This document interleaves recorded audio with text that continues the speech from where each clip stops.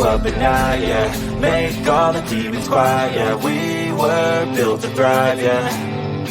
I think that we've all had enough. What keeps you up at night, yeah. Make all the demons quiet, yeah. We were built to thrive, yeah.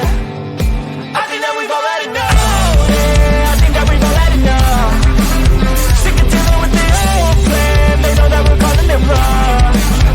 You got me like, oh yeah. I think that we've all had enough. They know that we're calling it wrong. Hey, it's too late to try to go contain it. A generation fueled by creation. We live lives on a small screen nation. We control the airwaves, no negotiation. I refuse to think we need saving. Something good will come from creation. And when we think that the world is too anxious, we'll adapt, evolve, survive, and save it. What keeps you up at night, yeah. Make all the demons quiet, yeah. We were built to thrive, yeah. I think that we've all had enough. What keeps you up at night, yeah. Make all the demons quiet, yeah. We were built to thrive, yeah. I think that we've all had enough. Yeah, I think that we've all had enough. Sick of dealing with the old plan. They know that we're calling it wrong. You got me like, oh yeah. I think that we've all had enough. Sick of dealing with the old plan. They know that we're calling it wrong.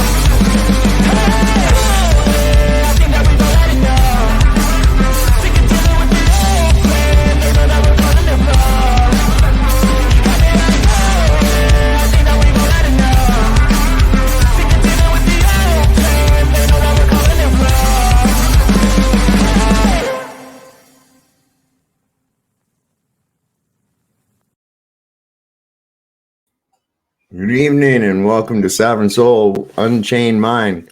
Kind of an impromptu live.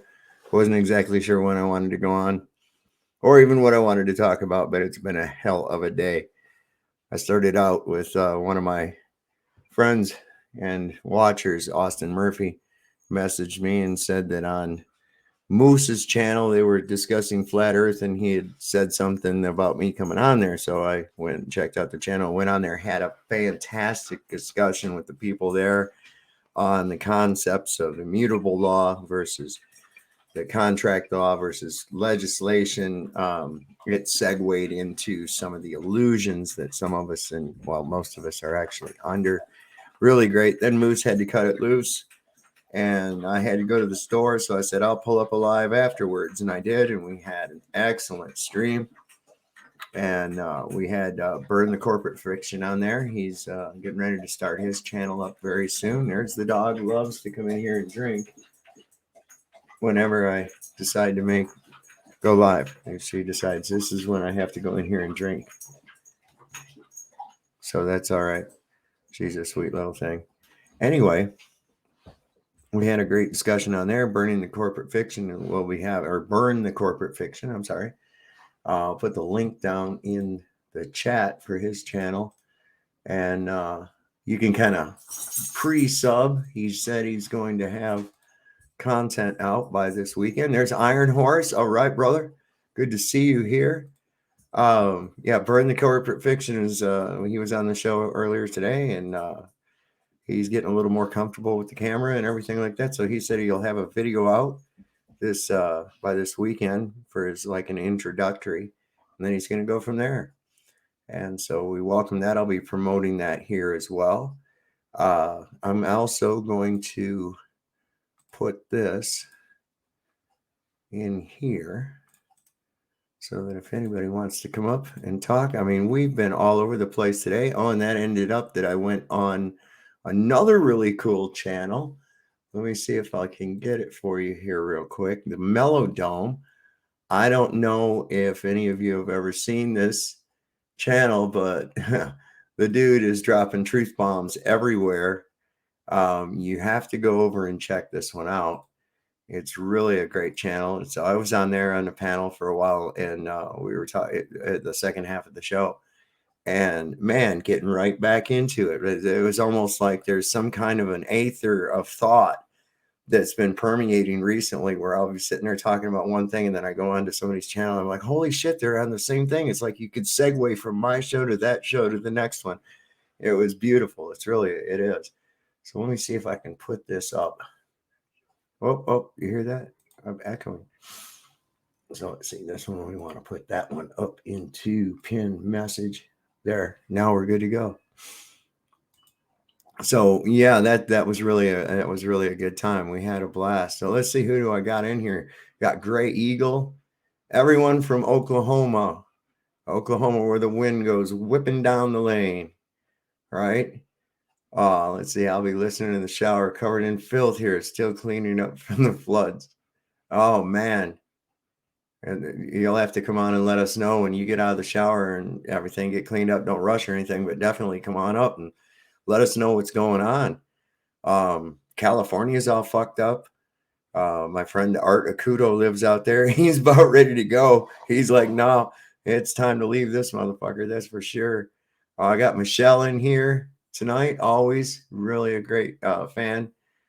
Let's see who else. Well, that's all it looks like there is, unless I go up over here and I can go to participants. And it goes, yeah, I pretty much covered the whole thing. We're not real big here. I didn't leave a lot of notice. Other people will probably join in here as we go. We'll probably play around with, putting up some memes as we talk, and it might kind of get some of the discussion going here. So I was just going to go with that. Like I said, it's impromptu. I have a good time here. I like interacting with my audience. I got some great people. There's Nope Wasn't Me. Hello, my friend. How are you? Welcome back. Oh, we don't have a banner. We have to have a banner of some kind going. All right. First off, we'll go with this one right here. There. So that's the first rule, is that absolutely nothing will not be tolerated. See that clever use of a double negative? That's going to get you every time. Let's see, I'll start with this one. This one always bothers people because of the but gravity. But gravity, Sav. What about gravity? You can't not say there's gravity. So anyway, we'll put that up there, see if anybody bites on that one a little bit, and then we can kind of roll through these. Yeah, I had a great time on the Mellow Dome. He touched on a lot. It was really cool because we've been talking about this gravity, and I go and I'm listening, and he's like talking about the incoherent electrostatic acceleration. I'm going, yes, there we go. And he had some videos showing some of the demonstrations of it. It was beautiful. It really was. And like I said, it's like this Akashic net that we seem to have all been like tapped into. His channel, my channel, and a few others that I've been listening to. It was sort of like, holy shit, we could probably just, have our own network. It was almost like that, only without, none of us had talked to each other or anything. In fact, I had not met Austin, who runs the channel over there at the Mellow Dome, before. I got turned on to him I watched a podcast they did, or a webcast with David Weiss, and one of his friends, or was it the other guy? One of them guys on there knew it. Let's see, what was that guy's name? I had him up here on the thing. I'm trying to remember. Forgive me. I've been smoking on the bowls. But anyway, the guy had come on there, and he was so heavy duty vested into the ball. It was just like, when you come to the level of we're like, and I hate to say like come to the level like it's some kind of a achievement or something, but break away, I would say, from the spell as far as that. When you see some is where I've had and some others, and there's different degrees of that, but then when you see somebody who's really deep in the sleep, and they don't, you can watch. They're doing everything they possibly can to try to stay in the sleep, to the point of ridiculous excuses. It gets to the point of almost ridiculous excuses. Well, it must be because of this, that, and the other. It's like, wouldn't the simplest answer be that shit you believe isn't even true? Wouldn't that be instead of having to go through and jump through all these fucking hoops, you know? Yeah, so I don't know. I don't know. But anyway, more and more people all the time, every day. I'm running across more and more of the information, more and more like-minded people. Michelle says, I have an innocent question. There's no such thing. No. Have you seen the simulation anti-gravity tanks? What do you think that is? I'm not really familiar with what you're talking about. Is that something I can go into a search engine and find? Is what I'm wondering, Michelle. Let me see if I can put that. It was the anti-gravity tanks.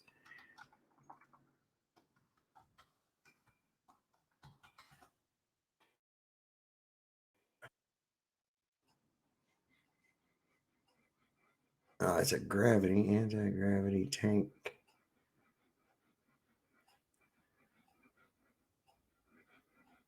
All right, let me see what this is. Okay, so anti-gravity emotional unit that is released to let the 18. Okay, so that's from a video game. I'm going to share this with y'all. Oh, no. There we go. So that's not it. That's not it. Okay, hang on. Let's see. How about this? That was the first thing that came up. Anti-gravity spa. Let's see. Are you talking this Primaris repulsion tank? See, if you could, damn, I wish there was a way. Michelle, you're a mod, aren't you, honey? Yeah, you're a mod. Michelle, find a link for it if you would, and put it in the chat, would you? Please, that would be fantastic, because then we can just jump right to it, because I don't know if they're selling toys or what they got going on. No such thing as gravity, therefore anti-gravity is 10 out of 10, even more ridiculous. Actually, yeah, exact. How about anti-vector? Can we say that, Iron Horse? Can we use that? I like that, anti-vector, or vector manipulation device. Yeah, that would be it. Whoa, that's trippy looking. What have I got going on here? Oh, because I took that other thing off. All right, I got it. Aha. I'm learning shit about this whole thing every day. So is this like on my screen seems to be behind up here to me. Why is my camera actually acting like it's behind? That's insane. I don't know. Anyway, that's where we're at. I did put Melodome's link down there. Something that we were talking about on there that was really interesting. Yeah, thank you, Michelle. I'm just going to bring this up. I think this is really cool. And I brought this up before, but let's see. We'll go to window, and where is he?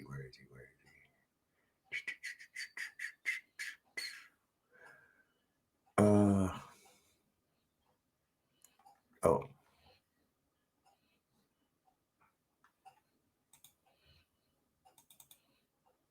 No.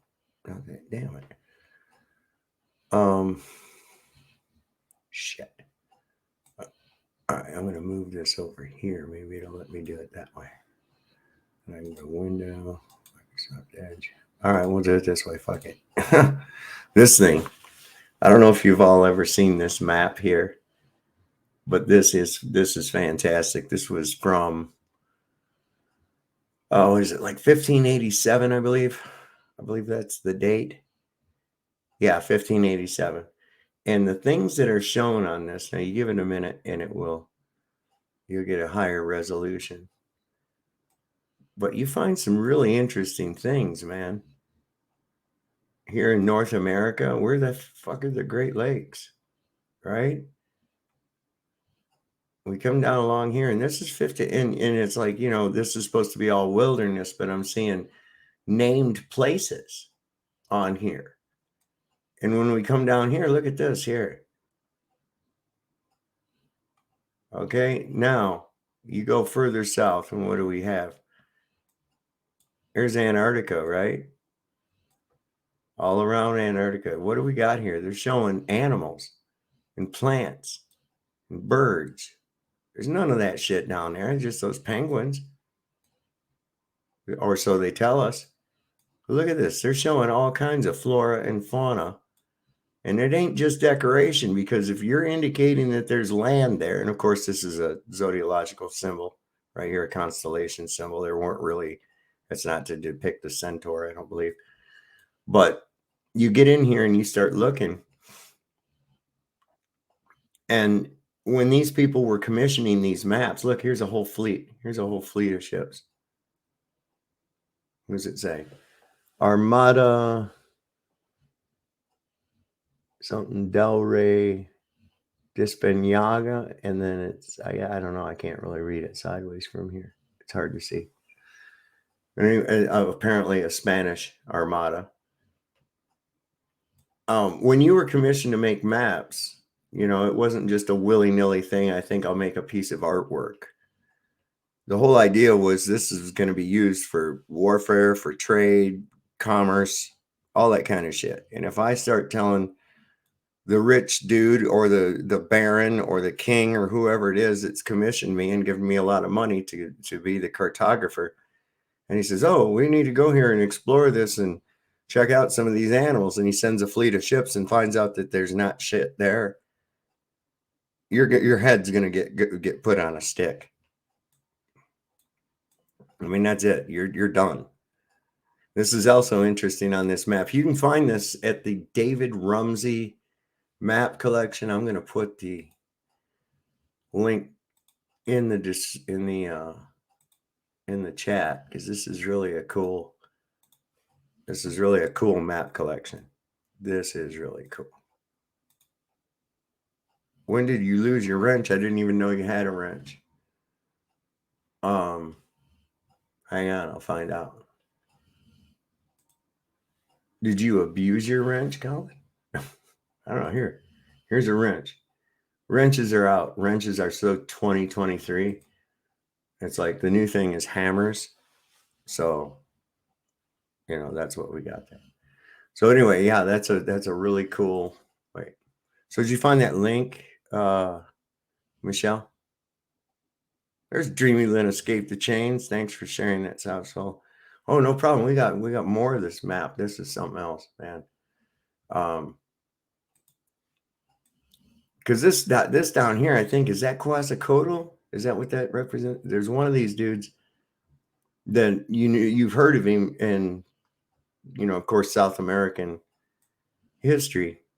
One of these guys, and it was apparently these are the leaders that control these sectors, these areas.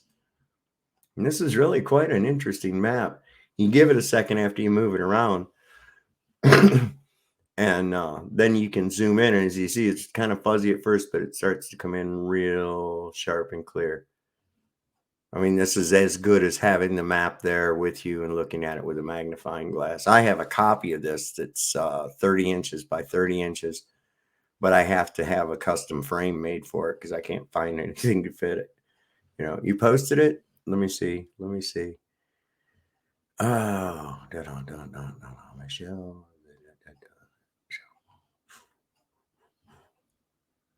Oh, there it is. Okay, I got you. Let me go over to this chat because then I can do shit from there. Whoa.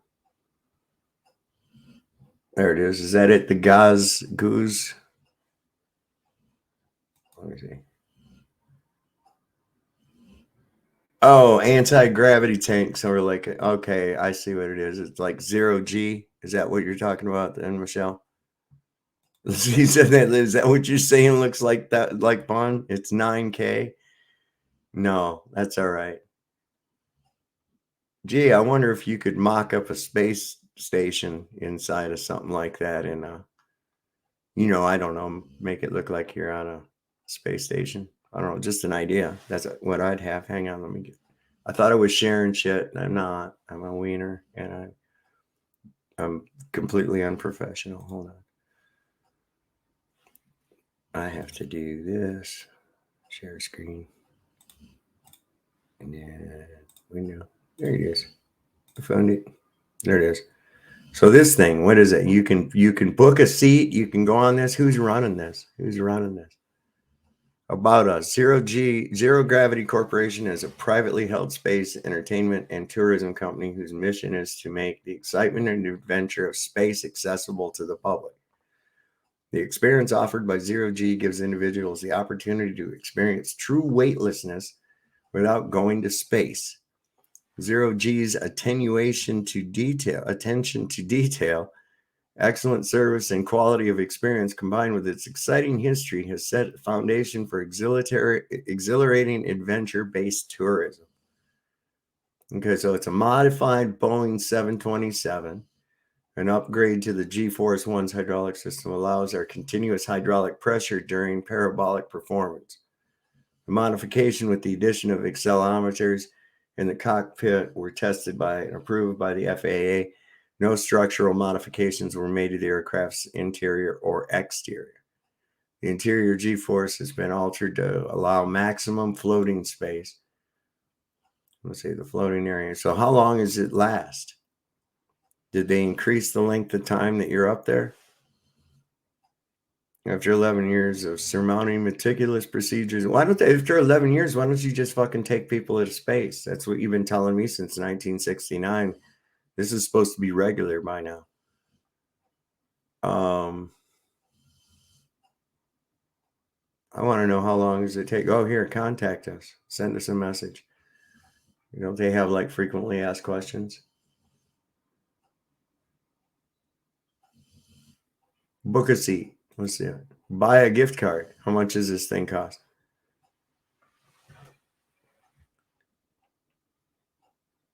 Whoa, what the fuck? The Zero G experience is a one-of-kind opportunity to experience true weightlessness. It's not a simulation. It's real life minus gravity. It's free fall. 5 hours with 15 parabolas. $9,070. $9,070. You want to experience free fall? Go skydiving. It's a lot cheaper. Jesus Christ. $9,000 for that bullshit? Nah. I don't see that happening. Not in my world. Not in my world. Not whatsoever. Jesus. Yeah, here, you want to see a better way? I got a better way. You want to go into space? This is how you go into space, right here. I'm going to show you. This is the closest any of y'all motherfuckers ever going to get to space, too. I'll tell you that right now. This is it. Here we go. 4, 3, 2, 1. Here we go, man. Come on. Look at the exhaust. There it is. I'm up here now. Now what do you say? $29 for 1 hour. Where's this at, Kelly? Yeah, that's steep, man. $9,000. Wonder what the extra $70 for. Somebody decided we got to come up with a price. I know, $9,070. What's the $70? I don't know. That's my fee for coming up with the price. What the fuck is that? Yeah, definitely, Michelle. Definitely going with the lift off. I've got the opportunity because there's several people that I know that they come to me and they say, "Hey, Sav, I grew this weed. Tell me what you think." It's like I'm critiquing it for them. And so I've got these samples around me of people that I know, weed that they've grown, and harvest time and curing time has gone by. And some of them, most of them really under kind of like my guidance. They wanted to know what's the best way to grow. What do I do about this? How do I do that? How do my plants look? That kind of shit. And so I guess they want my critique on the final product. So people say that you're not going to go anywhere if you smoke weed. And look at me. I'm the neighborhood critique of weed. So is that not cool? Yes, Gwag, I was making chemtrails. These ones are better. There ain't no aluminum in them, bro. And shit is like the bomb. I don't even know I can't even keep track of whose is what. So I'll just say to everybody, yeah, your weed was really good. Keep it up. Keep it up, man. I love y'all. And I do. And you people out there, man, I got some cool people that come in here. There's some real thinkers. There's some actual real thinkers. Every so often I run across some that are some people that I'm not going to give up hope. I can't give up hope because that's like giving up. And that's what I want to do. I'm like trying to crack that shell that's around people's heads, you know? And you got to, man, or they just, I mean, I look at some of the crazy shit that, like, you know, take a look at this. This is, let me remove that.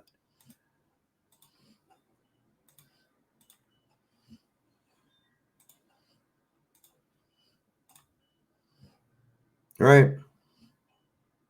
How you gonna get a flat image like that? There's no fucking distortion. It's like you're not gonna get that shit on any kind of a curved surface. This is pretty cool too. Here's Werner von Braun wrote this book called Project Mars: Technical Tale, and here's the SpaceX looks exactly like it. What did he say? They ask old Elon. They said, "What?" He says, "I want to make it more pointier," or some shit like that. And it's like, come on, there's your.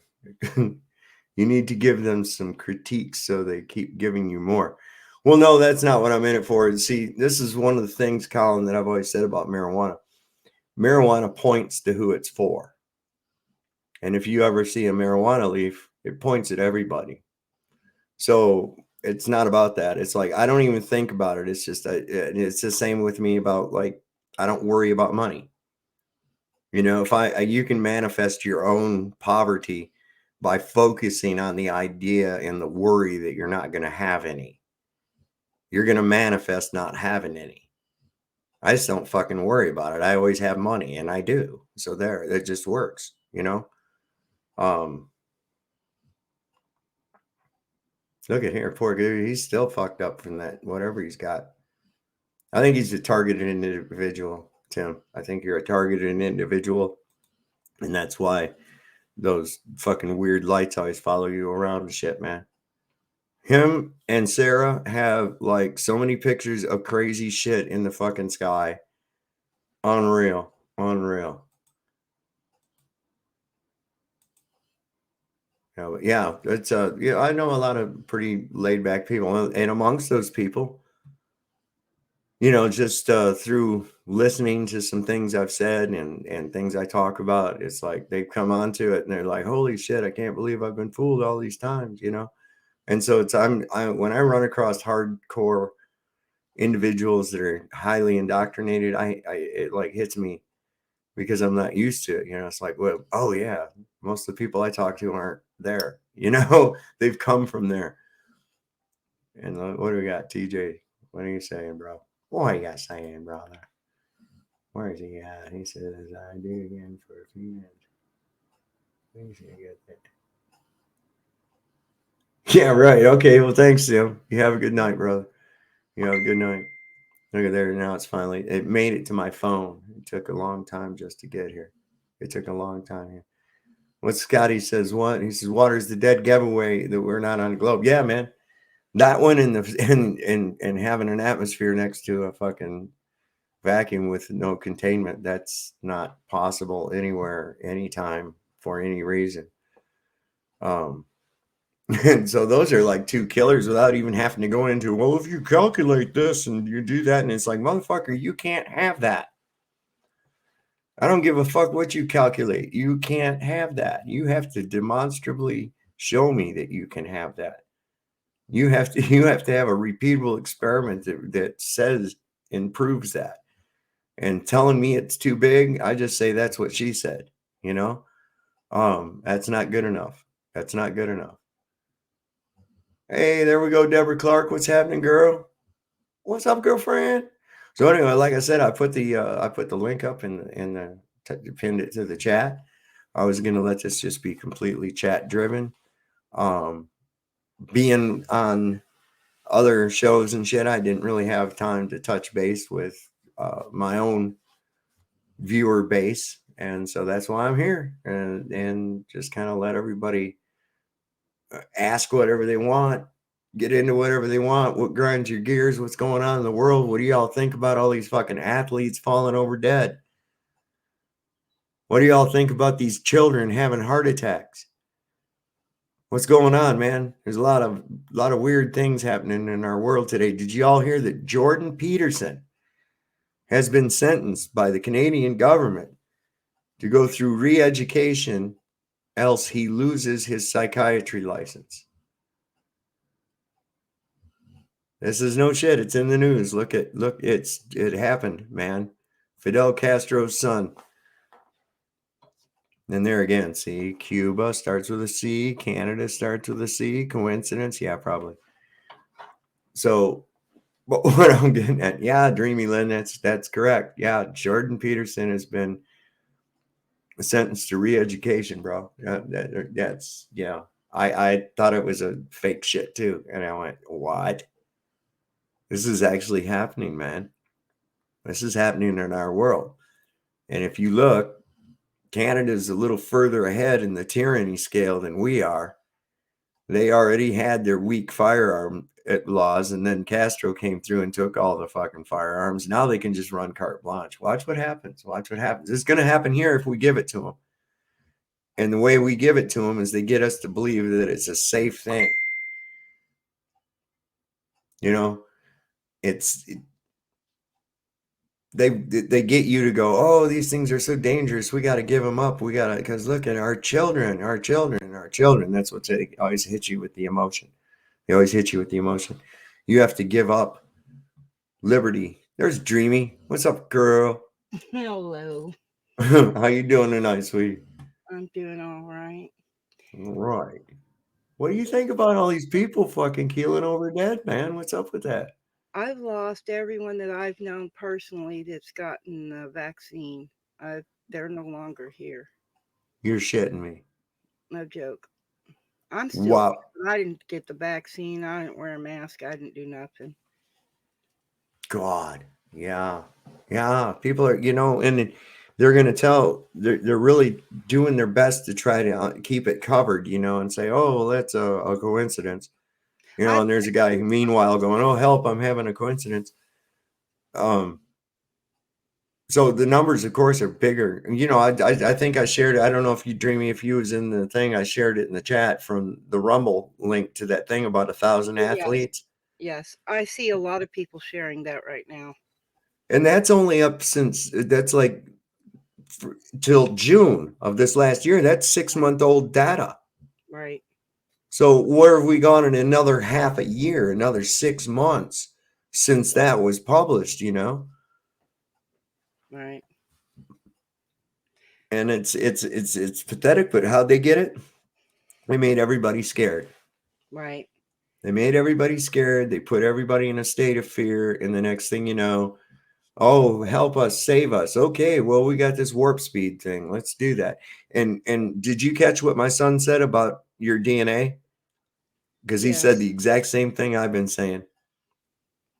Because the only thing we got to stand on fundamentally is that we are our own person. In other words, we're our own being. Right. We own our own DNA. And just like how Monsanto changed corn so they could own corn, Right. it's Well, the same thing now that your DNA is now under a patent. if people really knew who they were and where they come from, I think that would solve some of it. But they don't know. It's they go from having mommy and daddy to go to having the government. They don't ever venture out on their own, and I think the free thinkers venture out beyond the zone. Well, yeah, it's natural. I think it's natural human curiosity to see what's on the other side of the fence. Right, yeah. I mean, you could be in a preserve, say like for humans, that's 100 miles square, right? Yeah, And you would still want to know what was beyond the 100-mile barrier. right. But if you're told that there is no barrier and you're told that there's nowhere to go, you're not going to bother going even to the fence. Yeah. You see? And that's kind of what they've done here. Look what Gwag says. Ironton Auditor's here with us tonight. I was always the kid my parents went crazy over because I was the one when we went to the Grand Canyon that was standing right on the edge looking over. I was the kid that would climb things, you know. So, yeah, I drove 'em nuts, but I always was hunting and looking and curious and checking everything out. PayPal me back says the frequencies out there are attacking certain vertebrates and organisms. Or I think he meant organisms. Um, have you seen some of that shit where these animals going around in circles and then the ones that go in the middle die? Yeah. Wonder what the shit that is. Crazy stuff. What is Think up with about what they that? did with the mosquitoes this last summer. Wasn't it this last summer or was it the summer Yep. before? What happens whenever there's no mosquito larvae? Because almost every baby critter, fish, and everything in the water eats them.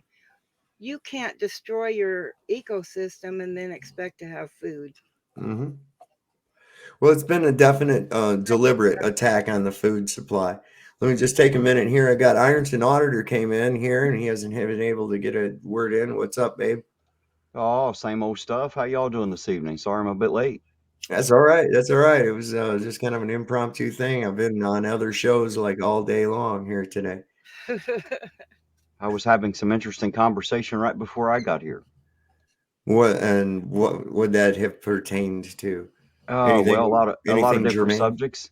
Oh, No, okay. just I just got to talk to several other members of our community.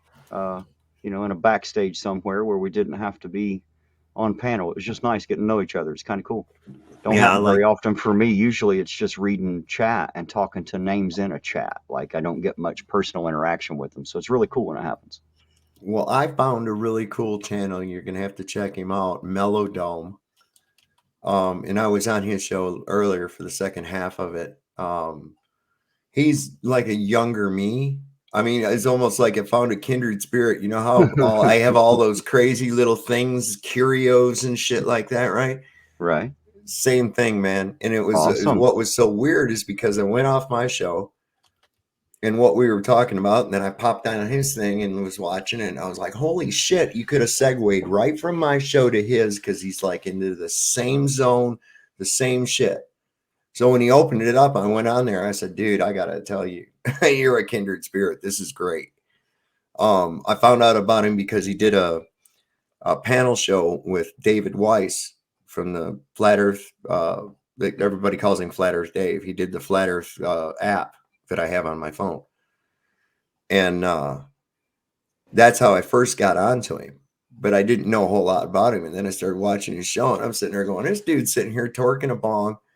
Just same shit I do, showing crazy shit on the camera and stuff, the same way I do, same stuff. And it's sort of like we're on the same exact um string of topics. I was like, that's so cool. It's sort of like we connected through the Akashic record or something. And so that was really a very positive experience. And then of course we had Ryan on earlier on another live that I did, and I think his channel is going to do really good, Terry. I Yeah. did.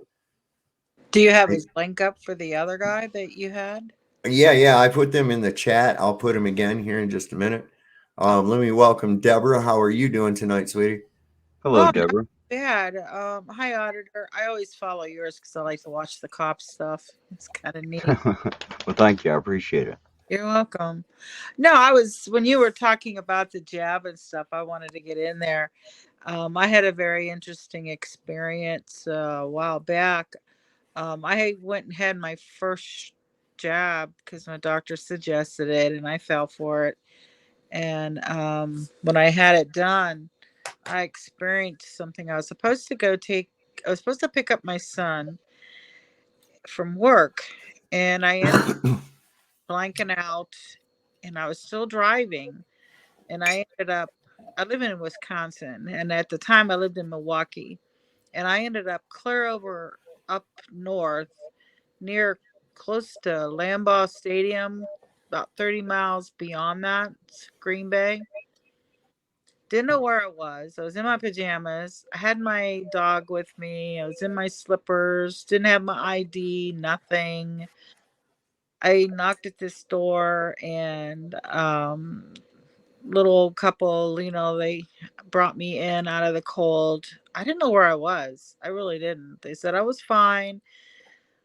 I finally was able to get back home, and they had me checked over because I do have epilepsy. And when the neurologist checked me over, she said she couldn't find anything wrong, but she had some interesting questions. She said she's been having people coming into her office asking me if I had any strange time lapses. Mm-hmm. And I says, time lapses? She's, yeah. She says, since people have been coming in and having these jabs, there's been some time lapses. And I go, well, the only thing that I can remember is that I was sitting in the car and I started it up. And I remember, going down Good Hope. And I remember getting on the freeway and I passed my son's entrance to go pick up my son. And that's the last thing I remember. I don't remember Wow. nothing else. And I didn't have no accident, no nothing. It was just like I was programmed. It was weird. I don't remember. That Many is, many strokes can be the same type of symptoms. Look those up. Yeah, but she even did a scan on my brain. She didn't find no strokes, no nothing. Nothing. Mm. They did all these I was wired. They did all these things. Um they found nothing. No disruptions or anything. Not even anything that I had a seizure. And I've been taking my medications and you stuff. know, there's an interesting thing. I watched the thing a while back. Um, I'm not trying to say it's a conspiracy thing. It's just what was odd is that she had complaints of other people that were going through the same thing. mhm. And my sister in law's friend's mother, who happens to live in Ohio, her mother went through the same thing. She ended up leaving the house, driving 20 miles to the store, and not remembering how she got there. Wow, that almost sounds like those people that were taking Ambien would have those experiences But see, I like that. don't I don't take Ambien either. Right, right. Well, I'm not suggesting that you did. I'm just saying that's very similar to the same thing that was happening. I worked in this restaurant where one of my managers, she had been taking that Ambien, and hell, she'd got up and gone to the grocery store in the middle of the night. She got up, got dressed, gone to the grocery store, brought it home, put the shit in the cupboards and everything, and went back to bed and woke up and had no idea. And then, somebody says, "Yeah, I saw you at the grocery store last night, man. What were you shopping that late for?" And she's like, "What? I don't remember." I mean, that kind of weird stuff. And so what I was going to say, it was something interesting. I was watching this video a while back about people that are on that Flocka and some of these other drugs where you see them do some superhuman shit. Like a guy will be flipping shit and he's like running through walls and crap and still going. It's not knocking him loose and shit like that. Well, anyway, there was one girl, she was on some kind of drugs. Well, they were likening it to possession, and it clipped over. There were two different clips of priests that had a demon possessed person. The demon was under arrest under the authority of the priest, and he was like interrogating. And the girl, who she just looked all evil, and there were two different ones. They didn't know each other, and they brought up regarding the vaccines, and she said they're a doorway. And he's like, "For what?" "So that we can get in before they can repent."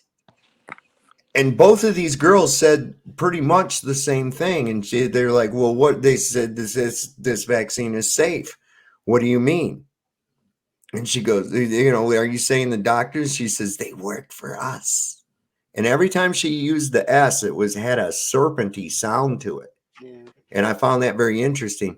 And she says, "Don't you see the snakes? Look at the hospital. Don't you see the snakes?" And she grinned and got this look on her face. And it was just like, whoa. And this other girl who, same thing, said the exact same shit, that it was a way to get in. So then I was watching this Died Suddenly documentary, and they had like from CCTV of people that just keeling over at work and shit like that. And I noticed that there a few of them, what it looked like was they acted as though that something was coming after them. They'd turn around like that, like that, and look like they were in fear and then die. And I was like, whoa, wonder what is really going on here. I mean, they can't hold this covered up for, I mean, it's out now. I mean, let's get real. There's too much crazy shit going on to say, oh, these are just coincidence, this, that, and the other. We've got what the coroners are finding. We're seeing it on TV when we're watching a football game. They have to stop the game because, bam, here's a guy. What was he, 27 years old? 24. 24. That's, even You're worse. talking about that young man that, well, I think his number was 3. Yeah. Yeah. He Yeah, I was think so. 24. Yeah. And this is just American football. I mean, how many soccer players? How many? Well, there's that documentary, the one. I'll put the link down here for anybody that's not seen it. They're It's not on gonna Rumble. what all they've done, but the experiment, from what I understand, what I heard from doctors talking about it, was that there was multiple different experiences all rolled in one. So where normally you would get the test vaccine and then and then another group would get the placebo, they put all these different things out in them within the experiment itself. Before I forget, I'm gonna put now it's burn the corporate fiction, Ryan's channel. This is crazy. He hasn't even got any videos out yet, and people are already, because of his debut on my show and that one today. He's already got 22 subscribers. He's Waiting for, moving on up then, ain't he? yeah, I mean he's just waiting for his new his first video.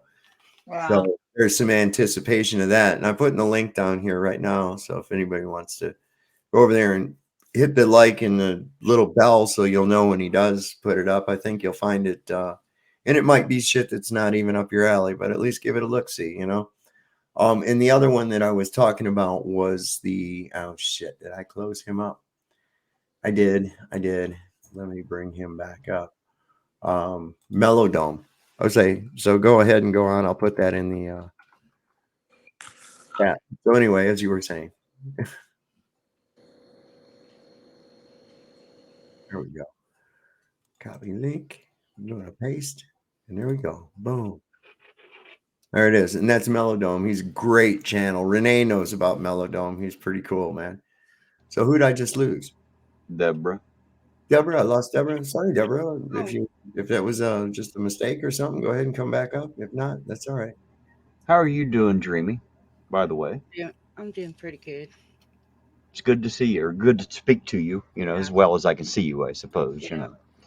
I have a friend in Africa, and I just love lions. And I asked him if he could take me some pictures, and he sent me that one. It was the cutest thing. There's I like actually that a one. bush. There's actually a bush behind it.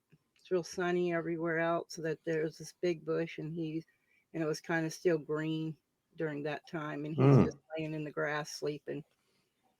Sweet. John Pearson says, how about the U.S. government experimenting with LSD in the early days before it became popular in the hippie community? Yes. And I am continuing that experimentation to this day. Yes, they gave people hitchhiking LSD. They would go into bars and slip it into people. They did all kinds of crazy stuff. I read up on a lot of that junk. I was like, because they really do. They're the ones that put the drugs out on the street. Listen, I'll tell you what. I would much rather have natural entropics as I would to have the synthetics like LSD. Although I'm not going to turn it down. But because what I find it to be is a very mind expanding experience. Can you take too much and lose your shit? Yeah, for a little bit, maybe. But what I've found is that, especially with natural entropics or natural hallucinogens like psilocybin mushrooms, DMT, mescaline, that I uh, reach deeper levels of thought, Yeah. you know, that I expand my reach and my thinking. Um, we should make LSD mandatory for 12 months and see what happens. I'll probably be the I first don't. What do motherfucker you in think of line. that? What do you think? Wh- What do you think will happen, sir? I don't know, man. It'd be an I don't. interesting thing. Couldn't be any worse than what we got going on now, not as it is. Well, true, You I true. know, don't think the natural things that we can eat and stuff like that or smoke, such as cannabis and mushrooms and other foods. Um, what makes it to me bad for us is whenever it's broken down into chemical forms, taking it from the whole, so it's not Mhm. working synergistically. I got you. It's sort of like taking all the other ingredients that actually make up like a cocktail. Right. Right. Yeah, I dig that. I dig that. Yeah. Yeah, no, wasn't me. Says I took LSD for the first time when I was 15. Totally changed my perception. I'm right there with you, my friend. And then says, "I Uh, think I need a recharge." yeah, yeah, yeah. I can hear that. Yeah, I was around the same age, and I can remember it to this day, just like it was yesterday. And it really did. It did open up my mind, and it continues. It continues. I have to say, I was cured of alcoholism from mushrooms. One heroic dose of mushrooms and a career of over 30 years of hardcore drinking, 6 DUIs. uh, God knows how much heartache and misery due to it. It might as well have been a fucking George Jones song. Wow. And not only given the knowledge of what the true nature of alcohol is, why it is what it is, but also a little gift of a revulsion to alcohol. I can't even stand the fucking smell of it. Used to be if I got a whiff of some hand sanitizer, I'd be, oh man, a shot of vodka could be pretty good right now. Now I should get somebody's got hand sanitizer. I'm like, who's a fucking drunk around here? That's what I do. Now I'm not against you drinking. I would discourage it because there's a reason it's called spirits. It is a willing allowance of demonic possession. By imbibing spirits, a demon cannot come into your home unless you willingly invite it. This avatar that we inhabit, this is our home. This is the home your soul has. And when you willingly imbibe spirits into it, you give over your home to the possession of those spirits. Huh. And this is why negative shit happens around alcohol, because those negative entities feed off of the low vibration of negative human psychic emotional energy. And so by creating events that will make negative psychic human emotional energy, they get this feast, whether it's just as much as the fight that happens from it. And then you've got the negativity of the other. You've got the misery of the wife and the neglected kids and the lost jobs and all that other shit and everything else that's affected by it is food.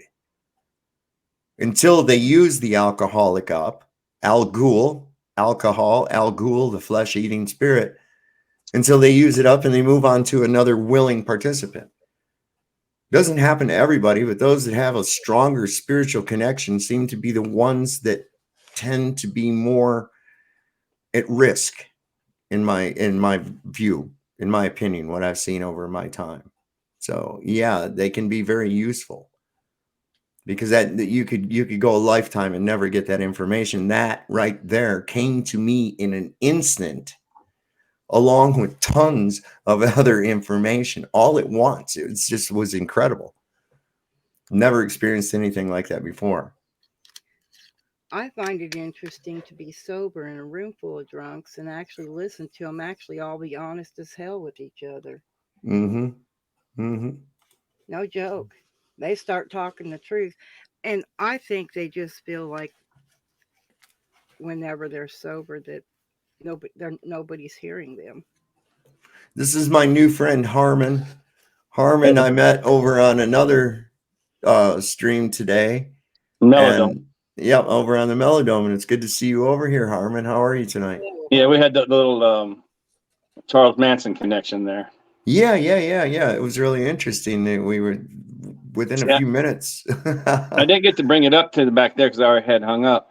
But you were talking about the pedophile covered up in that stuff, which is a deep part of it. Because I lived born and raised in a place called Blythe, California, out in the middle of the desert.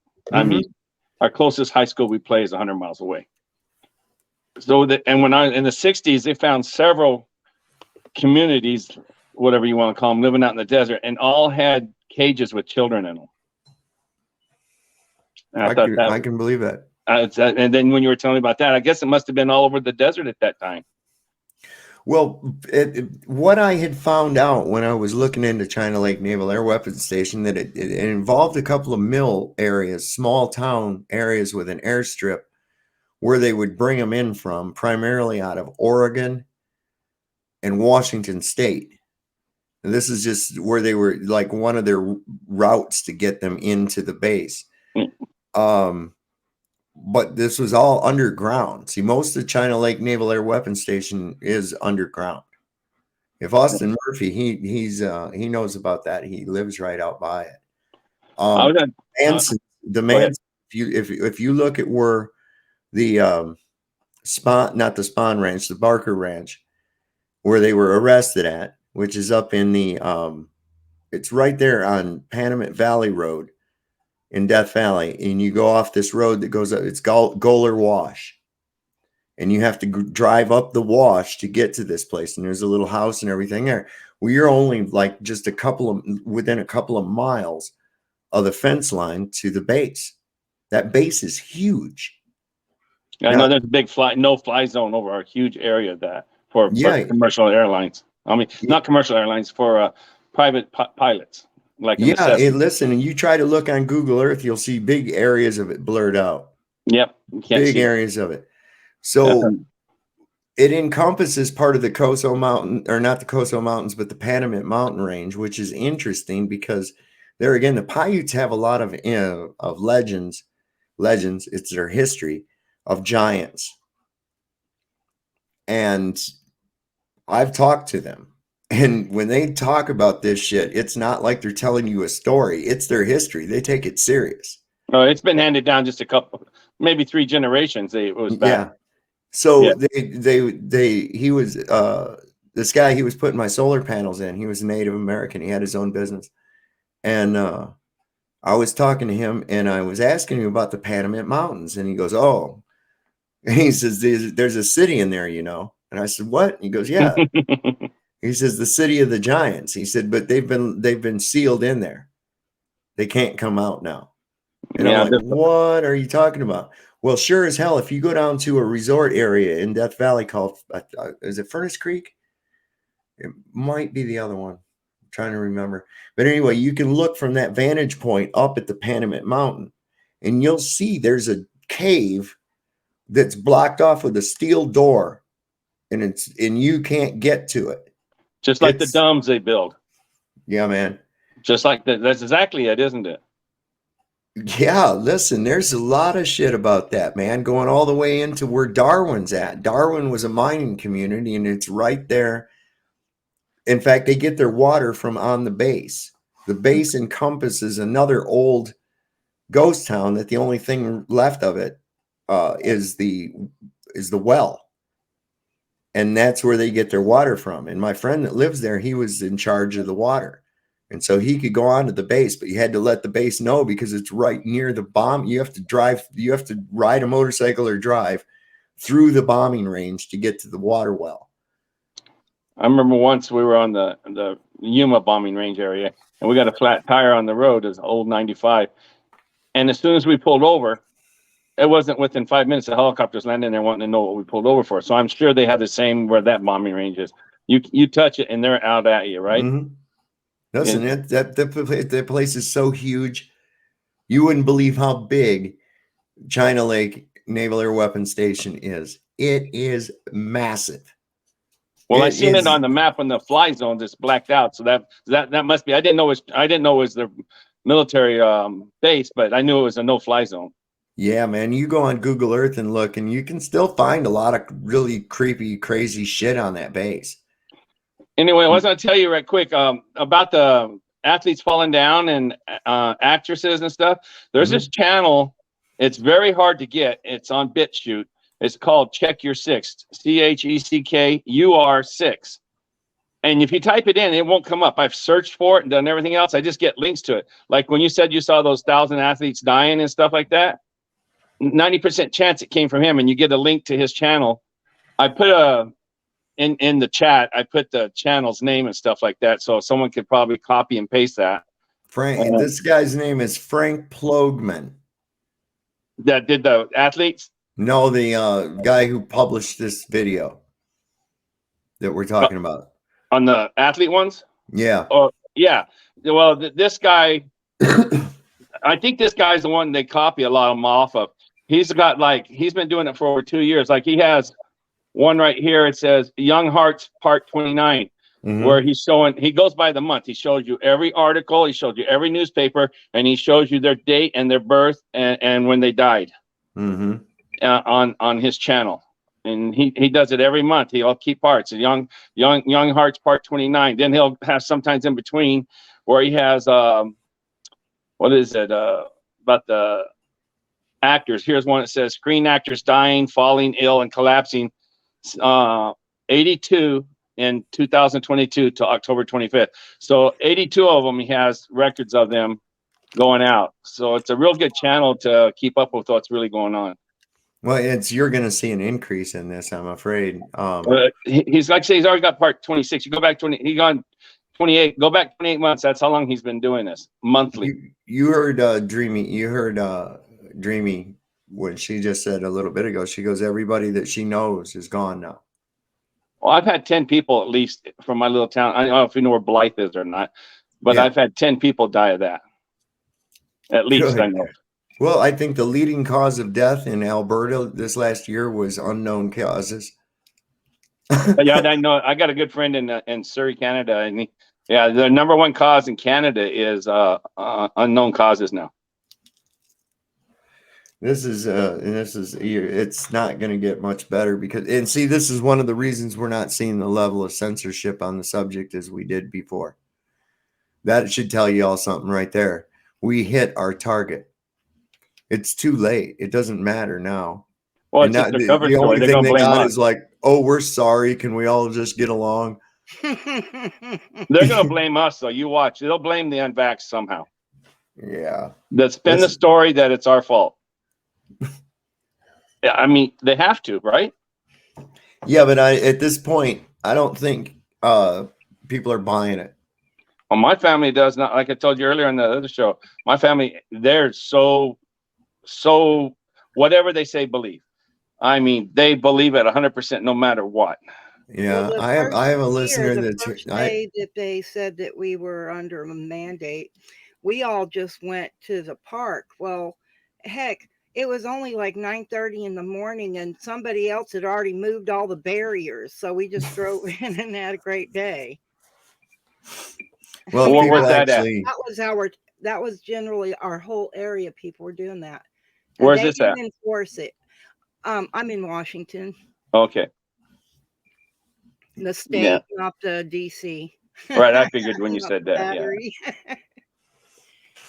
Well, yeah, this is interesting. If you were in the Seattle area, it was a totally different thing. The east side and the west side are very different here. We don't comply. They bow down. It's just the way it is. Don, that's true. They are facilitating assisted suicide. And it's actually, I heard where somebody had called not being able to get the medication that they were supposed to be getting and shit. And they were actually telling them, said, well, wouldn't it be a lot cheaper for you to just go ahead and, Yeah, the program's called MAID, M-A-I-D. Yeah, that's I don't know what it stands for, but that's what it's called in Canada. They put the one, did you see the commercial they put out? Yeah, I did. It's like, It, oh my it God. lasted 2 days and they took it down.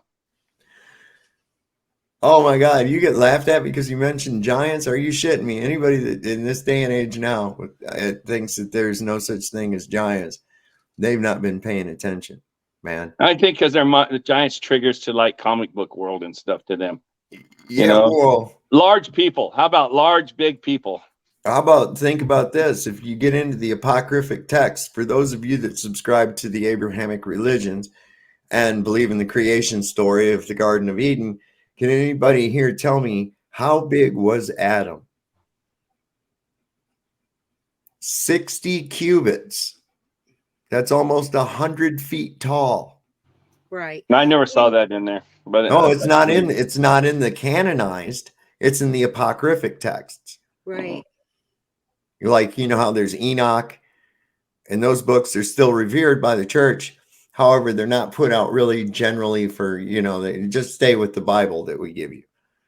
You start reading some of those apocryphic texts, especially Enoch, you start to get a whole nother understanding as to what was going on there on a different level altogether. yeah, I've gone through it a couple of times. I did audiobooks on it. So, an interesting thing about the giants, sir, is right here where I live, all the way up through the Ohio River Valley, we have like the serpent mounds, and a lot of them were destroyed, like where we live. All these mounds and all these things that were, the people say they taught us that it was done by the Indians or Native Americans, however you term it. But they said that they didn't do that it was the giants before them. Well, I was going to say about there again, another one of the non-canonized books of the Bible is the Book of Giants. The Bible speaks of, mostly people only know about Goliath, but they don't read about it. You don't look at it. Goliath had a couple of brothers there too. They were giants as well. Exactly. And they, Exactly. okay. The Raphaim, when Moses sent his spies out to find the land of Israel, they came to the Raphaim, which means long necks. And what did he say when he reported back? We were but grasshoppers in their sight. Yeah, I live right outside of Vegas now. If you go up towards, I can't remember what freeway it is, going towards Salt Lake City, still in Nevada, out by Wolf Creek Golf Course. There's a Indian reservation there, and they got the giant skulls on display there. That's where they found them. Lovelock Canyon. Oh yeah, Huh? there's giants. Lovelock Canyon. Is that what it's called? No, it's another incident right there, not in the Nevada, Eastern California area. Right. What had happened was the there again, the natives, they said that they were at war with these red-headed giants that had a double rows of teeth, that these things could run along and pick up a buffalo under its arm like a small dog, that they would run through a village and bite the heads off of people, scoop them up and bite their heads off, and throw the body aside to come back and get later and try to chase and bite the heads off as many as they could. They finally got enough of it, and they banded together and they went to war against them. They chased a bunch of them into this cave, and they set a fire at the mouth of the cave, and it killed the giants. There's a lot of stories. Even down in Chile, they had that story. They had that story where the giants were just eating everything, and they couldn't support it. So in the early 1900s, they were mining in this cave for guano, and they discovered several large bones of giants, red-headed, double rows of teeth, 6 fingers, giants in the guano mine. This was the cave because there was scorch marks and evidence of fire. So I guess the reason they keep it under wraps because it doesn't fit their evolution theory. Right. You got to believe that you're a monkey on a spinning ball. Yeah, right. You're the circus act. You're a circus act. You're a monkey on a spinning ball, whirling helplessly through a void that can be destroyed by a giant space rock at any moment. Now, It's infinitesimally small. You don't matter. How could there be a God if that's what you are? How could God look upon the face of the earth if it's a little tiny ball spinning? You can't even see it from the furthest planet in the solar system. Blah, blah, blah, blah, blah, blah, blah. Believe. Trust me, my family's that way. They say we're nothing. She calls my ex-wife and all my family. They all call their stuff. We're just insignificant little specks. No one cares about us. They truly believe that. Yes. I What got do a you? question. Now, And the believe. Pope, 1 second, Deborah, and I got you. Belief is the enemy of knowing. Yeah, that's getting pretty famous saying, isn't it? I like Go it. ahead. Go ahead, Deborah. now, is it true that the Pope is the one that banned Enoch from the Bible?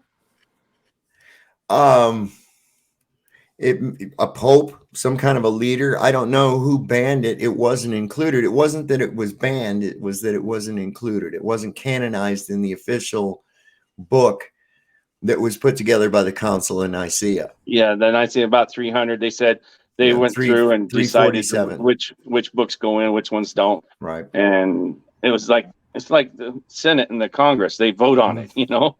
If Mhm. if Okay. you They, read the I United they was didn't want to make I was certain under the things public, impression so that it whenever was. they allowed it to go public to everyone in a household can have one. It's Yeah, just a, That's the book we got. Or the Right. but book that's that just the history we're was. given. We don't know how true it is on the right, when they did because it. a lot If of you the go back to information. if you look through the Bible, and then you go back into the Greek history, not this mythology garbage they tell us it isn't. But if you go to Greek and get their information on their history and their country, you'll see that through the Bible. You'll see it with Egypt as well. Their religions are there. They're in the Bible. It's all similar. Yeah. Well, You got to. That's how you get where every. Rome after war conquered them, and then the Bible was commissioned by the king using their documentation, just changing words and things up a little bit, names. Well, I thought that Constantine. the Pope didn't want us to have the English, so the king is what transferred it over into English for us to understand it. That's what I thought. well, originally It's a the Catholic Church had a Latin version of it. Yeah, Correct. yeah. It Because wasn't until when right. It was for the 1611 under translation. King James, yeah, 1611, King James, he yeah, got King a bunch James. of people who did not believe in Christ, who did not believe in the Bible, and commissioned them to translate it to English, and then reduced it down to 66 books Right. from You know what started 88. all that stuff with the Bible stuff in around 1518 and stuff when time of Martin Luther and stuff. You know what happened in the world at that time to cause all this picking up and reading the Bible different ways. Do you know that? What's that? Tell us, Harmon. As the printing press was invented. Oh, right. The Oh, Gutenberg, yeah. the Gutenberg And Bible. so once it was printed, see, I would say 90% of the people were illiterate, didn't have Right. no reason to read.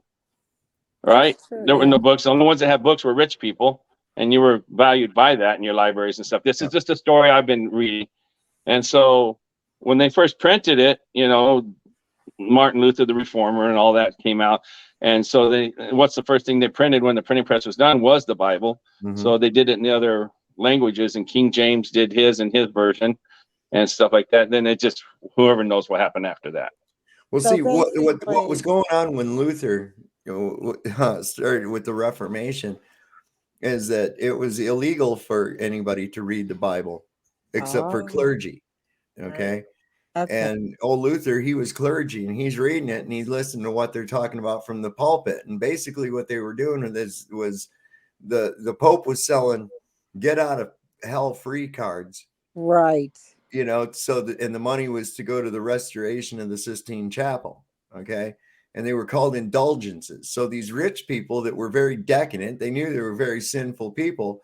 They were buying their way into heaven by donating to the Catholic Church. Right. And the clergy was actually telling the parishioners that was a thing that was in the Bible. And there were other such things that were not in there that they were telling people. And so Martin Luther, he's like, you people are pulling the fucking wool on these people. I'm going to tell them. I'm telling. Good And for they him. did. Yeah.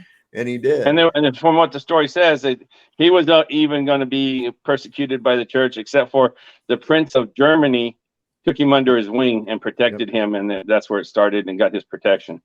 See, now here's the interesting thing about the King James Bible is that, you know, not only the people that translated it and brought this book to us, this collection of books, but King James himself. A lot of people don't know much about King James. You know that the Pilgrims came here to get the fuck away from that guy. Right. Okay. I'm wanting to say it was Raleigh. No. It was I forget. Somebody was put in the Tower of London, locked in the Tower of London for referring to him as Queen James because he was notoriously bisexual, especially with underage. Oh. Yeah. And so I have to wonder why a monarch who clearly indulged in practices that are condemned by the Bible would commission people to put that into the English language. And then everybody's like, oh, I believe every word of the King James Bible. It's like, what? Oh.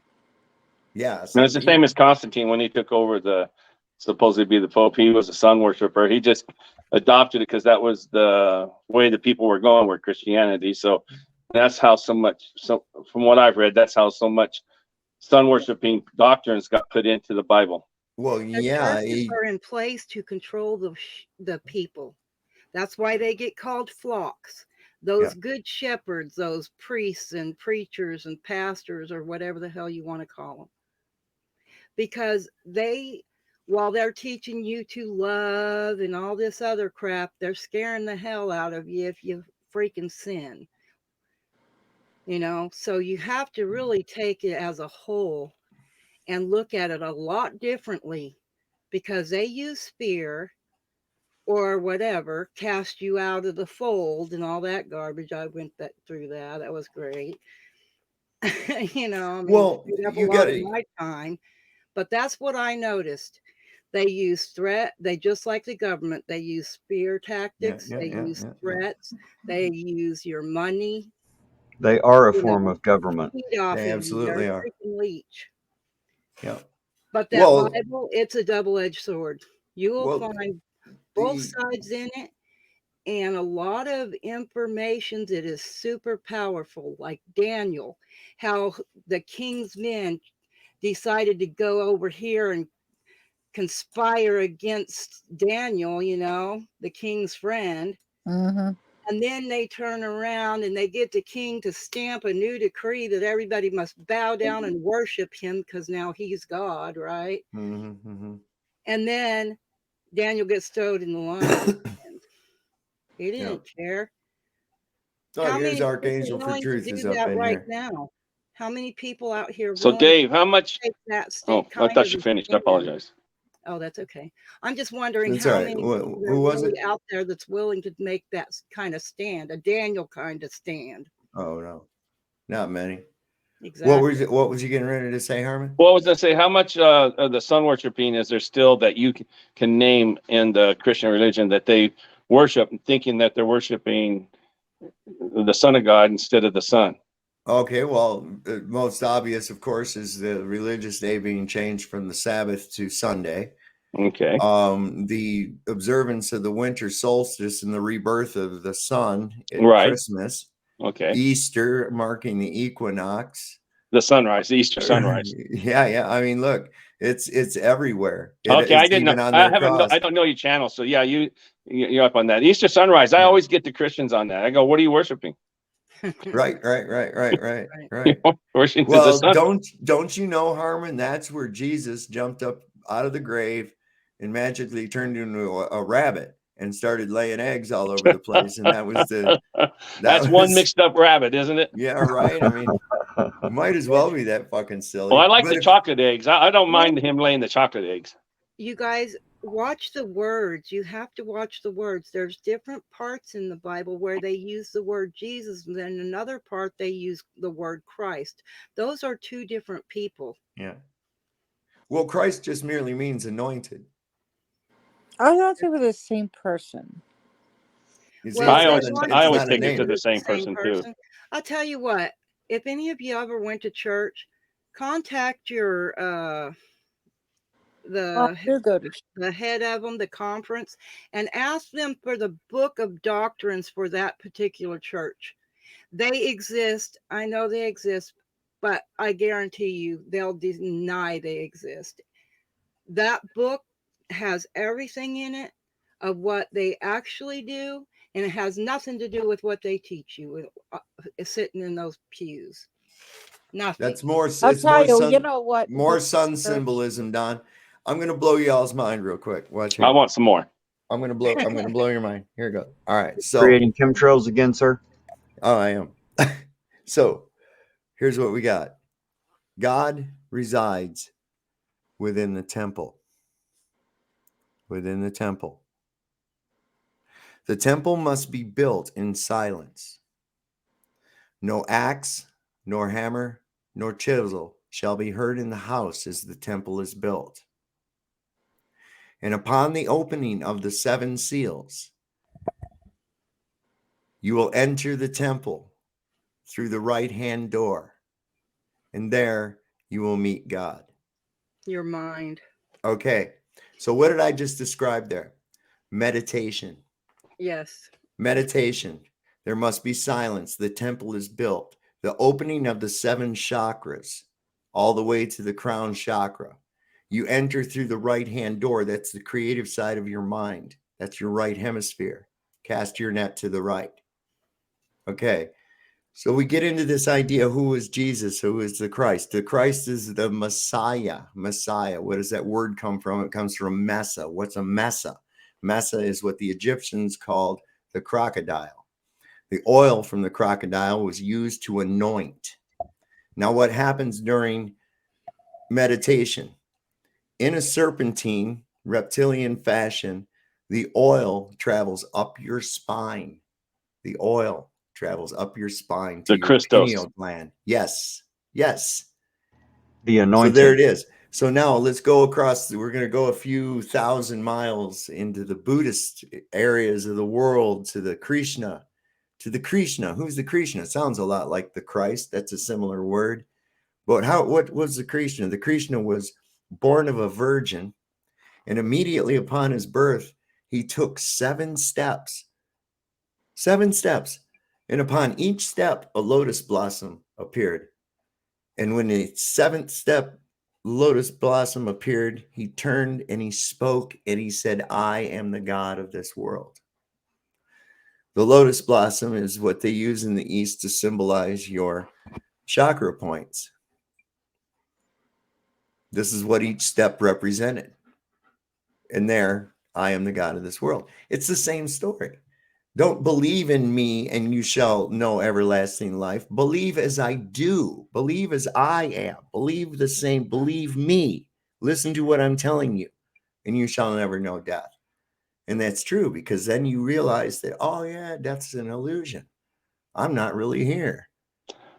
I'm so lazy. I haven't done that meditating yet. I want to so bad. I'm 64 now, and I'm just too damn lazy. Oh, I'll probably wanna fall take- asleep. I'll be actually true. wanna I've take the- done meditation.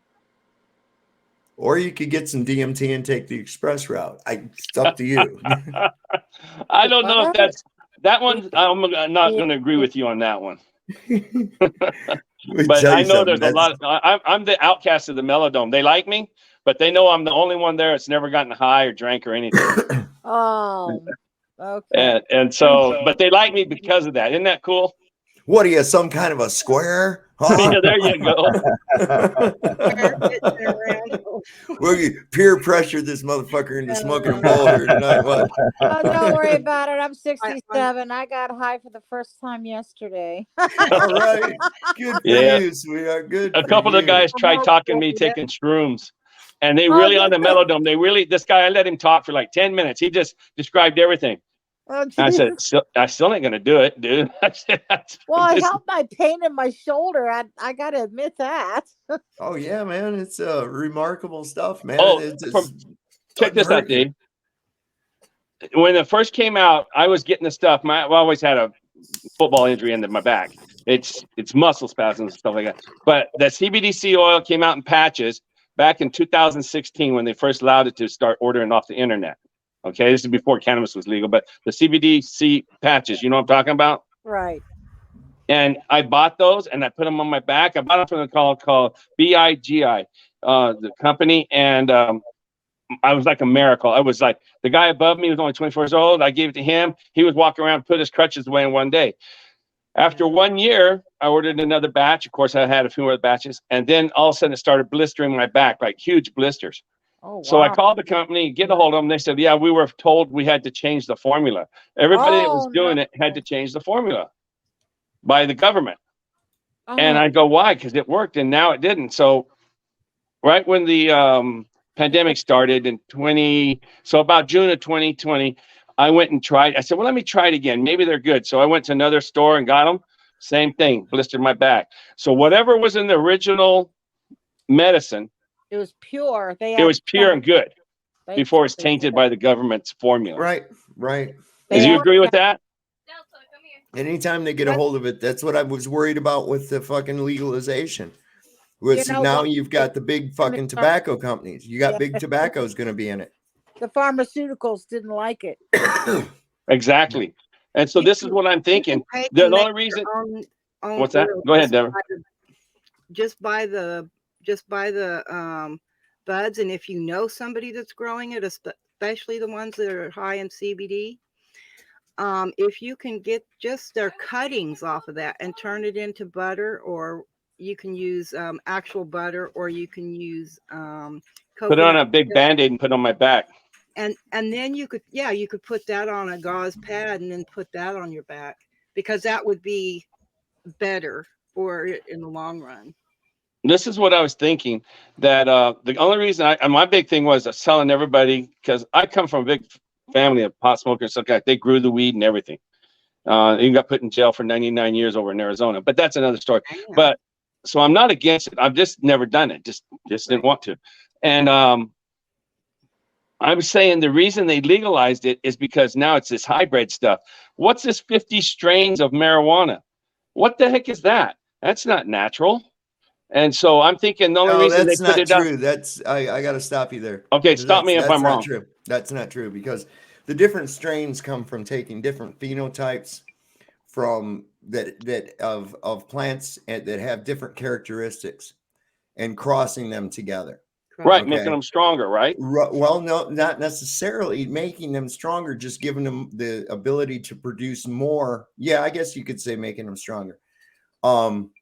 But the only thing that does is now, instead of having to smoke an entire fucking joint, you only need to take like a hit.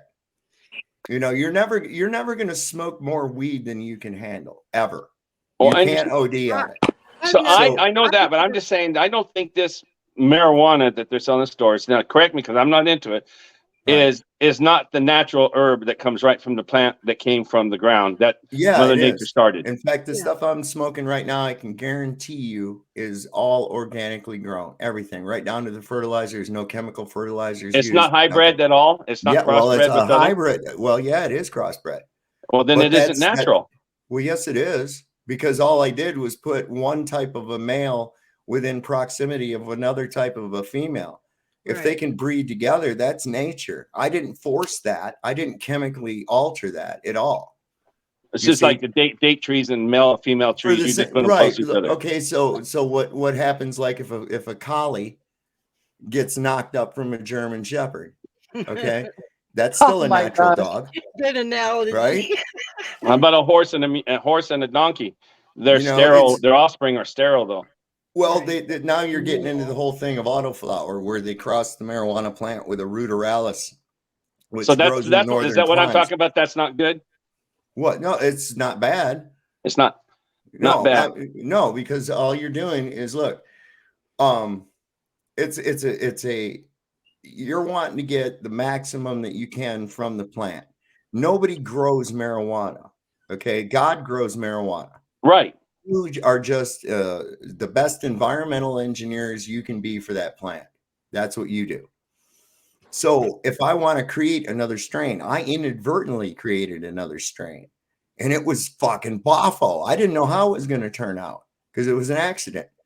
I actually got a crop pollinated, and so I kept the seeds from it, and I grew the females. Oh, you grow your own? Oh yeah, man. Oh, Why that's wouldn't cool. you? Yeah. Yeah. Well, not at the current time. I need to set up and do it. But when I lived in California, I had like at any time between 800 and 900 plants going. Oh, And Now, wow. Sovereign, you may know that if you've grown pot, but I've never done that. But I can tell you this much. When you grow a pepper plant, like a jalapeno, if mhm. you want really hot jalapenos, you starve that plant with water. You give it enough to survive, but you starve it with water. Those peppers will get extremely hot. Now, Mhm. if you want a mild pepper, you water that sucker and give it as much as it can drink. Huh. Mhm. And then you'll have a very mild pepper. And that goes with peppers across the board. So So now what like marijuana, that goes right now to what if Harmon you was want to saying. concentrate the THC and the CBD and other things in it, Mhm. I don't know if you would reduce the water or give it some type of special food, such as worm castings, whatever. I don't know. But If I you just stress know them that too about much, you'll screw peppers. up the plant. Yeah, Huh? You know what I mean? If you stress it too much, I assume you're going to screw up the plant. Well, that's what I'm I don't know a saying. whole lot about it, but I've heard like of Hermes plants where they like turn into the opposite, I Yeah. guess, sex. Is that right, Sovereign? Is that what they're talking about when they say that happens? when what happens? I'm sorry. When the plant actually like changes sexes, don't think Oh the yeah, Hermes? hermaphrodization happens. Yeah, and I've had that occur. I've had that occur with marijuana plants too. Well, I don't mean stress the plant to where it's looking wilty and dying, Right. I'm not talking about taking that much water away, but you take the majority away while you keep it looking healthy. You're just giving it what it needs. But if you want those peppers mild, you will take that to the other end and keep them nice and moist. And they do just fine and they'll grow like crazy. Yeah. Is Well, there the same marijuana plant that my uncle used to smoke in the 60s? Is that same plant around today? Just the name, just simple um, plant. it may be somewhere in the wild, most likely, but being cultivated, probably not. It's probably a grandparent of one generation or another to it. Most of what you're seeing out there right now is because it's a commercial product. You're seeing a lot of either indica or indica sativa hybrids. It's Okay, very rare crosses. to come across it. Now it's very rare to come across sativa merely because it's not economical to grow. And what I mean by that, it takes too long to flower. And the yield is usually a lot less than would come off of an indica plant. But see, the buzz that comes off of a sativa is more of an energetic, like you're creative. Let's go do something. Let's go to fucking Disney World type shit. Whereas the indica has a higher CBD in it, and it's like the more the CBD, that's where you're sitting there going, watching TV, going, I'm gonna go get a fucking sandwich here in just a minute, and you look and it's 3 hours later, and you're still thinking about the fucking sandwich you're getting ready to go up and make. You're just totally couch locked. So within that two extremes, you can find different ranges through the crossbreeding of various strains that exist in the wild. Now we have a hybrid strain. Which Okay. man's intervened in, right? That man had to intervene with it. Well, sure, absolutely, but How in do no you more get of a so sense many than they different do with, kinds, though? but no more in a sense than they have with making other breeds of dogs or I agree with that crossbreeding, any too. kind Who of thing. says So, that's natural? It's not so, natural. well, sure it is. If it wasn't natural, it would require us to do something to make it happen. We don't have to make You that just do put the something. plant by itself, by another plant. Yeah, Right. that's it. Just Now, let how them do you cross make them pollinate. whether Most fruit trees, you need another type of, like an apple. You need like two. You can have two of the same apples, but you need another apple for those other apples to produce at their maximum. So, Harmon, it's Berries like this. like I could have a that, female all that sativa. stuff. Is that the I could have a natural? female. What's that? What's sativa? Yeah, Is that yeah. the I mean, that's original? yeah. It's one of the two original strains. Okay. I mean, they're all of the either one or the other or a crossbreed between the both. It's not necessarily a strain, it's a type. Okay. But they're both the same basically the same plant. So let's say I have a female sativa plant and a male indica plant. When the female goes into flower, the male will produce pollen. That pollen will crossbreed with that female. Oh, So that's it's cool. compatible. Right. It's absolutely, nothing has to be done, not on my part. They were just within proximity of each other. And their seeds will still germinate. Yes. Right. Okay, I can accept that. Yes. But so what I'm getting at, something happened that they changed the CBD oil, because I'm telling you, it worked perfect with me for over a year. Uh-huh. And then when they did change the formula, it blistered my back. So something happened. What did Well, they mix it with? What did they? Yeah, Yeah, it's just whatever the FDIC or whatever those guys are called. Oh, FDIC. the FDA. Oh, those people. The FDIC dicks. administration and big pharma. Oh yeah. Monsanto's I would- revolving door. I would just. Yes. I would just get the flour. There's plenty of videos on YouTube showing you how to make Oh, butter, and then I would just use that. But since you're using it on your body, I would go with the coconut oil Yeah. and just put that on your back. I use this stuff. My daughter actually is a massage therapist, so she had made me some stuff, and it's got all the different oils that help with pain and whatnot, and that stuff with the CBD oil is incredible. what would you suggest, Dave? I'm right there with Dreamy. I'm saying, yeah, she's about right on with that. Okay. Yeah, I would, you know what, actually what I do is like myself, I know a lot of growers, not necessarily here, but around the country. Hobo. And primarily a guy that I'm real close to, he makes that shit. He makes oil, he makes extracts, he makes all kinds of shit. He's really quite I always fuck with him and call him Dexter with the Dexter's Laboratory. Yeah. Is it a reasonable price? Is it a reasonable price? Well, yeah, for me, I guess. Yeah, it's probably. I don't think it sounds like he's marketing it. No. So what I'm saying is a lot of times if you reach out to some of these growers and shit, they can put you in the direction of somebody who's Right. doing the shit organically. Yeah. And that's usually, Well, unfortunately. I'd have to have somebody organic because I have like really, like neuropathy and all that stuff. Right. I would like to have some of that because it Well- really hurts my hands and stuff. Like What Dreamy said, make better is the clip after they've done cleaned all the buds and separated everything. Then we can buy all the junk Yep. cheaper. And a you lot can more you can amount. get trim. We were getting trim Yes. for under $100 a pound, and then you run it through an extractor. Yes. And like I was saying, where do you live at, Deborah? I live in Wisconsin. It's illegal to have any kind of stuff because we don't have dispensaries or anything. Oh, that sucks. You can't grow your own or anything like that then. No. This guy Dennis in the chat says they usually mix those oils with glycol. Yeah. That's what Dennis said in the chat. I know. I don't like artificial stuff. I would like to have the pure. See, they've been putting me on this Lexapro and all that.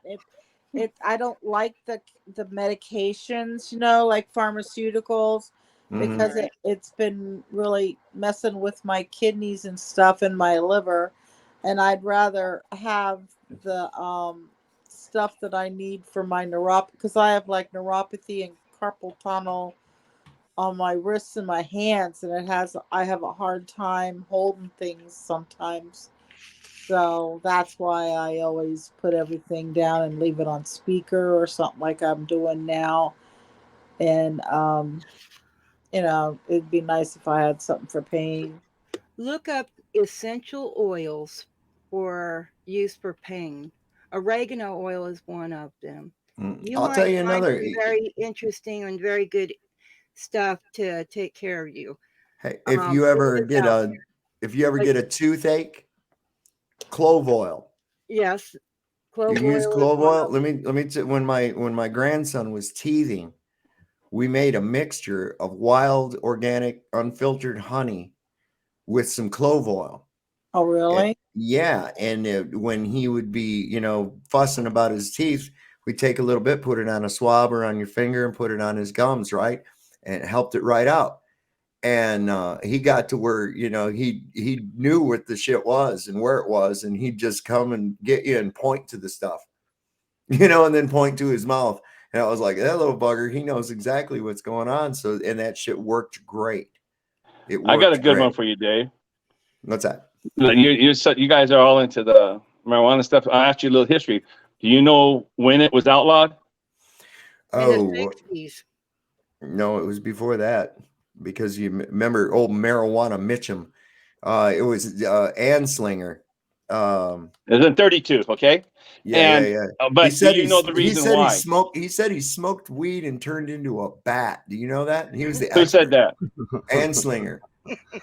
I don't know who that is. He's the guy that wanted to get it illegal. He was the government's Oh, expert. he's the one that was the head of prohibition, and they didn't have a job and put him into charge of marijuana. I understand. Yeah. He said he smoked weed and turned into a bat, and I'm like, I want some of the shit that motherfucker got, man. What's up? Okay, do you want to hear the reason why they outlawed it? Oh, there were a number of reasons, man. Same reason they outlawed alcohol. Why did they outlaw alcohol? Because then they couldn't have the alcohol-based engines come to the Right. forefront. We talked about that today. Yeah. But why did they no, that's not the same reason. Okay, I'll give you a clue. You know who invented the light bulb, right? You guys gonna like this. Who invented the light bulb? Well, they give Edison Credit for it. Credit. Who invented the steam engine? Eli Whitney. Who did the cotton gin? We know all those things. The telephone, Alexander Graham Bell, right? Right. Now watch this one. No one will know this answer. Who invented the television?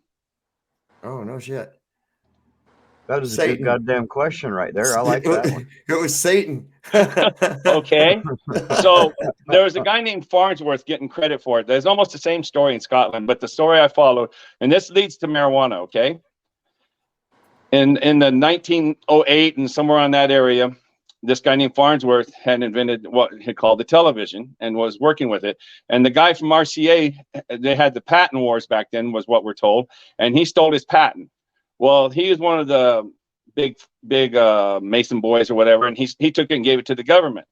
The government had it for 20 years, from like 1912 to 1932, and they were experimenting with it the whole time. They just experiment what they could do with this mind control object. That's what they're thinking about. So there's all kinds of frequencies it could use to 60 hertz and 120 hertz, whatever else like that. The flicker rate on the TV is 60 blinks a second, okay? And happens to be, it's the same blink as our brain, or our brain waves, is 60 a second. So they found that and they got it. So through the 20s, they're trying to figure out how they can use it to control people, you know, with all the stuff, which we know is possible now. So they're doing that. Then they found out the people, because marijuana was legal, it was no big deal. People smoked it all the time, right? Well, they found out the test subjects that were using marijuana regularly were not susceptible to the waves that the TV was sending out. Oh, wow. And when I read this, I just kept reading. You just keep reading it. And so then... This is why this shit didn't work on me. I've been smoking weed for 45 years. Well, it could be very possible. You know what I'm saying? That's why I say the natural stuff. And so the year they put the TV out to the public, 1932, is the same year they made marijuana illegal. Oh my God! Well, True story. I did know that it was. Sense. Yeah, I did know that the TV was patented as a mind control device. And look, you got to look at what's going on now with these things. Oh, yeah. All right, like I've stated before, some of you are new to this thing, but the government, they care about you so much. But the only thing they care about, they want to make sure you have a phone. They want to make sure that your teeth are okay by putting fluoride in your water. And they also want to make sure that you have the best quality 4K television and sound that you can possibly get. There are countries where it's a law. You have to have a television. I don't know if India, England. Yeah. Really? It'll be coming. Well, look at the Obama phone. See, that's just a micro of one of those. It's the black screen. It's liquid crystal diode. Right. The black mirror, right? Black goo. Okay. Right. So I think, I think that they are absorbing energy from you as like well. A scrying mirror. Yeah. They sure could. Isn't it cool? It's like you said, you invite it in. Yeah. So Yeah, you I know, mean, you know you when they do. have those big WWF smackdowns and shit, and they got the big 4 jumbotrons around the thing so the whole audience can see it, right? And Yeah. they'll have this big super Oh, WrestleMania shit. They right. replace those jumbotrons after each one of those. So what you're saying is that when everybody has this TV, like I have here, it's Mhm. draining your energy into the TV. Well, Well, who it's knows what it's yeah, telling you? Think of it this way. How many times have you been trying to talk to somebody and they're just transfixed on the TV and you say, well, they're hypnotized? Well, they are. You don't know. It's not what's being shown on TV. It's what's being hidden in the message they're sending you. We have no clue what they're sending us. And isn't it strange, Dave, that you didn't know who invented the TV? it is. It is Didn't very strange. And you don't question it, you know, and I'm a No. questioning person, and I never had thought to think who invented the TV. Is you that It's I in the crazy, wonder, isn't pro? it? is that built into the design that we not I'm sure it question that? is. There you go. I Just yes. I'll be honest with you, I haven't known a lot of things till I came to this channel thanks to Iron. Well, I'm glad we can open your mind up, Deborah. And Wow. Yeah, I'm Ironton, wondering how who's you're bringing awake, them. Dave. Though, seriously, you've been smoking it the whole time. My uncle was so awake back then, so awake. Yeah. So I'm wondering. Think about these what hippies and stuff. They didn't fall for all that bullshit. They weren't under control. Well, it's kind of like I look at it like this. You can't make me high because I'm already high. There you go. My mom It's told not me are you high, it's how high are you today. Right, right, right. my Well, mom said it wasn't I've wrong. had How high are you? I've just had a natural thing about like, well, I have a fairly good memory, I know the other and day when I this smoking allows a me bong, I'm to going, is he see actually smoking a patterns. bong? And I'm going, oh my God, he's smoking a bong on YouTube. There was somebody in the chat that wanted to know how many pounds you've probably smoking in your life, Dave.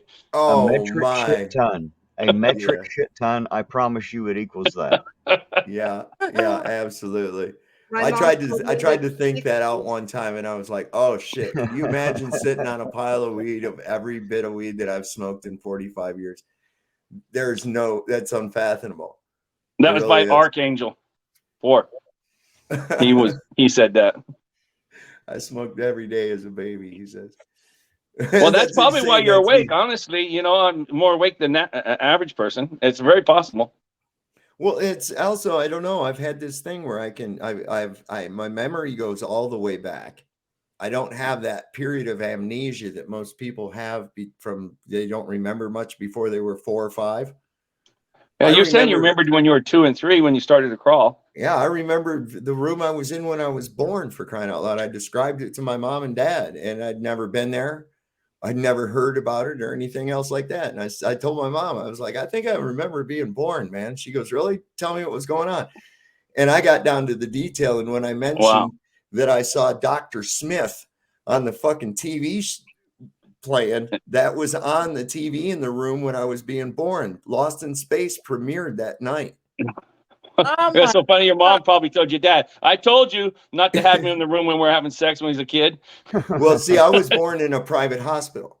And there again, I think the hospitals have something to do with this soul reclamation thing. And this Were is you why were you it's vaxxed? no, There no, you not go. as a baby, not as a baby. No, not like, No, especially not like they are now. And Right. I that think didn't start until the late 80s. the last vaccine I got was 1984. And that was to get to go over to Germany. And that was, Yeah, I I haven't had to. done. When I was in the military, I was overseas for 10 years. I was in Turkey and England for 10 years. And I had to get this shot. They forced us to get it while I was in Turkey called glucan. It's a big green serum. I mean, it was like a Frankenstein needle. I Oh, never got hurt and got more sick in my life than after that. what was I it don't know. for? In the military, you don't ask. They don't They tell don't you. tell. Really? They don't. Yeah. You don't have the right to find out what it is. They're guinea No. No. pigs. You know what GI stands for? Government issued. You belong to the government. You're government property. And they Well, literally, that's messed up. you signed the dotted line. We didn't know what we were signing, but we signed it. Yeah, man. Yeah, they can do anything you want. Let me tell you, when I was at the Military Entrance and Processing Station, commonly known as MEPS, and we're down there getting ready and this is at the Fort Dix, And Yeah. this is before we're getting all our shots and all that shit, getting issued our uniforms and getting ready to be sent to units. And they're giving us all these different vaccinations and shots and all this other crap, giving you all that crap. So they coming through, this corpsman comes through and he says, everybody tilt your head back and open up your mouth. I have this vial right here. Everybody's going to receive 1 drop of this liquid on their tongue. This is the polio vaccine. And so there was this pink liquid in an eyedropper, and this guy come along and he put a drop in each one of our mouths. I was like the 4th guy in line, 3 guys ahead of me. And everybody got done. The dude left. He went through this door. A couple minutes later, another dude, same rank, clipboard, everything, comes through that door. Says, everybody tilt your head back, open up your mouth. He says, and I guess nobody was listening except me. He said, this is the polio vaccine. We're going to put the 1 drop on your tongue. And so he went through there and he got over to me and I says, there was a guy came through here and just did exactly what you're doing right now. And he said, what? And I said, we just got a pink liquid on our tongue. He says, oh shit. And he says, you 3 come with me. Boom. I never saw those guys again. Oh man, I tell you, I tell you, that's crazy. I mean, I don't know if they died or if they took them off and put them on an island or what the fuck happened to them. I never saw the guys ever again. Oh, Who shit. knows? You know, Who so- knows? Thought they had too much of that pink liquid, man. You know it was Well, bad. they already know it's bad. No, Oh yeah, of course it is. Yeah.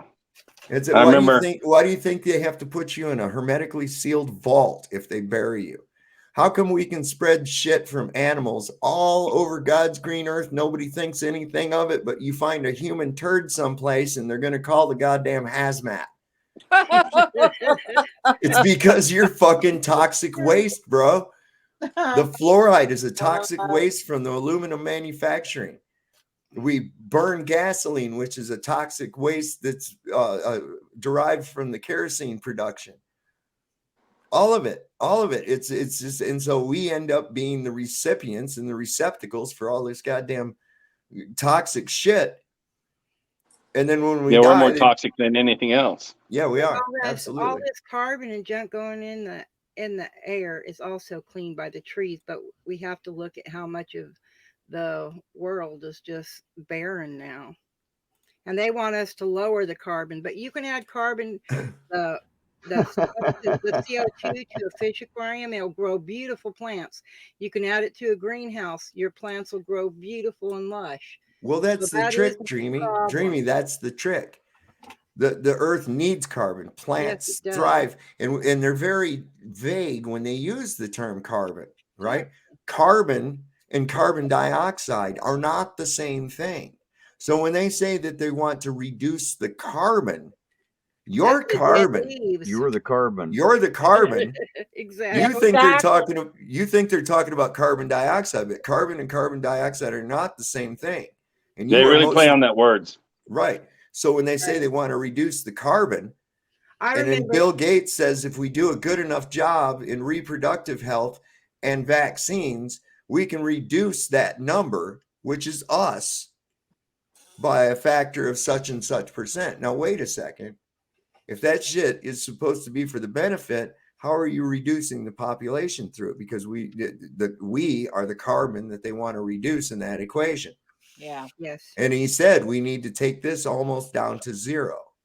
Now we go over to the Georgia Guidestones. The What was the power very of code first? words. What was the very first commandment, so to speak, on the Georgia Guidestone? If you're all 500 familiar, million.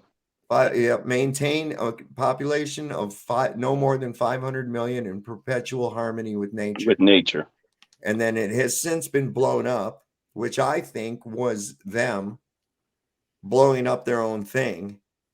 And that was like okay, it's kickoff time. Yeah, they were already there with crews and everything to take it down. We like to use the word blown up. It was just taken down, just destroyed. Well, You they know? showed us a film clip of somebody of an explosion going Right. off, and then it's structurally unsound, so we got to take the whole thing down. They took it down that day. They already had it. Everything was ready already. Mhm. So whatever that cover story was, I don't know. I mean, Story I have a hard time believing them. So do you think it might have been like a signal to those in the know of, hey, it's kickoff time, it's go? Dave thinks on Dearth, he thinks he has a theory that too many people were figuring it out with the North Star thing. You know, with the hole that could see the North Star. What? It's been there 40 some years, and you can still see the North Star through the hole. You know what I'm talking about? Yes, I do. Let me see. I have that. I have that picture on here. See if I can find it. And that was really becoming quite a feed on YouTube and on the internet. And who knows? Maybe I don't know gematria that well or anything like that, if that's even real or anything, because I know the calendar doesn't go with nature; it goes with the man's-made calendar. That's what I've always argued about. And well, that's what we talked about: 13 28-day months. Right. They're moons. So okay, then you know what I'm talking about that, right? Mm-hmm. So they say there's on the when they made a solar calendar and they made it under the Gregorian calendar, they put it to 12 months, and it's not in harmony with nature and nothing like that, and nothing rhymes or reasons, the new year, anything. So if there is 13 months, which we know there are 13 moon months in a year, there's no doubt about that. You can count it every year, right? Right.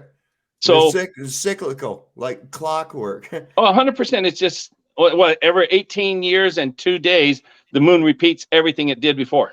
Exactly. Yep. So is there 13 signs out there, or is that just under the heliocentric model? There is a 13th sign. And in fact, my birth date falls under it. I forget what it actually rolls into, but I remember reading years back, it was in a magazine, they were talking about the 13th zodiac sign, and it's Ophiuchus. It's a serpent. Okay. And it is a 13th zodiac sign. But see, there again, like you said, taking everything out of nature. Right. Now, it's just been obscured and it's not mentioned, and they've divided the thing up into 12. So there, which is out of harmony they with would nature. hide the serpent. What's that, Ironson? Isn't it odd that they would choose the serpent to hide? Right. Yes.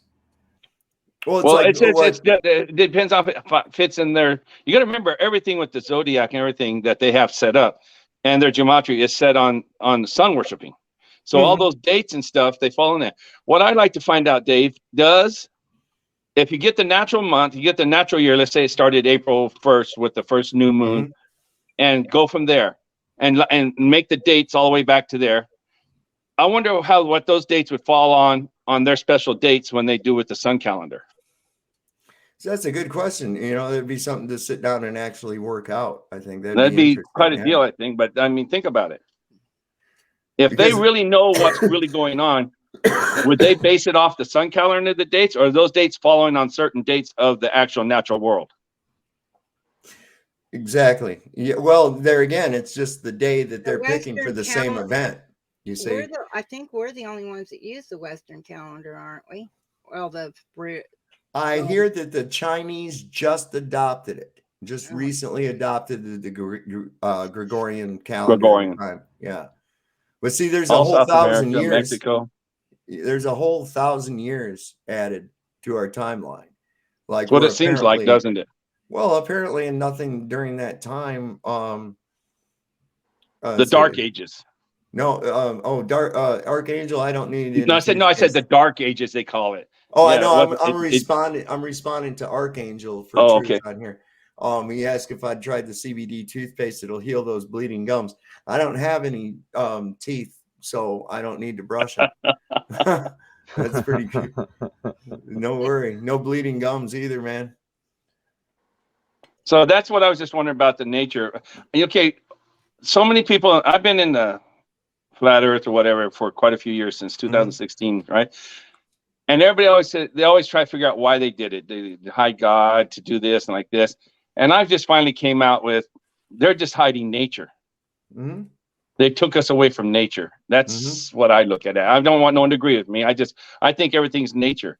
Like, definitely they've taken the cycle of the woman away from them to be able to have their connection with nature. That's why nature's called Mother Nature. Am I wrong? Exactly. They put everything up for sale. There's not nothing on this planet you cannot sell. Everything is bought and paid for. That's the problem. So you're telling me I've been pimped out, Dreamy? Yes, Oh you yeah. have, so have I, and I'm pissed. Yeah, man, we all are. We looked at the other Serious. night with There right is down nothing into the that you can't sell. terminology. And what are they pushing right now in the news and everything? Your own business, your own business. Make your own business. They really want everybody in business. It feeds them. No, they don't And I, want you in business. They want you to go into debt because they know any business that crops Well, up right now is going to fail. I get that they want people to go into debt, but that Yeah. business is what creates that debt when you're selling everything. Just imagine if pot smokers do like some of us backyard gardeners do when we grow tomatoes. We get too many, we give them to the neighbors. We don't sell them Yep. to them. We give it to them. Yep. Go back this to guy, that. okay, this guy Don Pennington in the chat says December is actually the 10th month and October's 8th. Oh, that's what they stand for. So if let's say December is the 10th month, they haven't messed it up that bad. So January, February, March. March would be the 13th month. So the end of that, somewhere around there, would be the first of the year. Right. April 1st. Yeah, well, Right, you'd have to go with the moon. solstice, I think right. you'd have to go with the. Okay, so check this out. When Gregory changed the calendar around and January 1st became the first day of the year, right? Right. If you did, there's where that April Fools came from. The Fools went with Right. the fucking April New Year. Yeah, they still And- celebrate it some places. Yeah, yeah. In fact, it's the Jewish New Year. Nissan is April. Okay. Right. So yeah, that's a big deal with it. But yeah, he is right because you have to look at the names, right? Sept means 7, right? But that's the 9th month. Yes. September. And then October's 8. Okay, November and December's 9, 10. and December's 10. I don't know if November's 9 or not. I don't know what November, but I know Decca is 10. Okay, and so we have to look at what come before September. There's August and July, but we know that those are named after Roman dictators, right? Roman emperors. They changed the name. So what were they before they were changed? You find out 6 that it and was 7, Quintilis and Sextilis. most likely. Yeah, it was 5. Oh, I and didn't know 6. if you knew that or not. Yeah, absolutely. It was 5 and 6. So you had Quintilis, Sextilis, September, Septilis, October, November, December. So there was your 10th. Now January and February, I'm not sure. What January is a Roman god. It's Janus, the two-faced god. Yes. Right. And so that was, I don't know what they had a name for, 11. And March was Mars. Right, Yeah. Marston. Right. The god of war. And so you gotta look in there. It's like it really screws things around. But if it would be so much simpler, even with that 13-month, 28-day month calendar, because every day, the first of the year would fall on the same day. Every year, your birthday would fall on the same day. You could buy one calendar and then just have a dry erase where you just change the year on it, because then you just wipe it clean and then start again. And it's now. Have you seen that Eric DeBeg video where he talks about that? Yeah. That's interesting. Yeah, that's. I've shown that to so many of my friends. Nothing about flat Earth. I'm not teaching them. I'm just showing them that 30-minute video. Let their mind work on it. Yeah. Let them figure it out. Yeah. And they really get a kick out of it. They really do. I'm really getting. Oh wait, is that it? No. Fuck. Yeah, it is. Hold on. Let me see. I'm really getting frustrated because I'm looking for that goddamn picture from the Georgia Guidestones that you were talking about. I just saw it like not more than 2 minutes ago, and I cannot find the fucking thing on my computer because I forget to be what I'm looking for because I'm high. It's penguins, man. It's the fucking penguins. See, that's why we can't go to Antarctica, man. It's the fucking penguins. See, people, they got everybody conned. Right? Everybody's conned into thinking that they're cute little flightless birds and look at their antics and shit. Bullshit. Okay? They're ruthless overlords. They're the true Illuminati. This is why the elites dress like them, to look like them. This is why Norway has one as an admiral. They gave one a knighthood. You think that's for just shits and giggles? No. Those fuckers are in charge. They're ruthless. They have no ruth. They have no ruth. And then they make cartoons about it, and everybody believes it. Yeah. See, but we know the truth. It's sovereign soul, unchained mind. We know the truth. We know who's really in charge. Look, Harmon, why else do they use the wreath of Apollo to represent Antarctica? The control. That's a crown, man, right? And Yes. why do these important people go into Antarctica? The Pope. That's what I'd like to know. Where See? and what opening are they going to? Yeah, well, what's going on is they're going down there getting their marching orders from who else? The Penguins, man. And what was it called, Sovereign? The place where they went? Oh, the Bay of Disappointment. It's not called that anymore, but it was called the Bay of Disappointment. What is disappointment? If I appoint you to something and then I take that away, you've been disappointed, haven't you? It was Deception Island.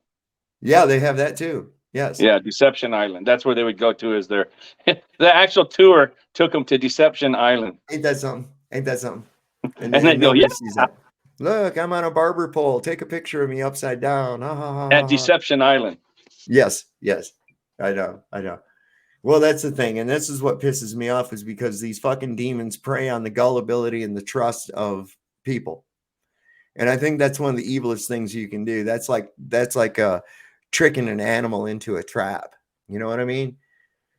And they take advantage of that. And I see some of these people out there that like they want to be the debunker of the flat earth, and they use some of the most deceptive shit because they rely on the ignorance of their audience to think that they're the king guru of smartness and not look at it objectively. You know what I'm saying? They try to use I think they do that in the schools when they put you in boxes and tell you this is math class, this is science class, this is whatever class. look, it's Because all you don't connected. That's right, it's all connected. Listen, I can turn a Hey, music class into a mathematics and physics lesson all in fucking one. Right. Because they're connected. It's all the same thing. It's just three different ways of expressing the same thing. And all the children grew up with that ball. Yeah, I always liked it that they used to put all the classes together. I don't care you were. I didn't hear her talking. Yeah. I know what you're saying. In a one room, like one room classes, because even though you're a third grader, you're hearing fourth and fifth grade shit. Yes, and you can they pick did up on 5 some years of it. old to Then 12 when it's years your old in the turn- same yeah, classroom, and so they all learn from each other. Yeah. That was so awesome. And that's what it's Talk about a hive mind. See, today education is confused with the idea of not only memorization. You know, that's what it is. That's what makes you smart, is you memorized a bunch of shit that somebody told you. And you learn to follow what you thought was authority. Right, exactly. And the reality, what we need to do is you need to teach people to think, you know, and you do that by asking them questions. Okay, here's the problem we have. How are we going to solve this? How are we going to find this out? Teach them how to think. Don't just give them an answer. Stop sending them to school. Oh my God. That's why I asked you who invented the TV. I wanted you to think, wow, where'd that come from? I led you up to it. And then you know all these little dumb inventions, but you don't know something that's everywhere in the world. Well done. That's interesting, like that one. because, you know, I've never as inquisitive of a person as I am. I'm almost shocked at myself that I never bothered to look at who. I've looked at the patent, but I never bothered to look at who the fuck patented it. Yeah. You know, because he's not one of the prescribed priests of the scientific community that they forced me to memorize. Yeah, that was. I'm embarrassed. I never even wondered in my entire life, not one time, That's what whoever I'm invented saying. the fucking TV until you asked that question. I've never thought about that before. Yeah, that's a good one. And I leave it up. I'll ask them, like, who invented the telephone? And they feel so smart. Who invented this? The light bulb. And they feel so smart. And I just build them up. I said, who invented the TV? Now, see, you know, this is 1,000 people I probably asked. Real quick, I apologize. Only one person ever answered, and this guy was 18 years old, just graduated high school, and he went completely to a Jesuit school. He says, we're taught that in Jesuit school. True story. Oh, wow. Well, the flat screen TV, if any of you remember, was created by a 5-year-old. that was playing in a room full of all kinds of parts, and he created that. And then I forget which company actually bought it, but it was a 5-year-old in China, because they start teaching their children from the time they're basically born. Oh yeah. And they put these kids in rooms, and they don't go to daycare like we put our kids in daycare with toys to play with. They put them in a room with all kinds of technology and parts and all kinds of stuff, and let them play. Mm-hmm. The Just children see are what the they come up with. creators because their minds are so fresh. So, Dave, you see that Jesuit school, though? You see, that shows you that our level of teaching, we don't get taught what they get taught. Right, exactly. Yeah, we were talking about that when I had my son on. I think it was on the stream earlier today. We were talking about that, the Jesuit connection with a lot of this shit. And if you look, who was it that came up with the Big Bang Theory? It was a Jesuit priest. Jesuit priests. Yeah, and you Well, figure, wait a second. there's a black pope and a white pope, right? Right. Yeah. Do you know that? Yes. Do you know how many people have never heard of a black pope? But the one that's the Pope now, the white Pope, he used to be the black Pope. Well, I don't think he ever was black pope, but he was a Jesuit priest. He never was the black pope. He came from Argentina. Heard that he had been. No, he just was the first line of order of Jesuit to be a pope in a long time. What'd you think of that Emperor Palpatine looking motherfucker they had before this guy? Oh my God, man. He was right off the Death Star, man. That guy was scary. He was like, yes, trust your anger, Luke. I'm like, fuck. They got some great memes of him, don't they? God, Yeah, he looks evil. Yeah, man. That's some crazy shit. But yeah, the black pope is the head of the Jesuit order. That's what he runs. He runs education and pharmaceutical. I just pictured a black guy as the Pope going, y'all be blessed now, you hear? Yeah, they actually, if you look it up, they'll show you who's the black pope. If you look up black pope on your computer right now, it'll come up who it is. Really? Let's take a look who he is. Yeah, who is it? Who is this son of a bitch? A goddamn son of a bitch. Look him up. Pope, not Black Pope, Black Pope. The black pope. I knew a guy named Donnie Pope, and he was black. He just died. He wrecked on the mountain over here just a couple of years ago. It sucked. Let's see. Oh, it just gives me the position. Let's say who is. Who is going to be the next pope? I don't know. We need to stop paying homage to them crazy fuckers, man. There was something very interesting during the Obama they're demons proclamation, inauguration thingy that they did. When the Pope came, he said when he got there, he came in his own name. I believe in Revelations there was something about that in there, written in there, about the false god will come and say he's there in his own name. Exactly. Where in the other ones that I remember with other presidents before the changing of the popes, he came in God's name. And that I found very interesting, because it just, when it was said, it just rang in my ears. Like that was the only word. It's like ringing the church bell, right? This is part of the Jesuit oath right here. If anybody's interested. Did you find the black pope? Yeah, I did. It says it's an unofficial. Let me see what they say. The Black Pope is the unofficial title given to the head of the Jesuit order. So that would mean that the guy that's in there now was considered that Black Pope. You're right under the Wikipedia. It's Superior General of the Society of Genius, known as the Black Pope. Was he his name? He's been in since 2016. His name's Arturo Sosa. Let's see, who's this guy right here? Is that him? New General of the Jesuits. I don't like to be called the Black Pope. He kind of looks like the first one was, of course, Ignatius of Loyola. That's why some of these all our education systems gone through the Jesuit system. That's why they're all Loyola. You've had Loyola of all these schools, right? Trump, Bush, all of them. You know what the number one Jesuit university, I'll say in the United States, because I know that in the United States is? Which one? Georgetown. Yeah. Okay, I've heard that before. I've heard that. I had no idea. And Look it's in at- a sovereign country. You know, it's in its own District of read Columbia, that United oath. States. So Read that fucking oath right there.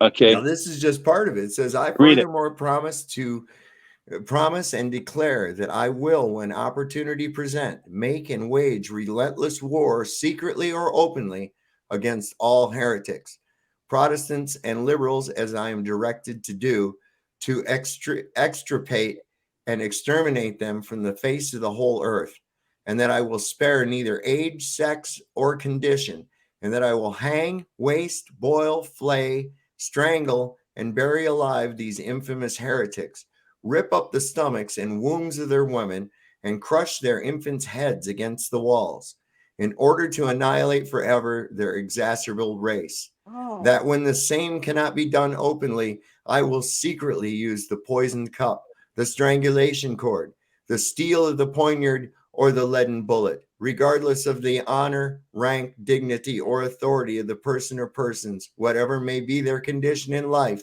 either public or private, as I at any time may be directed to do so by any agent of the Pope or superior of the Brotherhood of the Holy Faith of the Jesuits. Isn't that just almost exactly as the Jewish? Yeah, damn near. That's just like what happened when Moses led the slaves. But look out at that. That's Right. that's some It's rough. the same thing when they got to the promised land. They were told to go in and kill every man, woman, and child and take over the land. It's the same crap, same story. Only this is their pledge to do the same thing. Right. So what do we In the got name going? of God. And yeah, in the name Yes, of God. yes, It's yes. That's why I love Monty Python, man. all gods are men. That How hymn. can you not love Monty Python?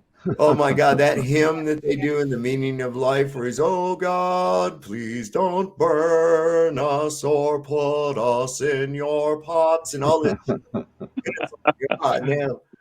I bet you like to watch Life of Brian, don't you? Oh, I love that movie. With that one where he says he's doing the prayer. He's like, "Oh Lord, you are so very, very big, so awesomely huge. God, we're so impressed down here at what a great job you've done."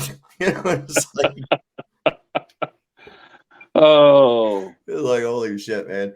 But yeah, I do. I like it because they take reality and they boil it out to the ridiculousness. Common sense. Right. Like I love how they show how so quickly after establishing a religion, you have all these splinter groups. Like when they're chasing Brian through the desert and he drops the fucking gourd and one of his shoes comes off.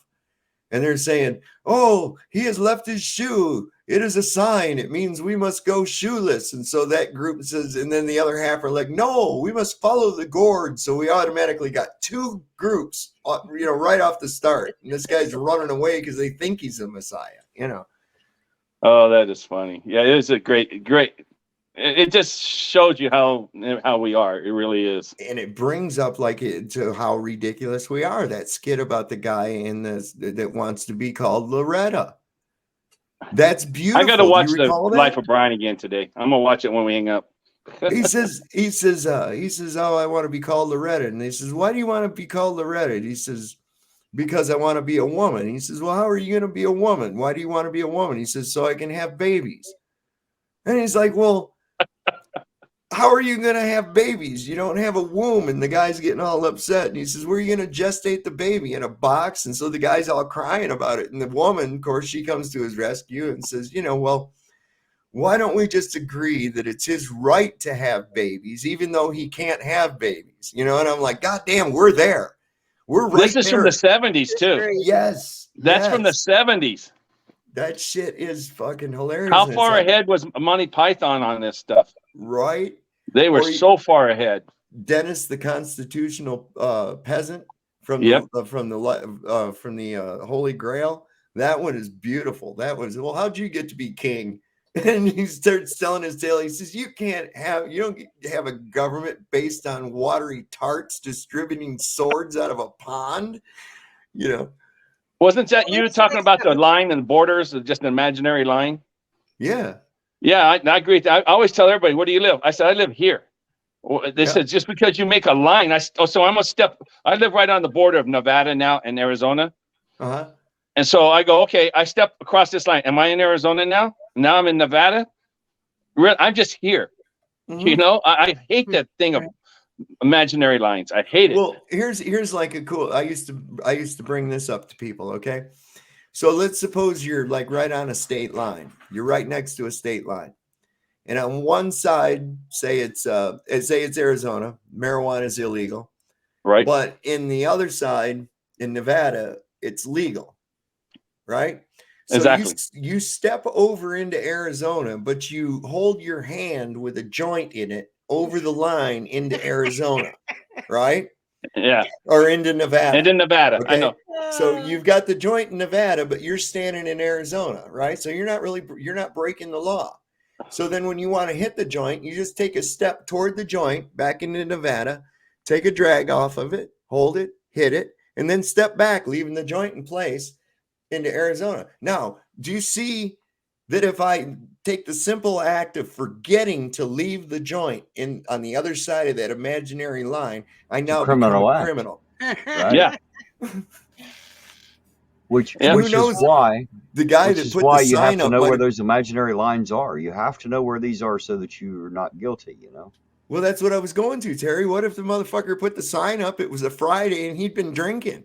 He said, "Ah, fuck it, I'm ready to get out of here. Clunk, this is good enough. Who's gonna know?" Well, let's hope everybody else believes it too. That way you don't get in trouble, you know. But that's the ridiculousness of that, Yeah. you know. Yeah, my friend that lives in Surrey, Canada, they have such a problem during that time because they always go buy their milk down in the United States. Then they're right on the border. It's a lot cheaper to buy the milk there. And now they couldn't go for that long time because it was that imaginary line, and the COVID was on this side, and the other side it wasn't. Yeah, we don't want to know. And I'm sure you had the same. Huh? We don't want to know that goddamn Canadian COVID down here. Yeah. Well, you want to know what tipped me off to the whole dang mess? And that was them taking the toilet paper off the shelves. And I say that because it wasn't a mass people ran and bought toilet paper. My daughter happened to work at a gas station, and I asked her, "Are you able to just get it, order the toilet paper and put it on the shelves and it just disappear?" She said no, they were limited to the amount that they could order. You know what I call that? I call that an idiot check. See whatever they can say and see how the mass herds react. Yes. Right? Yes. And so my friend from Surrey again, he's 84, but he told me, he says, in the early 70s, Johnny Carson made a joke about a shortage of toilet paper. And it's only 3 channels. You realize how many people watched Johnny Carson back then? They literally had a run on the toilet paper the next 3 days. They ran out. You go back and look at that. So that's just a barometer for idiot checks. What do you think, Dave? I do. I think it was a huge IQ check. You know what I think else it I was thought a was huge strange ID about check. that? What's that? Did you guys notice? Did you guys go to Walmart to get some eggs and you seen a sign that said, due to the increased demand for eggs, they're having a hard time supplying them. So there wasn't a lot of eggs in the store, right? And they're putting these signs up as like an apologetic gesture, I suppose.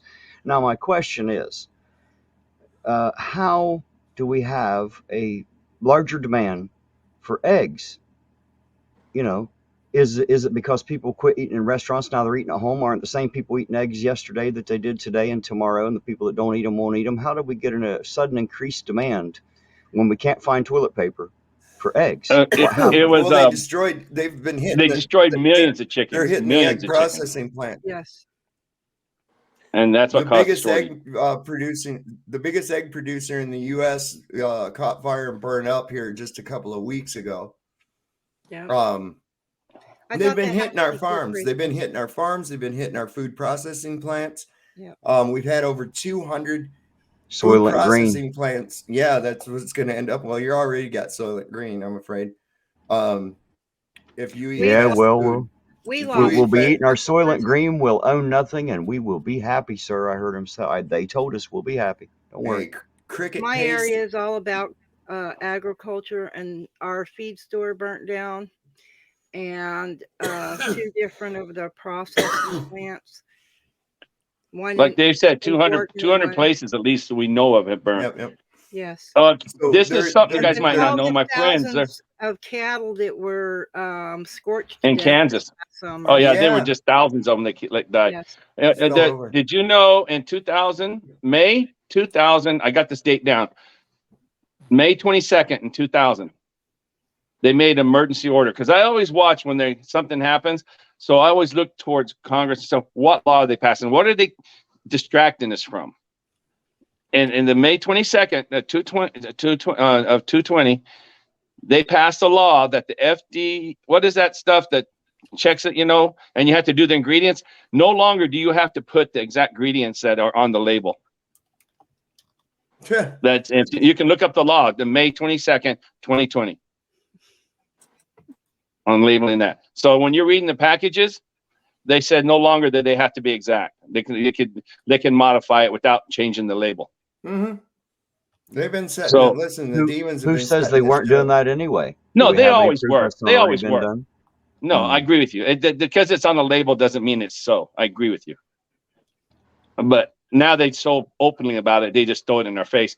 I mean, I never believed them in the first place. Well, it was one of the things that got me when this whole. I was pretty much. I'm always wary of anything they try to run, and there again, like I said, I recognize patterns, and I was like, God damn! Every year, they got some kind of fucking thing that they want me to be afraid of. Zika, Ebola, all this other shit, right? Well, this time it was pretty clever, because all he did is say, oh my God, during flu season, we have a new thing that's killing people. Okay. They said the sky is falling and they got people to buy it. Nobody bothered to realize that what was going on in reality did not in any way match what they were seeing on television. And I kept seeing all these people saying, trust the science, which is one of the most unscientific things you could say. And they kept going, trust the science. You got to wear these masks. This shit is deadly. A little drop of your spit can kill an entire fucking village. And my logical mind is going, then why do you need to fucking put a Q-tip way up into my brain to test for it? Seems like all you need is, here's my old mask. Just check that, right? No. And then when I started seeing that they were adamant about these masks and they're going on about the contamination and all that, and I'm like, well, where the fuck are the biohazard bins for the used masks? Why are they laying all over the goddamn Walmart parking lot and nobody cares? Now they're in the ocean. And so there's the logic. And I'm going, well, wait a second. There's absolutely zero logic. If these people are so expertise on contaminations and contagions and shit like that, how come Dr. Fauci's not saying yes, and we must have biohazard bins to put these masks in too? Because we can't have them laying all over. What are we going to do with that? Because that's put us in worse shape than we're already in, right? Wouldn't you agree? Contaminated masks. You remember the in California at that same time, right before all this stuff broke out, they were banning straws everywhere. You couldn't do that. All of a sudden, straws went out the window like it didn't exist. Now you got these masks that are 10 times worse. That's what you're saying, right? Mm-hmm. I mean, well, it's not just that. You got to figure this. We're holding these things, making everybody wear them on their face because this disease that everyone may be carrying is very, very contagious, right? Well, then why are you allowing these used masks from a certain percentage of those people are contaminated according to you? That's why we're wearing the fucking masks, according to the doctors, not you per se, right? So that's why everybody has to wear the mask, yet the used masks, which a certain percentage of them are going to be from people that have the disease, right? So that's a biohazard. Why do you not have biohazard bins to put those in? I mean, that'd be just the same as, I don't know. See, there was no logic involved with that. Another idiot test. Right. And so when they said, hey, we got to do something about this, and everybody freaked out. And of course, that's the old thing they do, the problem, reaction, solution. They create a problem. You react to it. You want something done. And they already were waiting on the sidelines with the solution. This was what it was for. This was designed. You know where that came from? Problem, reaction, solution. It's attributed to Hegel, and it's called the Ike. Hegelian dialectic. I thought it was attributed to Ike. No, actually, it's actually attributed to Hegel and the Hegelian dialectic. No, I didn't know that was in Hegelian dialectic. Okay, because I Googled the other day and it came up Dave Icke, and they're saying conspiracy theorist David Icke. Yeah. But the Hegelian dialectic is it problem, action, solution? It's problem, reaction, Or is it divide and solution. conquer? Well, it kind of goes the same way. Let me. Here's how like a false flag can work. All right, I hate so and so, and I want somebody to beat so and so's ass. I can't do it, and I don't want to take the risk of getting in trouble for doing it. Okay, so one night I come out and I slash your tires because I know that you're a guy that could stomp the shit out of this guy, right? So I come up and I slash your tire, but I leave some clues that'll point in the direction of the guy that I hate. Okay. Okay. And so so you go out there, you see your tire has been slashed, and I say, that sounds exactly like this dude down here, man. In fact, look, there's a Marlboro fucking cigarette butt right there. And that's the kind of cigarettes he smokes. And he has a knife. I know that. He's got a knife that's capable of doing that to a tire and shit like that. Well, you start thinking in that direction because you're angry. It's what's happened, right? Right. So you go down and you get hostile with the dude under the idea that he's the one that came down there and slashed your tire. We bypassed all logic in it because, hey, cigarette butt could have been there before the tire was even slashed. Like an illusion.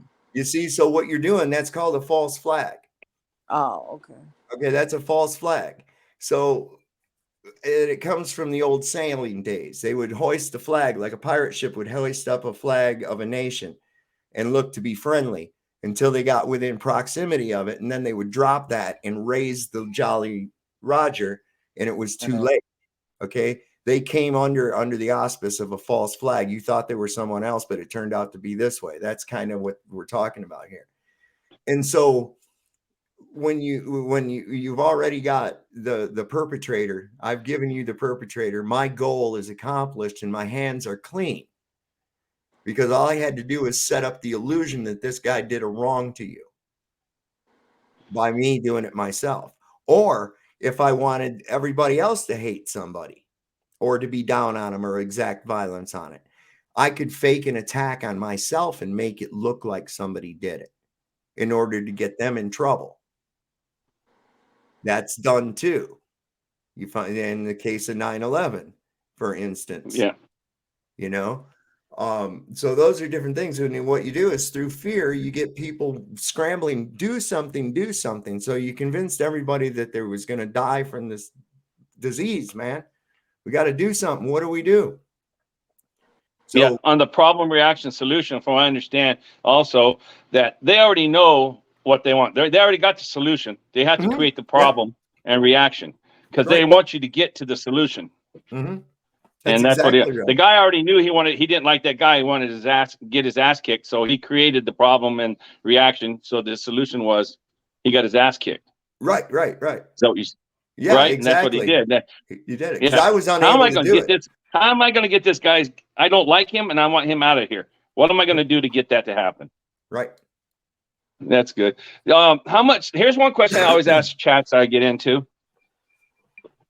How much of the evolution theory do you believe in? None. I'll ask it a different way. How much do you think you still believe in that you don't know that you do believe in it? Yeah, that's I don't know really. I think I got to be with whoever else put out a questioning sound. I need delineation on that. I need delineation on that question. Okay. For example, let's just use something simple as water. Okay. In evolution, water is H2O. Right. It's never been proven. I know. Okay, you do know that? I do know that. Yes. Shame on you. Yeah. Shame on me. Where'd you get that from? That's not very well out there. No, it's not been out there for very long, but I got onto that because I started looking at what the combined weight of one hydrogen, or two hydrogens and one oxygen based on the periodic table of the elements. I looked at what that would weigh on an atomic level, and then looked at what a molecule of water weighed on the atomic level, and the water weighs too much. There's something else there. There's not. It's just water. It's just water. Air Yeah, is there's just something air. else. There's No, it something. Yeah, doesn't. I know. That's what I'm saying. But their proof to it is the release of oxygen when the water is heated. Yeah, but the metal they put in there is iron or has some kind of metal, and the metal is oxidized, which releases the oxygen through the metal. Water is a curious element. It really is. The But ether, you know about the ether and water, right? Right. So Okay, what I was saying is that's Go how ahead. I first got onto the mystery of water. And that led me to some other shit like primary water. And like where you're at, I'm sure there's laws. You might not be aware of it if you look Yeah, into you it. can't dig so deep. I've learned that a long time Right, ago. because you'll hit the primary water. Yeah, Why the is that a primary water problem? is under us. Do you know where Panamint Springs is? Mm, It's right along California 190 in Death Valley. It's a little resort. Used to be springs there, but they stopped flowing after an earthquake back in like 1930 or 1920 or something. Or But they anyway, filled it the up. resort's still there. I know the people that run it. I worked there for a little bit, man. It was really cool. There's like 15 people live there, and it's a resort, and I lived there. It was really awesome. So they went to drill, and then they got through the ground. They broke through a cavern. You got to figure this is in Death Valley. Right, Broke through into a cavern, and it was open. And then about 100 feet down below that, they Was hit a river. water. Yeah. And they Right. came through and they made them cap that off. They wouldn't allow them to pump that water. There's so much water underneath us. It's crazy. I'm from Blythe, desert town, right? Right. We're not allowed to build basements because we'll hit water in that desert. Literally, we're not allowed to build basements in that town because it's so the water table's so high. And so like that. I was gonna say, okay, this is how I did it. You know the ether, right? What we consider what the ether is, the air. Right. You okay? And the water. So I'm sitting there thinking, just myself, and this is what I came up with. They say when you drop a drop of blood in the water, in the ocean, that sharks can smell it 10 miles away. That's what we're told. Right. I think that's bullshit. What it is the water is a medium which they can communicate through. They say you can hear whales hundreds of miles away, or sometimes 1,000. So the medium that they communicate to, like we do through the ether, is the water. So let's say there's a shark nearby, smells the blood, and he sends out his communications to the other sharks that are around within 10 miles or wherever.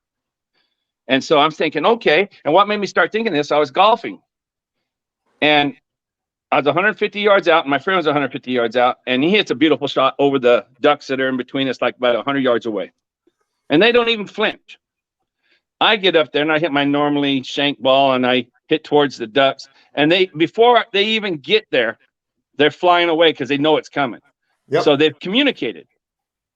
So I'm saying, well, that's the same way the animals do in the ocean. They communicate through the medium. So I started thinking that the water and then becomes just the air is, we know we got moisture in the air. Right. I think that there's the same principles as the medium of the water is the same principle medium as the ether. It just gets thinner. It is. Well, it's the air. The ether is not really the air. It's like an invisible fabric that's kind of within everything. The air is in that, but air is like you're right. It's like a fluid. And this is why it becomes denser or thinner and thinner at the higher altitudes like that, because it's a less dense gas, just like a less dense fluid. There you go with the gases. Okay. You ready? So you're saying the noble gases, you believe in those? Well, I believe that there are a separation of various gases. This is all actually proven. We know this. We know that. No, it's not proven. We know that there's less of what we breathe at a higher altitude because it starts to spread out. Okay. Yeah, the air gets thinner. Right. Okay. We don't know what's up there. I always argue with these guys. Oh, there's helium and all this stuff up there. I go, really? Have you looked at where helium comes from? It's supposed to be from an exploding star that came there and formed into the earth. Well, that's not where it comes from. That's what we're told. Then the largest one I looked it up was in Nebraska. Some guy, this big Freemason guy, has the largest helium mine supposedly in America. and get it out of rocks and do like this. And I'm going, really? And I said, that's a cool story. So all the most of the gases, there's 6 gases. They're the what I call them, the noble gases. Yeah. Yeah, the 6 noble gases, Xenon, and 4 of them nitrogen. come from stars, blown up stars. So that's all Well, part I of don't the believe that. evolution theory. So I'm saying, what do you believe in No, that I theory believe that you don't know? those gases are there. The gases They're are there. man-made. I'm not buying. I don't. Well, I don't know. I think they're part of the Earth system. They So, didn't come and how from do you some know this? star. Well, one of the reasons is because you got daylight, and I'm not talking about sunlight. Sunlight and No, you daylight got daylight and sunlight, 2 different things. Right. And so the daylight is the fluorescing of the nitrogen and other gases in the upper atmosphere that causes the sky literally to light up. And Like you a know this neon how? sign? Is that Because like a neon sign? you can reproduce it in a laboratory. I've done it. What in nature can we reproduce? Well, you can take Anything. you can put these gases into vacuum tubes. Okay, and where do you they can get these expose. gases? I'm trying to say. I'm trying to lead you. Okay, well, for instance, I know how I separated hydrogen and collected it into a mason jar merely by connecting an apparatus with a tube that went down through water into another jar that was upside down. Okay, so Right. it was full of the water. And so then the reaction in the upright container that had calcium in it, I added hydrochloric acid. The So you added byproduct of stuff that, to it. right? Well, I put hydrochloric acid into that, and it released hydrogen. So you Which- created it. No, nature. You- I set up the reaction. Nature created it. You Magic. put the chemical in it. Yeah, That created it. yeah, It's not in nature. yeah. It's chemicals mixed in nature. Yes. No. Okay. I'm not gonna argue. All right. Think- Well, I'm going to give you an example. For instance, I'm going to give you an example. Okay. So when you eat calcium, you'll burp.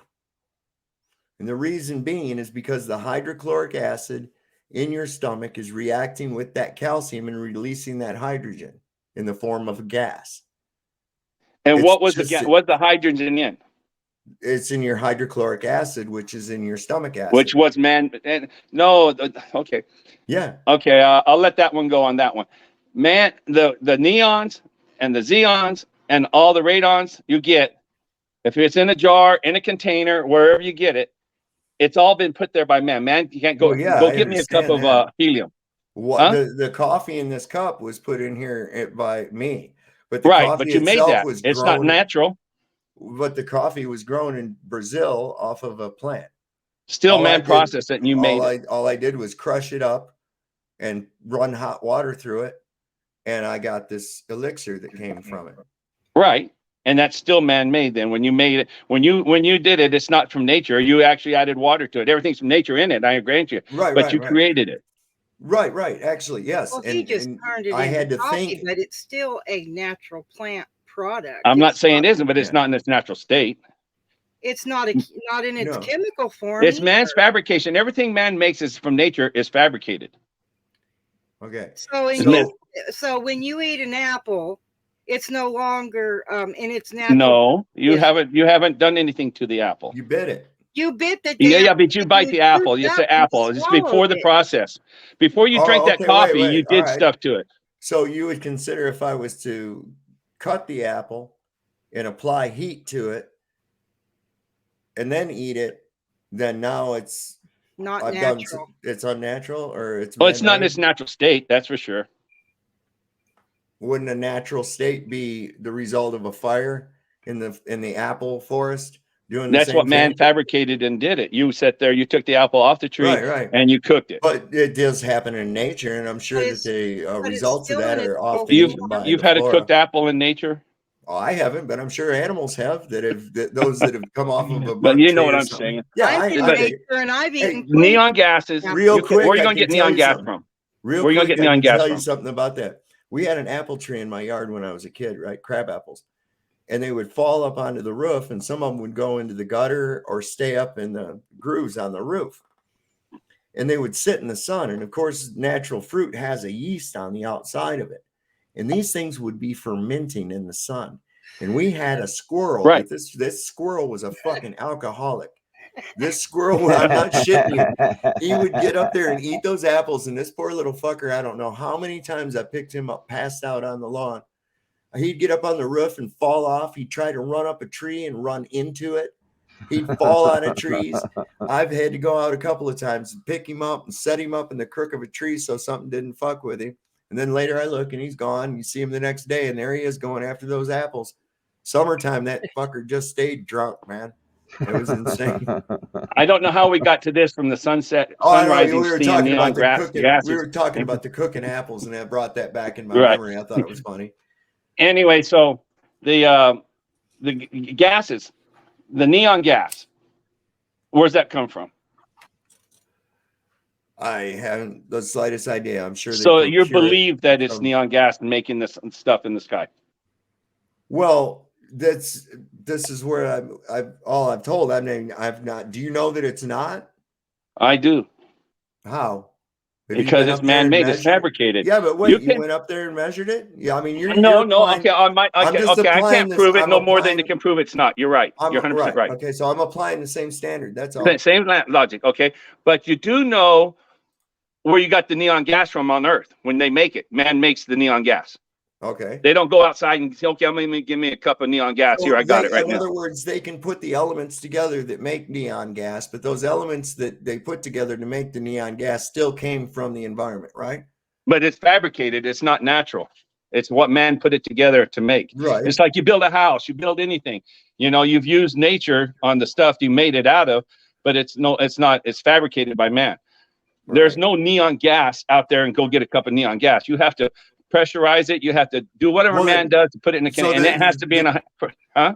So the gases that are glowing and causing daylight are not there, No, I don't think they are. really?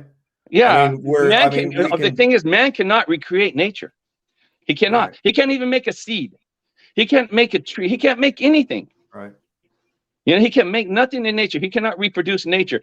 So all these guys always talking about how this is what's up there and this is what's up there. Well, no more. I say no, it's Well, not that they say not it is. really reproducing nature. If I know, for instance, that like you said with the hydrogen, okay, I was able to release a hydrogen gas from hydrochloric acid by adding another compound that's named Right. in nature, calcium. This is a natural thing too, because we take in calcium all the time into our body, into our hydrochloric acid, which is what our stomach acid is. Okay. I didn't make the hydrogen. All I How did was it? How was the hydrochloric acid that you added to the water made? I don't know how. It There was you go. made. But the bottom line is that I released the hydrogen. Now, here's another one that I can do. I can collect oxygen from hydrogen peroxide merely by exposing it to sunlight. And what is hydrogen peroxide? Hydrogen It's man-made peroxide, chemical. It's by giving an it's over oxidized water. That's all. But man-made. Well, over oxidized. You know what I'm saying? I mean, man didn't cause the oxidation to be a thing that happens. They just facilitated the ability for it to. That's all. They facilitated for the example- ability to do what? For the over oxidation of the water. In order Man to didn't create cause the it. hydrogen It just peroxide. happens. No, you have to force the oxygen. Well, at least at this pressure in this realm, you have to.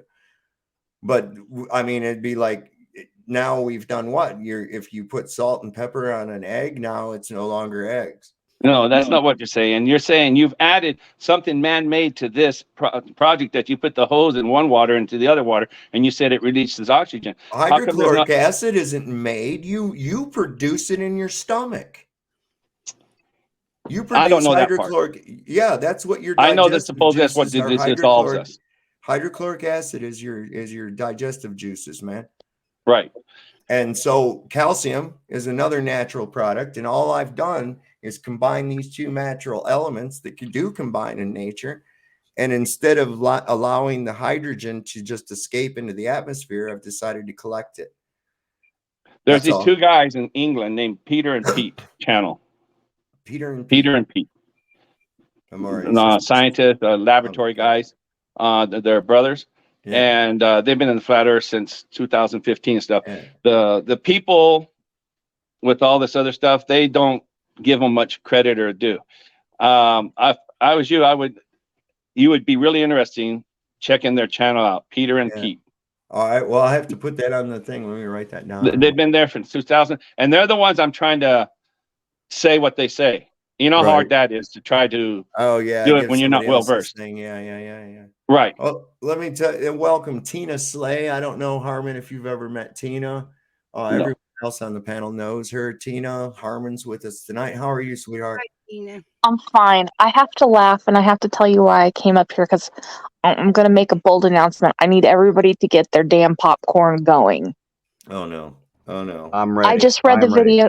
I just read the video notes for Captain Dumbass. Oh God. Captain Dumbass called the Bolivar Police Department, and that would be Bolivar, Missouri, over a gentleman, a cancer patient, and the police searching his stuff 3 years ago, by the way, for marijuana, which 3 years ago it was not legal in the state of Missouri for a medical marijuana card or marijuana at all. It is now, but not then. I encourage you, Chili, please keep calling the Bolivar Police Department. Please. Well, no, he called them for what reason? I'm kind of behind. I haven't watched a whole lot of Chili. I know he did a fun thing for the girl that got killed. This gentleman went to the hospital and he had marijuana along with other paraphernalia in his belongings, and the police came and searched him. Oh, is that? I think I saw the video. Yeah, those fucking. But it happened 3 years ago. It happened 3 years ago, and so he calls the Bolivar Police Department. It just goes to show, and for those of you who don't understand, when Chili came here, he made me research. He insisted I research every person involved, from the governor's mansion down, and provide him timelines, where they worked, where they went to school, all this other kind of stuff. And it just goes to show you that Chili doesn't even read the shit that people provide him for research. Because if he had, that would be the last place on the planet he should have called. So just get your popcorn ready, folks, because it's going to get interesting. Is this the one where it's a cancer patient illegal search violation of rights? That would be it, yes. Yeah. Let's see. Oh, you don't have nothing on there, man. All I can see is his numbers 00111460. Yeah. Well, let me just say that our former Attorney General just was sworn into the state Senate, and so the governor appointed a new one who took office yesterday. And the person who took over as the Attorney General was the governor's attorney since, I think, 2018, possibly. Wow. And I clue everybody in, because I'm sure there's a million Chili spies here. The governor of Missouri lives in Bolivar. He was sheriff there for over 15 years. 1 second, Tina. Deborah Clark, thank you, and good night, and thank you for coming. Thank you so much for the super chat. You're a sweetheart. We'll see you next time. Have sweet dreams. Tina, it's on you. Go ahead. I'm sorry. That's okay. The governor still lives there. He not only was a sheriff there for, I would say, at least 15 years. Friends with the police department, worked with them all, right. Still lives there, very well insulated. And Chili is now calling probably one of the most insulated places in the state of Missouri, as far as it goes, of very pro-police. I dare you, Captain Dumbass, to continue to call them every day like you said. I double dare you. I dare you to come. Triple dog daring. Yep. So he's calling the people who actually he can't refuse the triple dog dare. Him. Hold on, go ahead. What was that? What did you say, Harmon? I said, so he's actually calling the people who are charging him with the rules on the law.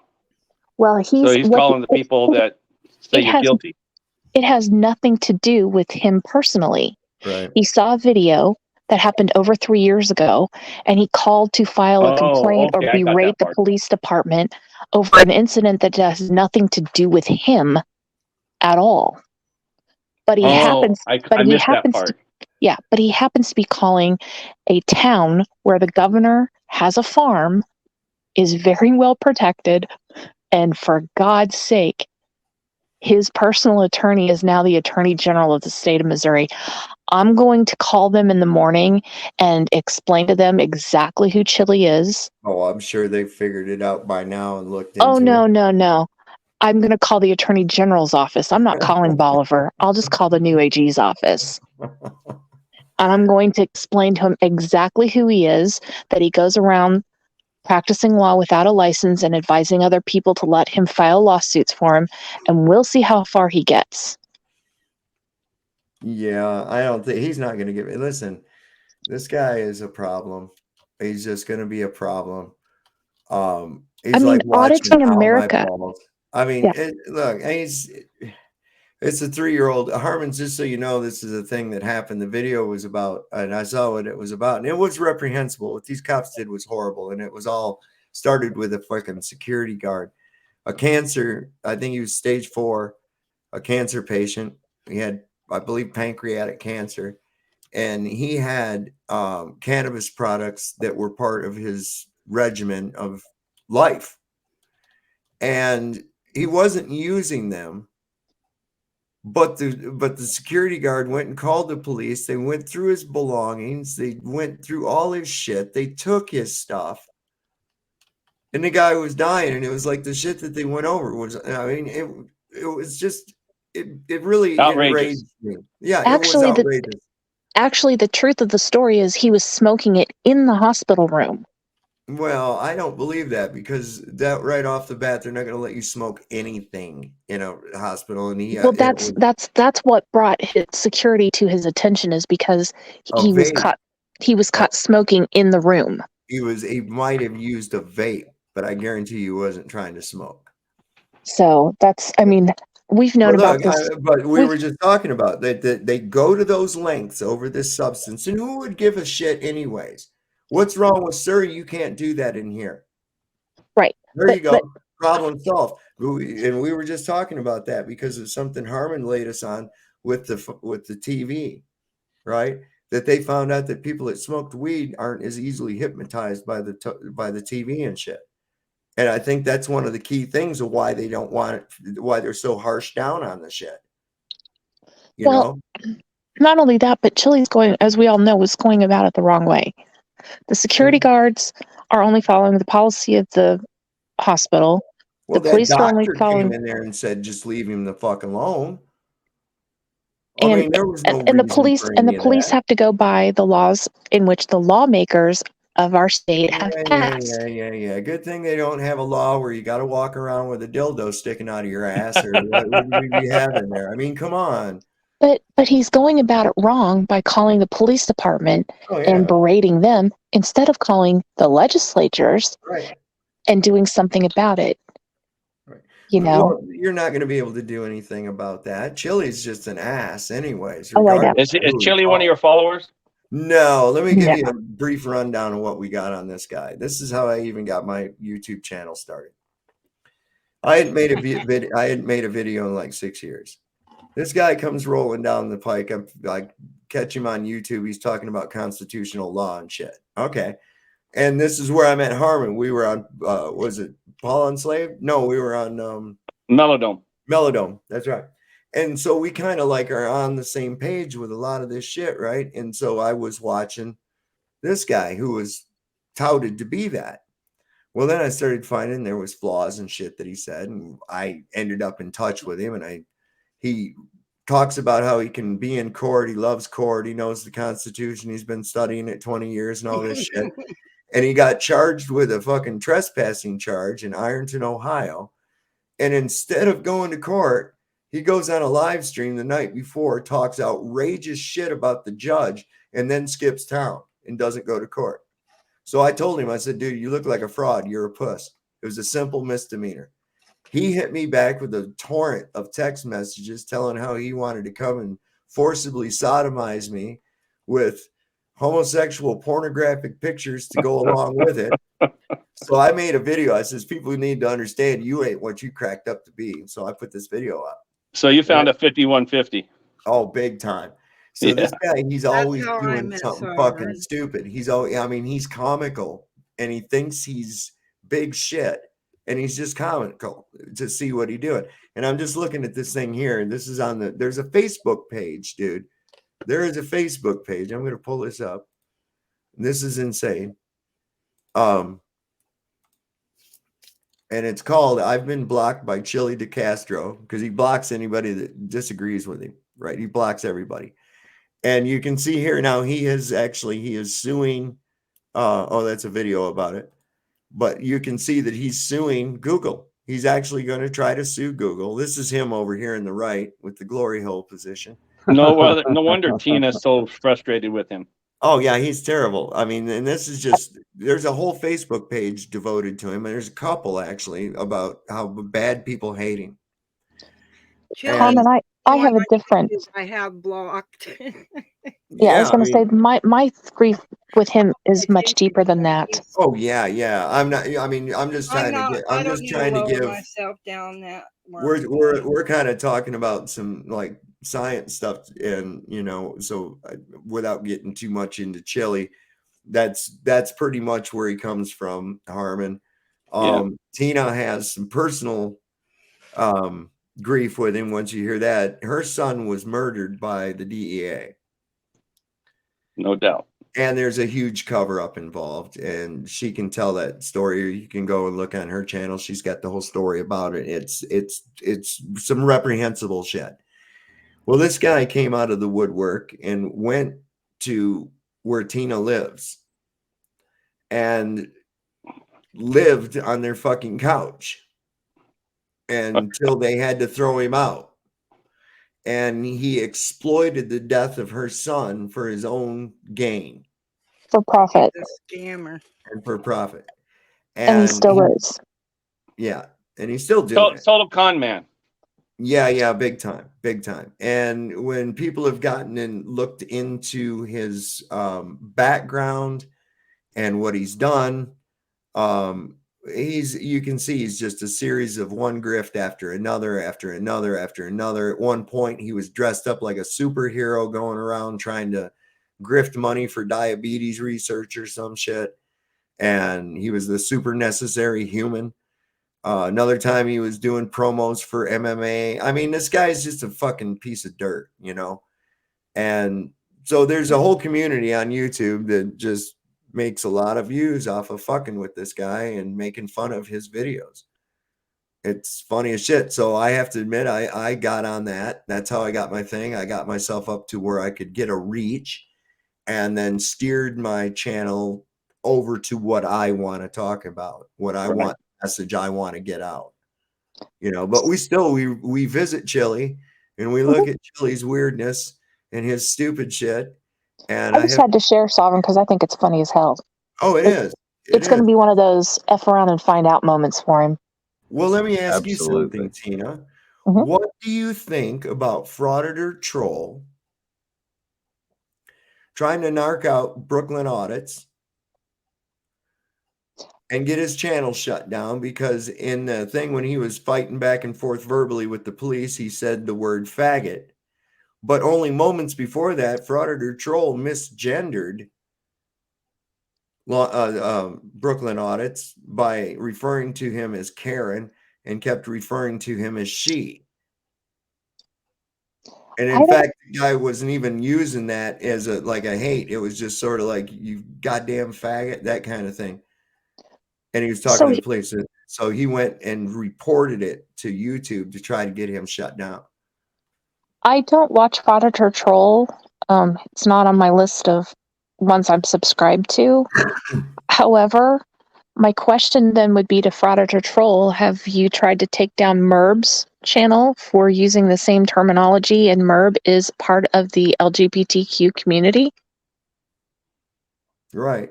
Hey, on that note, I got a question about that LGBTQ whatever, right? Okay. Doesn't the B in that string of letters kind of blow the notion that there's any more than two sexes completely out of the water? I mean, are the bees getting mad at the T's because of, yes, there is only two, that's why I'm bi, right? That means two. So I don't. To me, it's all confusing anyway because I mean, I know people who've had threesomes, and that doesn't necessarily make them the bees. You know what I'm saying? And it's so I don't know. It's confusing. All I know is that if you're going to stick to your convictions, then it better be across the board for everybody and not just someone you don't particularly like. A bee swings both ways, Correct. just so you know. yeah. That part I know, but I mean, I know people who would not consider themselves to be a bee Right, exactly. who have been involved in threesomes, which in that threesome includes at least two people of the same sex. Right. But they would not consider themselves to be the bee. My pronouns are and am. That's it. No, I mean, isn't that the dumbest shit? I mean, some of this stuff that they're doing, and there again, what we were talking about before, they actually get us to censor ourselves. You see, through a series of reward punishment type thing. You see, if you say the wrong phrase, then the algorithm will flag you. Right, and so we learn to censor ourselves. It's sort of like, oh, I get a shock. I get a shock when I do that. I get a shock when I do that. I get put in Facebook jail if I say that word or if I think that thought. I get a shock from the mass. And it's exactly the same thing to the point where we find ourselves having to say things very complexly, like if I want to, which I usually can't and don't, not on YouTube anyway, when we want to talk about alleged events that may or may not have happened between 1935 and 1945 in Europe. I can't freely discuss that because unless I can't critically analyze it, because unless I go with the standard mantra of what has happened, what the authoritative sources supposedly give me, then I will be censored out. You see, that's no way. That's why censorship is bad. Well, Truth they started doing that between fears no people. scrutiny. Truth fears no scrutiny. Okay, truth does not fear scrutiny, and daylight is the best sanitizer because daylight reveals truth. You divide people when you say you can use these words, you can't use these words. It starts dividing people further and further apart. A word is just a freaking word. Yes, some have a lot of power, but they're still just symbols all grouped together. Well, and it's because they've got us by a chokehold. And the reality of it is, if you look at it from the realistic standpoint, you look at, like, for instance, with Facebook, right? People want to be real careful about what they say. In fact, I'm on Facebook jail right now, and I don't even fucking know why. So they gave me a month, so it must have been bad. Anyway, I don't care. All right. And why I don't care is this: most people do, and they're like, "Oh, I won't be able to get on my Facebook for a certain amount of time. Oh my God! So I'm going to self-censor myself." Let them kick you off. Let them kick everybody the fuck off. Don't they make their money by you having a free account on there? Yep. It's you that makes the fucking thing. What if everybody just went ahead and typed the N-word into your Facebook, hit enter, and see them kick everybody the fuck off for 30 days? What happens to Facebook? Goodbye. You see what I'm saying? So they're actually using something that would hurt them in the long run, but it hurts you more to not have access to this silly nonsense. Oh my God, my cats that look like Hitler page. I won't be able to say I try to tell people that all the time. And if you go back to when we were young, what did they say? The customer's always right. Now it's not that way. No, you're at let me give you an example of something that happened real world today regarding Facebook. So I'm friends with my neighbor that lives a couple of houses down on Facebook, and I've known her many, many years. And I noticed that she's doing, her Facebook page has this stuff about cryptocurrency. And I sent her a message and I said, "What's this all about?" And she tries to get me to do all this other stuff. I walked down there today. Someone hacked her email, hacked her Facebook, changed all the passwords. And Facebook will not do anything about it and will not delete or restrict that account, even though she's proven who she is and that all this posting going on is not her. So it just goes to show you they don't care. And they're not sticking by their own terms of service. Because here's someone who's now scamming people out of potentially thousands of dollars in a Ponzi scheme, in a literal Ponzi scheme. And no, I'm not talking about you, Chili DeCastro. I'm talking about an actual scammer on a high-scale tech basis. Facebook is now controlled and run by the military-industrial complex as well. Always and was. Zuckerberg's just a face. He's not who's behind it all anymore. No. Always was. Facebook Right. started out as a DARPA program called LifeLog. The very day that LifeLog went dark, Facebook went online. And it was attributed to some autistic kid named Mark Zuckerberg. Okay, whose real name is Adam Greenbaum. And he happens to be David Rockefeller's illegitimate grandson.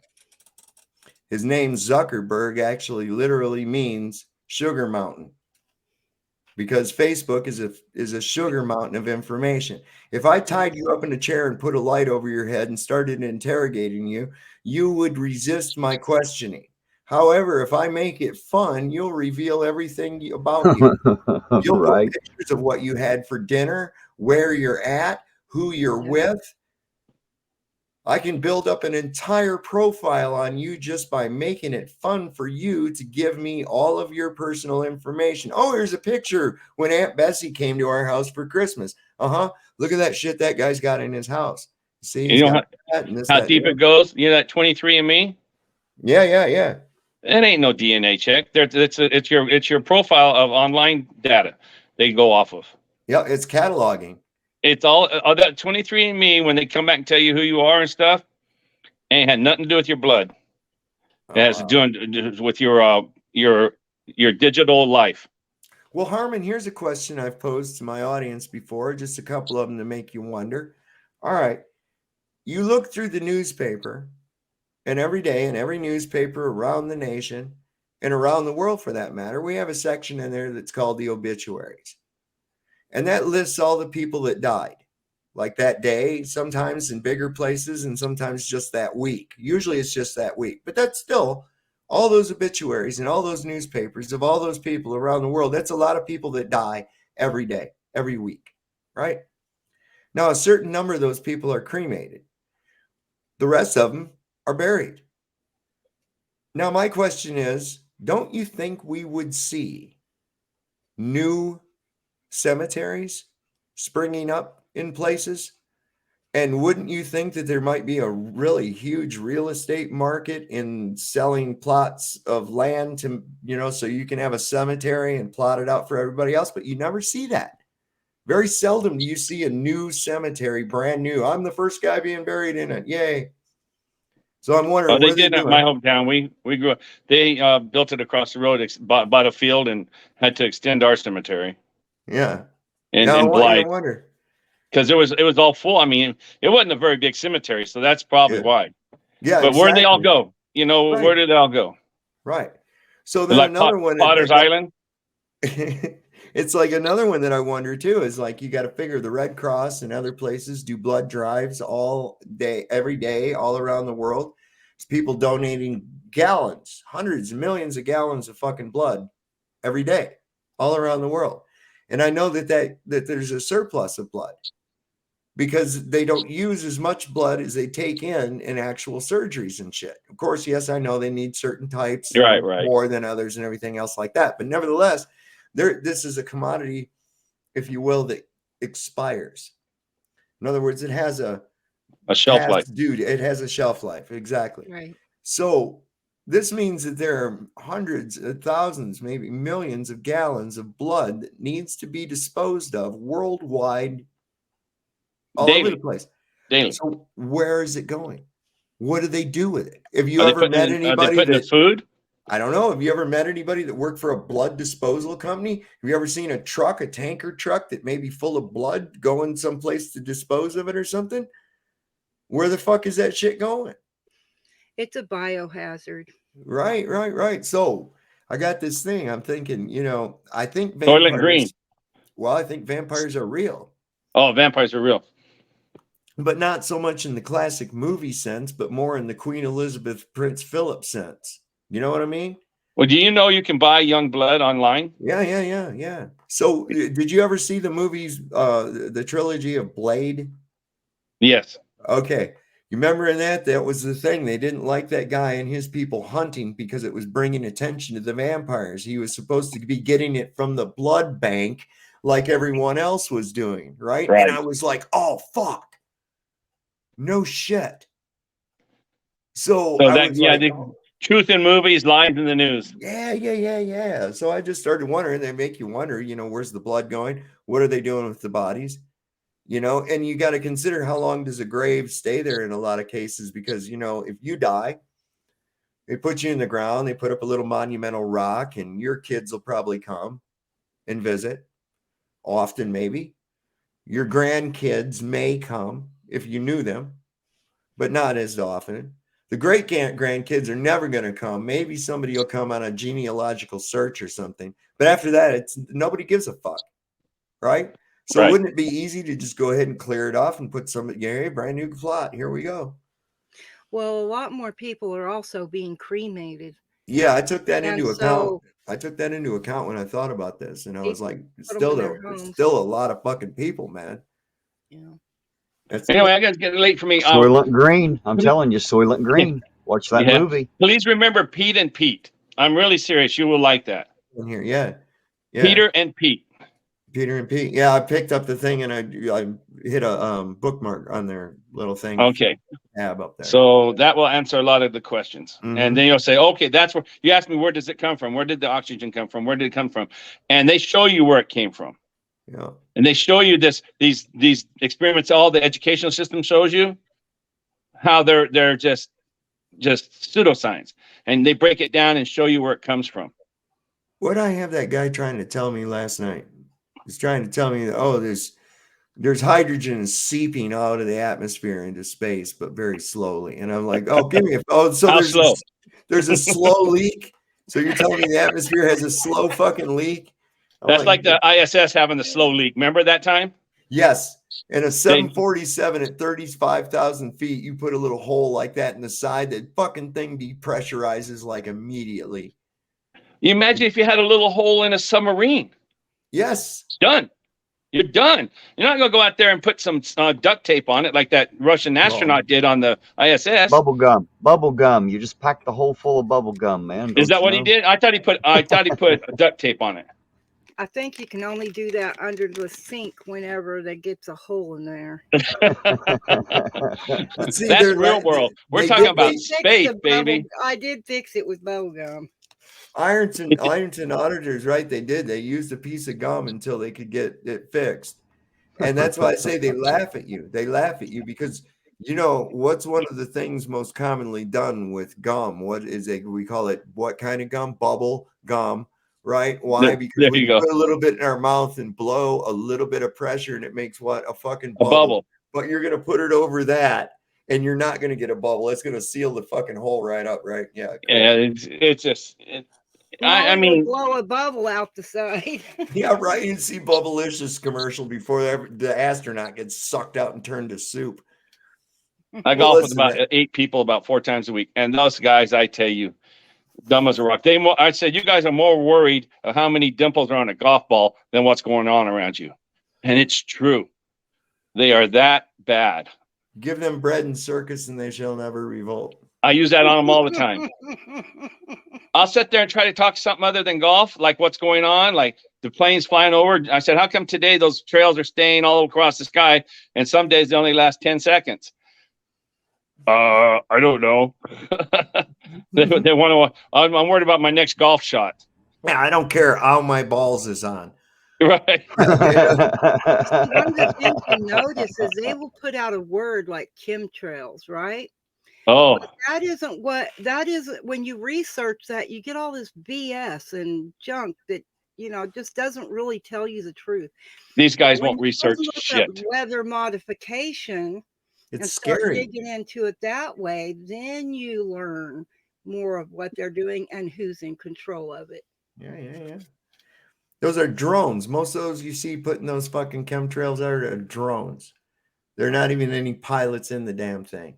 Who was They're that guy who put it out the other day? He puts one. He has chemtrails every day. He's I on just know that we got 'em. YouTube, and he showed it where they're making circles on.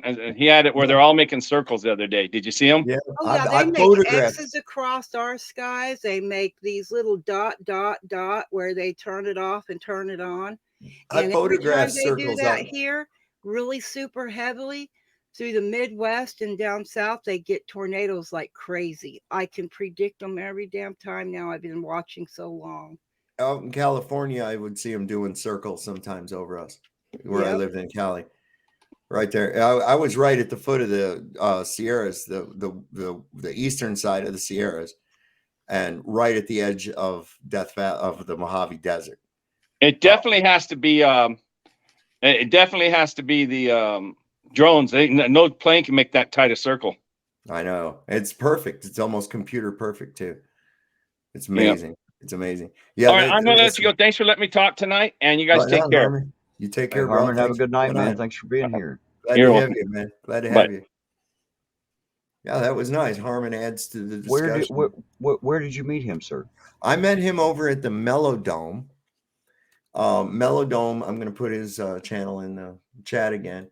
He's got a really good channel over there. I was watching it and it was like a kindred spirit. Not copy image link, copy link. You There we guys seem to hit it off pretty well. Who, Harmon? Yes. Or Yes. yeah. Well, see, Melodome, that was what I was saying. I was watching it and I was like, oh my God, I love this guy's audience.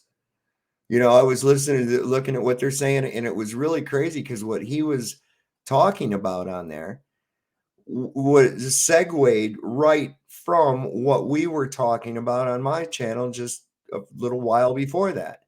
And then earlier on another channel. And I was like, holy fucking God, this is crazy. It's almost like there was a connection through the ether that that put us in touch. Well, the thing is, I'm sitting here, I'm looking at his desk while he's talking, he's doing his show, and I'm like digging on what he's saying, and I'm looking, and I was like, dude, you robbed my curio cabinet. All that shit on your desk is like shit that I have. What the fuck, man? This guy's got some cool stuff, man.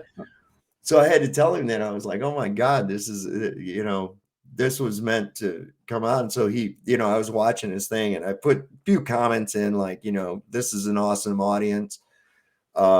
And things like that, because it really was. I was really resonating with it.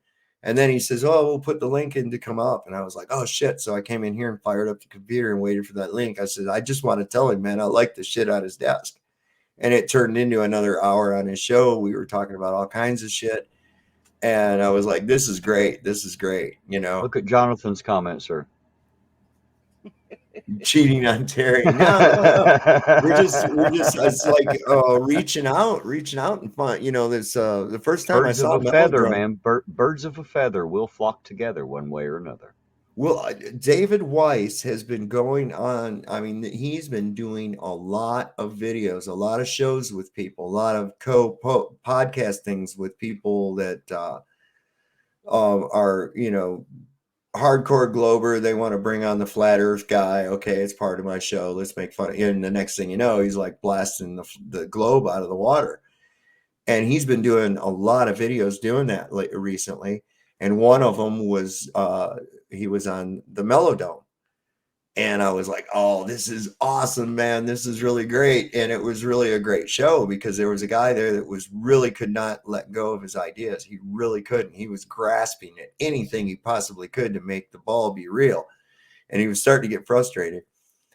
And so I went ahead and I subscribed to Melodome. And I was going to watch him yesterday, but his live started late. and he was going to be doing this thing called Truth or Trivia game show. And I'm going to go back and watch that anyways. You can get this trivia game that's Truth or Trivia, like conspiracy theory trivia. And I saw somebody else do it. I think it was Whitsitt, Austin Whitsitt did it. And it's pretty cool. It's like, so I think that's what he did there. But anyway, he started late and I didn't get a chance to go on because I had something else going. Maybe we should try that game here. Try some truth or trivia. Yeah, I want to look into it. I really do. I'd like to look into it. Or maybe we can do a show one night with Mellow. He seemed like he was down for doing some shit like that. That sounds cool. And if he's already got the game, man, I don't know, let him run the game, or I can find out where you get the game and order it, one of those things. But yeah, it's a good idea. I thought it was pretty cool. His channel's really cool. On his thing, he puts up an intelligent advisory, it's his thinking content, like a parental advisory. So yeah, so I was like, this dude's pretty cool, and he's a 420 friendly fella too. And so just like click, click, click. And it was really cool. It opened up to some more people in that community. So that's going to be nice. I think and people that are open to learning do find each other somehow, some way. It just happens. it does. Absolutely. Absolutely. And so I really had a good time on his show. And I think prior to that, today, you all know Austin Murphy. He comes in the chat a lot on this show. And he messaged me and he says, I'm on Moose's channel. And now he's a guy that goes on, that I met him through Paul Unslaved. And he had a panel going today. And I guess Austin was saying something about flat earth. And then Austin gets to a point where he goes, oh, I can't explain that part, but I know a guy who can. So he called me. And I went to the chat and they put the link on there. So the next thing I was on there and we segued it into some shit that we were talking about anyway. And that was really cool. So it's been a really busy day. I've been on streams most of my waking hours today. So Awesome. yeah, I've been having a really good time getting to talk with a lot of fucking people, man. It's pretty cool. And like I said, I love my audience. And now it's been able to bring some other people over here. And I'm going over to their stuff. And this is really cool how this type of thing builds up to where it becomes almost like a little network within itself, Isn't it great to I see how find it very people could get interesting together how and far form that and wide network? it spreads. What's that, Dreamy? I said, I think it's interesting how far and wide it has spread. I mean, I watch cop watchers and I watch law, I watch lawyers, all kinds of stuff, animal stuff, you name it. And I talk in different chat groups all over the place. And I've just learned so much. Plus, I've been able to impart what I know. And it's just like information just passing, at breakneck speed. And you're going to always get the ones that are so stuck in the rut that they can't find their way out. But somebody will come along and say it in just the right way and pull that person out. Mm-hmm. Well, that's my goal here. My biggest goal here is, one, I like to make people laugh, for one thing, so that's why I joke around a lot. Yeah. But I like to impart some knowledge. If you're open to it, pick up some knowledge. Yeah. And as well as I most importantly is, think for yourself. Realize Exactly. how many of your thoughts and ideas are not really yours, and you just adopted them without thinking them over real well, just Yeah. because everybody else did. You see? And there again, truth is not dictated by the consensus of others. Okay. Truth is truth, and it's immutable, and it does not fear scrutiny. So if somebody's talking about something and I have to shut them up and make sure that nobody can hear what they're saying, I mean, Right. outside of somebody just being an irritating dickwad, and calling Right. people names and shit like that. Big You know difference. what I mean? Right, big difference. But if I'm not proving them to be wrong, I'm proving that I'm afraid of what they're going to say. Yeah. So that right there always throws a red flag to me. Why do you want to shut those up? When I see laws passed in various countries that will cause prison time for questioning alleged events that may or may not happen in Europe between 1939 and 1945, you get thrown in prison if you question that. So Right. why? Truth fears no Exactly. scrutiny. Why is there? It doesn't need to be protected by a I law. think that's the way they've managed to get their stranglehold tighter and tighter and tighter by changing the things people keep calling laws to be more restrictive of our ability to think for ourselves for the most part. Because when you start restricting something, you can't talk about this. After a few generations, nobody knows or remembers that. Right, right, right. Easy to wipe out and forget about it. Out of sight, out of mind. Well, how many kids, and I've seen it even with my kids, and they're in their, well, my oldest is in his 30s now. So's mine. And we have a lot of towns, old towns especially, they usually have a high street, a bank street, and a gay street. And the kids thought that was funny. Gay street. Exactly. Because they don't know that word outside of the context of meaning homosexual, when that's really a relatively new term for homosexual. Exactly. It used to mean happy. That was a happy name for a street, gay street. There's a lot of women that have that as a middle name as well. Yeah, yeah, yeah. So it's well, look at what was it? Yeah, the Tibbets. Okay, that was his mother's name, her middle name, because he named the pilot of the B-29 that supposedly dropped the bomb on Hiroshima, was called the Enola Gay. That was his mother's first and middle name, Enola Gay Tibbets. So yes, you're absolutely right on that, Dreamy. There's a lot of names that Wendy. The name Wendy was never anybody's name until after the story Peter Pan came out. I can Ain't believe it. that something? Larry, you're getting a black mark on your chart. Okay, you come in here all late and shit. Say, "Oh, I'm so sorry, I'm late. I'm so sorry, I'm late. My life is more important than your show." What the fuck is wrong with you, Larry? Now go stand in the corner and think about what you've done. That's right.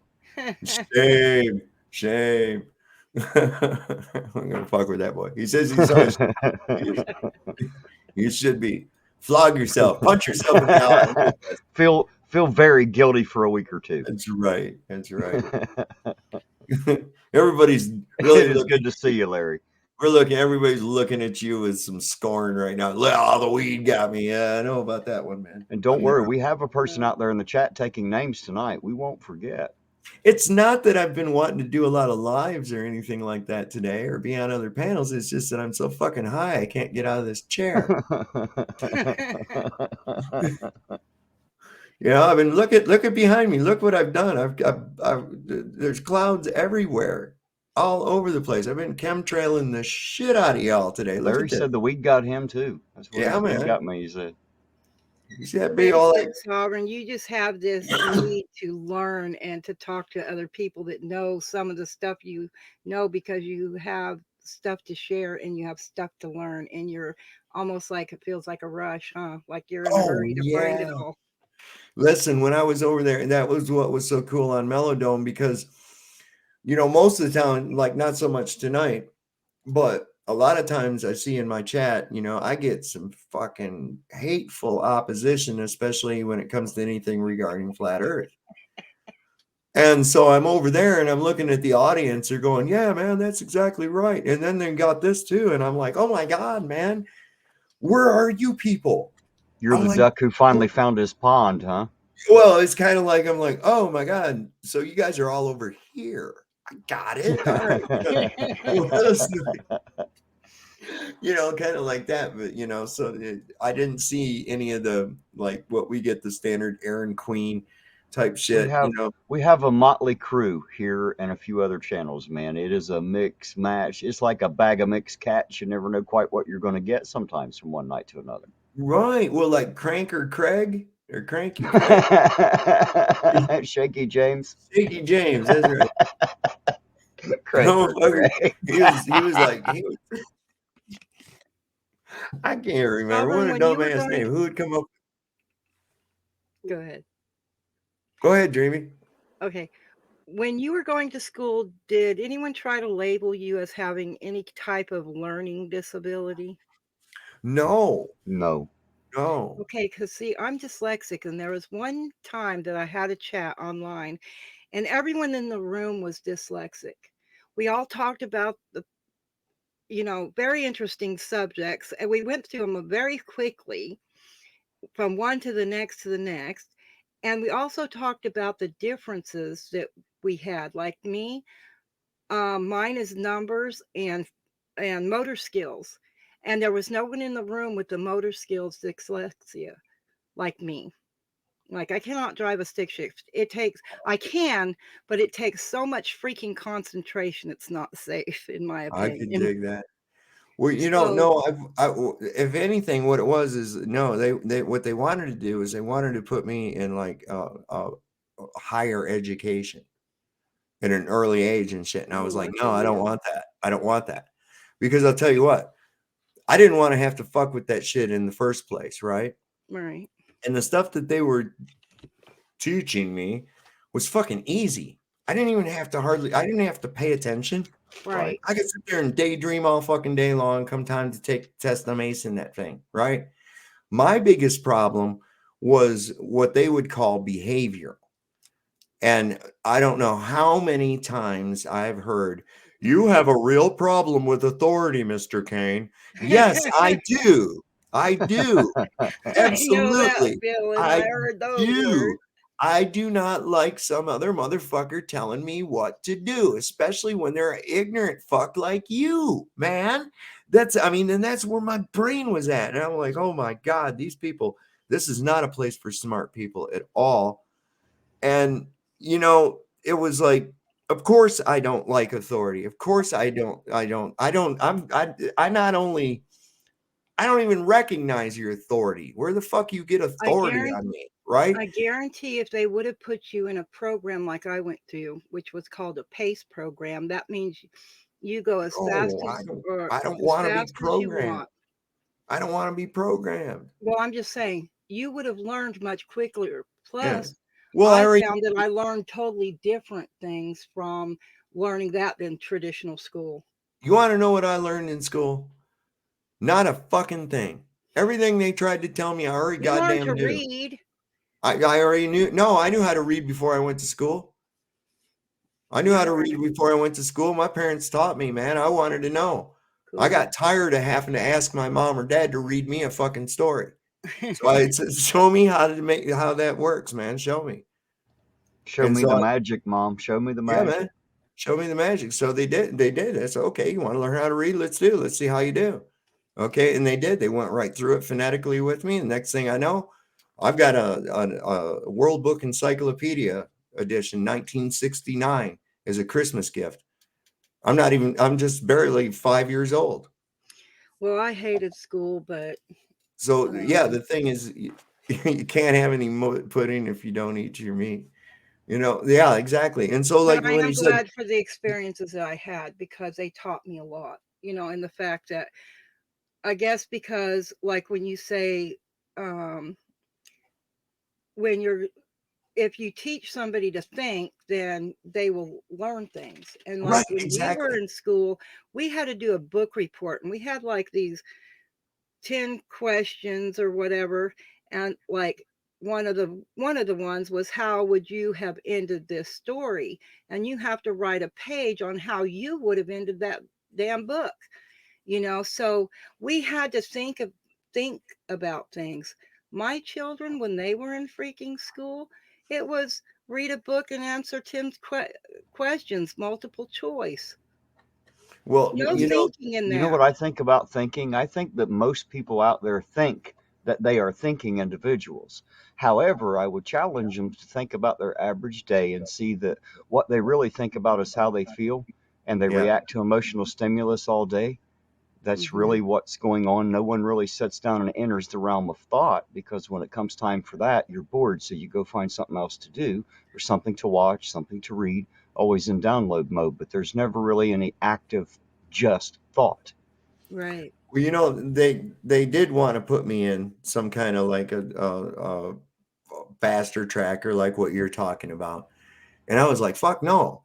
Look, I already hate having to fucking come here, right? And so far, I'm able to get through this effortlessly.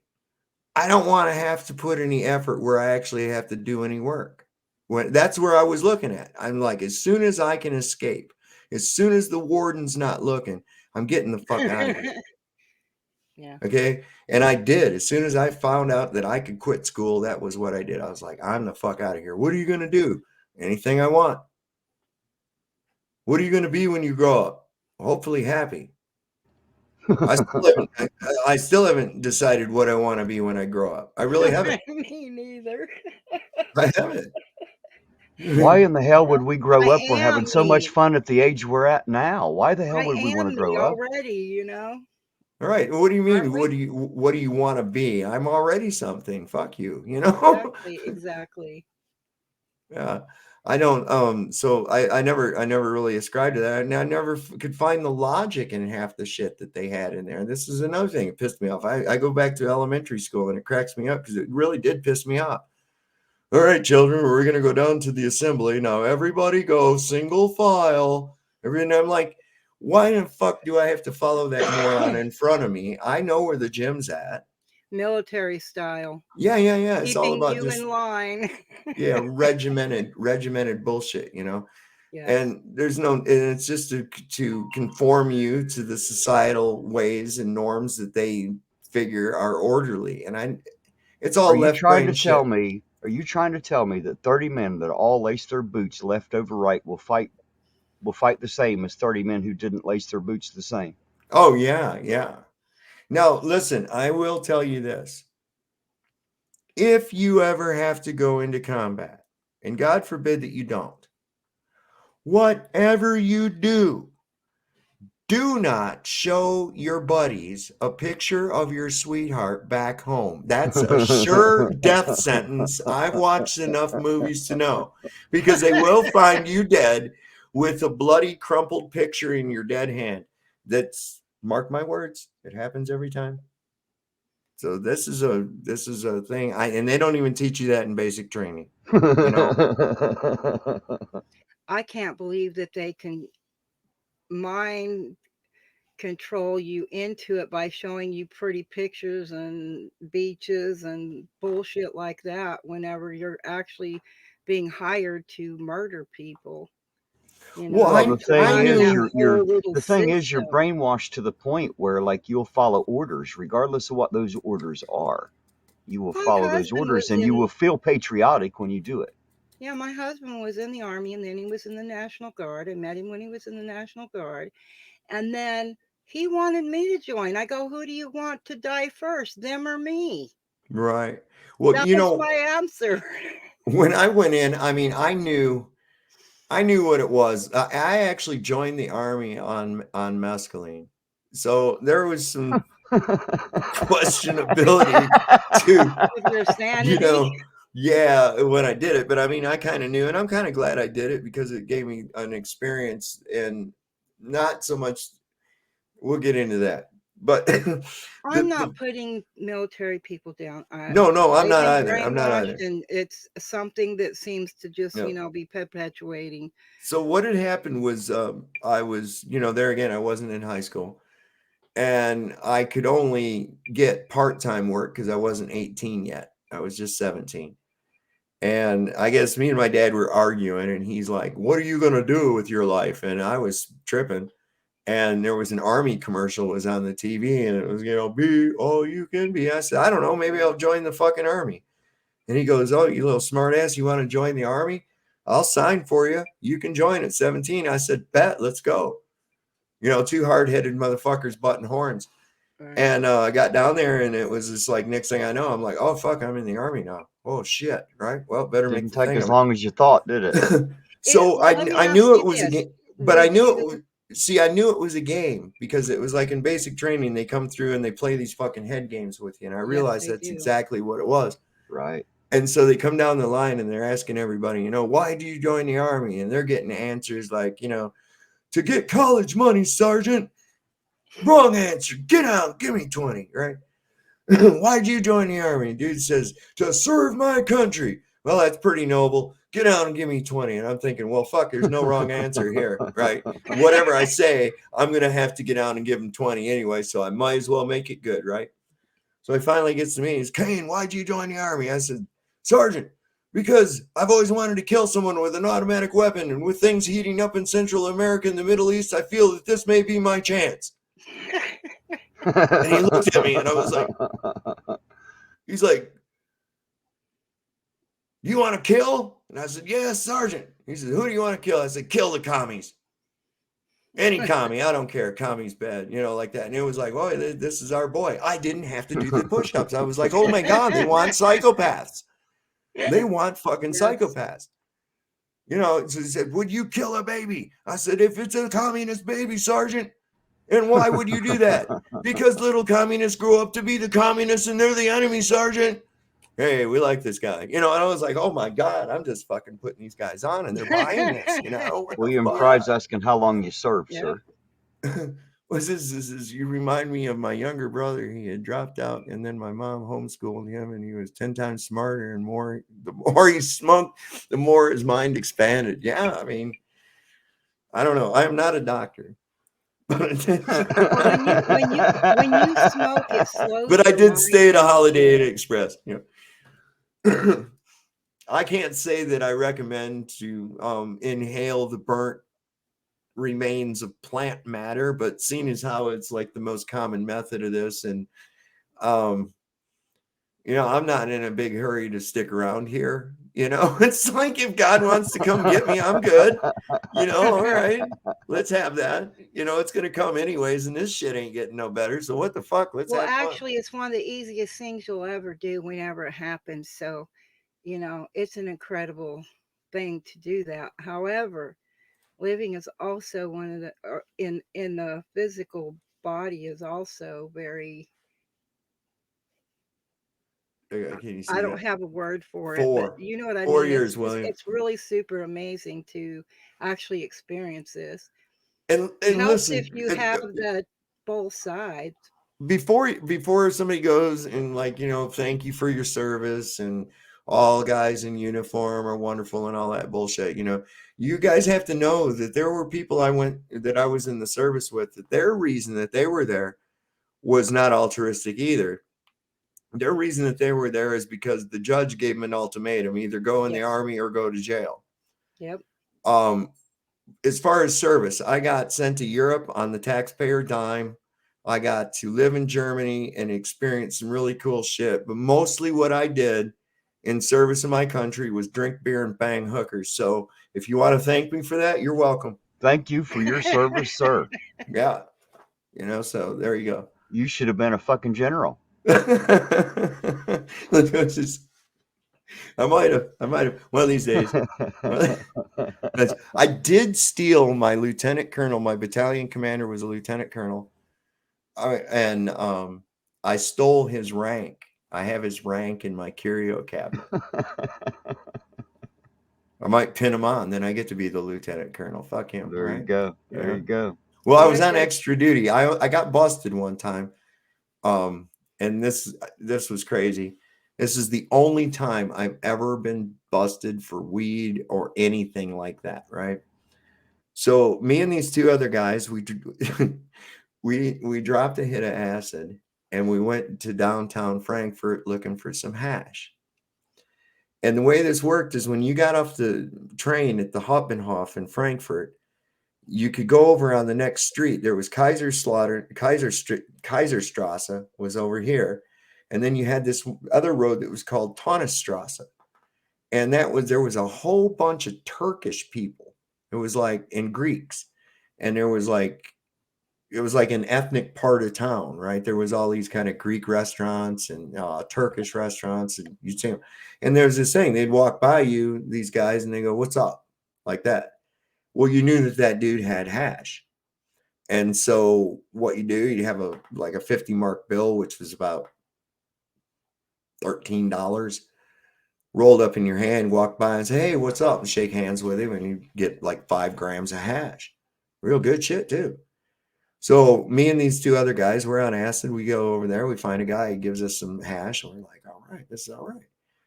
So we're tripping, walking through town, having a good time. A couple hours later, we end up at this park, and we're just sitting on this bench. It's dark. I finish a beer. I crush it up into a little pipe. I fluff up some hash and put it on there. We smoke it. We're good to go. Get rid of the can. No, there wasn't a can. That's right. My friend had a bowl. That's right, because he got busted for having the bowl. Anyway, because most of the time we used a beer can. Anyway, make a long story. This is over 30 years ago. I look over, and under this street light down the path, I see there's these 3 people, and it's a white guy, a white woman, and this black dude. And not too unusual. And I see him walk over toward us, one of them, and he goes, hey, he says, it's a white guy. He says, hey, he speaks perfect English, long hair. I thought that was weird, but that's not uncommon, because there's a lot of times there's dependents that live over there and shit, dependents of military. So it did kind of strike me as odd, but not really. And he says, can anybody got a lighter I can use? I'm going to go buy some hash off this black guy, and I want to know, want to be able to see. And I'm thinking, well, you're under a street light. What the fuck? Anyway, I says, here, go ahead. So he goes over there. I see him flick the lighter a couple times, and him and the guy and the other guy, black guy, come walking over, and he hands me back my lighter. And he says, here you go. And I says, thanks. I says, hope you got everything you needed. And he says, oh yeah. He says, anybody else interested? And we just looked at him like, no. Little glowworm, right? No. And he says, well, here, let me show you what we got. About this time, this acid kicks in on me hard. At the same time, this guy goes, let me show you what I got. And he reaches into this leather pouch, and he pulls out a fucking 38, cocks the hammer back, and puts it right up to my fucking head like that. Right up to my face. That thing looked like it was this big around. And I'm tripping. And he says, freeze, CID. Well, luckily we had smoked 0.4 grams of that hash. Otherwise, I would have gone to German jail. Missed it by a few grams. Yeah, so they arrested us for possession, and they arrested my friend for having a pipe. And they took us to the MP station, and by the time we got there, I'm peaking hard on acid, man. I'm like, oh my God. Oh my God. This is just incredible. That was the first time I was ever arrested while I was tripping. The other time was in Arizona. That was fucking crazy. Anyway, yeah, so I had to call our platoon sergeant, and they had to come down and get us out of the fucking MP jail and shit. And I was like, oh my God, that was crazy that whole fucking night. I don't know where I was going with that whole story, man. But that's the only time I've ever gotten in any trouble with weed or hash or anything else like that. And all I got was they took one of my stripes, and they made me do 30 days extra duty, and I was 30 days restricted to the barracks. You bad How dare boy. you? How dare you smoke hash? What's wrong with you? Yeah, I didn't stop smoking hash either. So You mean that didn't teach you a lesson? no. I mean, it got to a point, because see what I did, my job, I was really good at. Me and my radio team had like records for being able to get to a located site, set up communication, and be on the air and live in the shortest amount of time. I mean, we had a system. We were good. And if something went down with the radio or weather conditions, we'd troubleshoot it in an instant and have that fucking shit back up. We were really good. So it was to their advantage to not fuck with me about the weed. It really was. Or anybody that was in my squad, because we were high freaks, which is short for high frequency, but we'll take the name. And they knew, just don't fuck with them. They're good. And so like when it would come to have a piss test, it was funny. Sergeant Finnessy, she was this really sweet black woman. She'd come up and she'd go, now, Kane, we going to be having a piss test. You gonna be okay? I says, you know I'm not gonna be okay. She go, all right, I'll fix it for you. So I never got in any fucking trouble. And I guess that's it. I don't give a fuck attitude that I've had like that. I'm not gonna give you that power over me, you know? It's like in here, if I get people come in and say some shit or in my comment section, I don't give a rat's ass, man. What do I give a shit what you think? You know, if you're that way, fuck you, you know? And there's a lot of people, like for instance, our friend Chili, he can't handle that. He sees a negative comment and he just gets fucking triggered. I look at it and I'll laugh. Half the time I'll bring it up on the fucking thing. Let's talk about this dumb shit you just said, you Well, know? Jonathan knows I can get cheated on, and I ain't even mad. I Yeah, just yeah, ignore them. That's the yeah. best way to get rid of them is just ignore them because when you don't give them attention, they just stop bothering you because they're not getting what they wanted. Yeah, man, that's Right. exactly right. That's They're exactly very right. needy. Well, they're like energy vampires, man. Yes. They're feeding off of the, so to speak, not from so much of an esoteric standpoint. I don't know, maybe I'm wrong. Maybe they are. Maybe they are truly demons. When But people do not want to have a conversation and they just want to shove crap down your throat, I got enough of that when mhm, in church, you know. I People are went to just church too till I was offended. 16 and here's the reason I got kicked out of church. I moved out of the house at 16 because of things that were going on there, and it was safer on the streets for me if that's where I needed to be. Although I ended up moving in with a friend. nope, But wasn't me. the Okay, thing okay, I'm sorry. is Go ahead. one of the what I what I learned is I still was going to church every time the doors were open, just like I had done throughout my childhood. Hmm. And I was working. So I really didn't have a lot of extra time on my hands.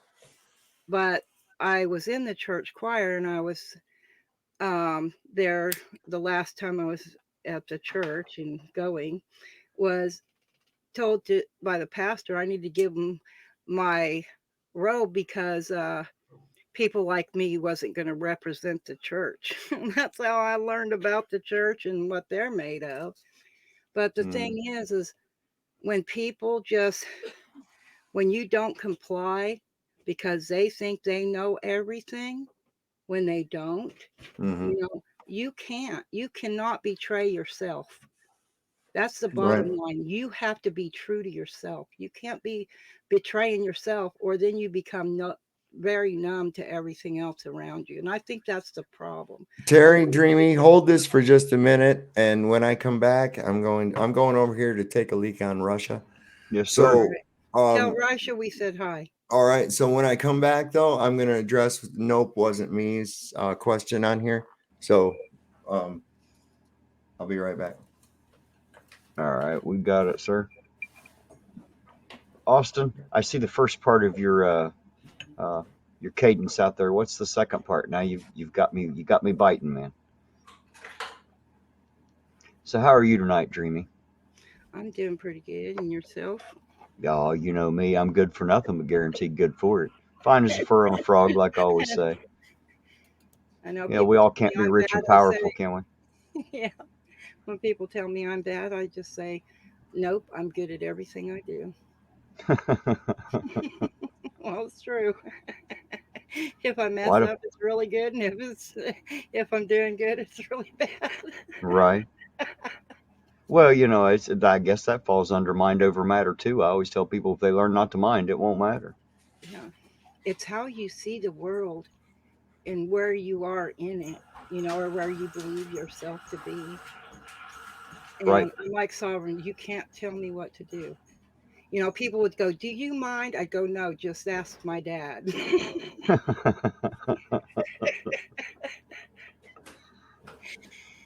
So actually, I did mind very quite well. It's just that there was other things that came into play, so I stayed in a lot of trouble. But Well, when the people one ask me if thing, I have the a one problem thing, with insanity, I tell them I enjoy it quite nicely. I have no problems with it at all. I like it. someone told my dad a lie and made it about me. So I took a whooping every night he came home from work for 2 weeks straight because I refused to lie to him. I Okay. was said that I was the one that was lying, but I wasn't. But Okay. my So, dad couldn't figure it out. But I took it for 2 weeks. I refused to give in. So mhm. that's how stubborn I am. Beat me to death. I don't care. I'm not going to, you know. So nope wasn't me had asked what happened with the gun charge. Okay, so the gun charge that I received was here in Virginia, and that was in um, the fall of 2018. Come on in here and have a bunch of water there, Brand.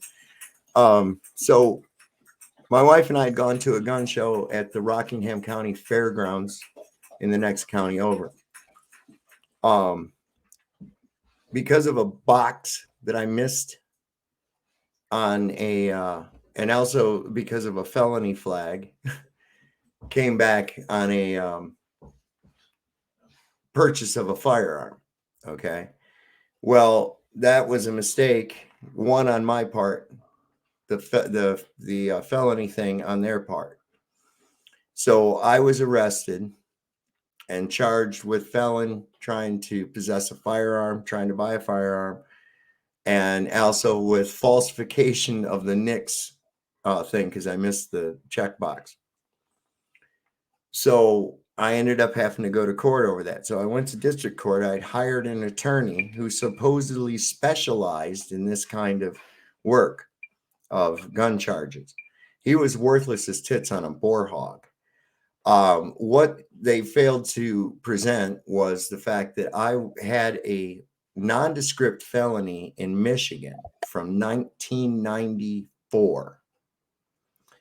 And a nondescript felony is basically a nonviolent felony. And in Michigan, after 3 years of your sentence being served, your probation done, fines paid, you're all done, your rights are restored. Okay. So I even showed them. I showed it to my attorney. I showed him the statute right straight from Michigan, showed him everything, the law. They still remanded it over because I wouldn't take the plea. They remanded it over to circuit court. So at this point, my attorney says, well, I'll need more money for that. And I says, not a problem. Here you go. But here's what we got to do. That motherfucker went against the law and put me up in the circuit court to begin with. So he later contacts me and says, because I wouldn't take the plea. See, circuit court's already wanting to offer me plea deals. And I'm like, I'm not guilty of anything. So I'm not taking your fucking plea deal. So he says, oh, well, I got a stabbing trial that I'm going to have to do, so I can't be your lawyer anymore. And I'm like, well, ain't that a fine? How do you do? Right? So I didn't pay him the $1,000 for him to represent me. I was like, nope, I'll represent myself. Fuck you. So I just studied into it. Now, when it came in, this is how bad they are. The prosecution still up to the day of the trial said that if I pled guilty to the falsifying a government document charge, that they would drop the felon trying to get a firearm, even though I had already made it known that they don't have a charge. Right. They're still trying to use it as a bargaining chip. I was like, no, fuck you. I'll see you at 1 o'clock in court. So there I was in court, and it was scary as shit because I was looking at 18 years because I didn't take their fucking plea. And so what I had to do, they said that I had falsified a document. And I said, no, it's just a simple thing that I forgot to check a box. That's all. I said, now what you have to do is prove mens rea. What that means is what was the state of mind? Okay. What was the intent? Now you have to remember where I was at. I was at a gun show. What's a gun show? A gun show is where private and dealer sales of firearms takes place. Now they've made laws where you can't do this part what anymore. This is what they called the gun show loophole.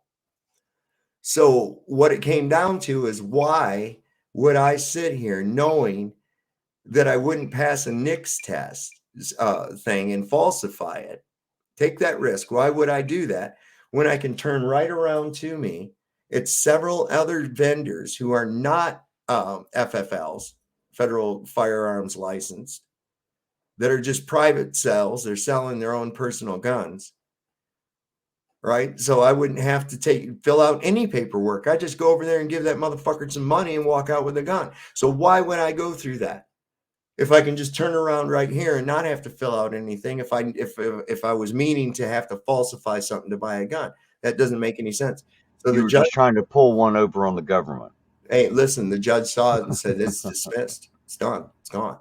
So I was actually, because I cross-examined witnesses. It was awesome because every time I objected, he sustained every one of my objections, because it was really cool. What they wanted to do is turn it into prosecution asked and said, and what model of firearm was Mr. Kane trying to purchase from you? Objection, relevance.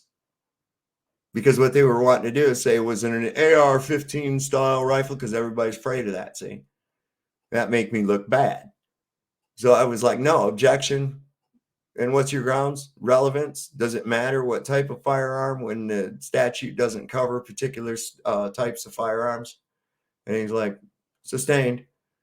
And it was great, man. So the prosecution came up to me afterwards and asked me where I studied law. And I said, fucking YouTube and my living room. That's where I studied it. I had to find everything I needed about my case. I've got a binder still. I call it, it's got a label on it that says Virginia Shit Show. And it's got everything that's in there. And it was just a real fucker to my life for no reason whatsoever. And it's just, there it is, the state. And they really, really want to try to disarm everybody. They want to label everybody a motherfucking felon and then take it so that they can't get a gun. And by doing this more and more and more and adding more laws that make more people felonies, there's more and more people that they can't be armed, so they don't have to disarm them. See? Sick. And this is my belief. I'm probably going to get a lot of flack for this. But even if you murder someone and you serve your sentence in prison, I think that after you get out of prison, you should be able to buy a firearm. Nobody should be able to say shit about it.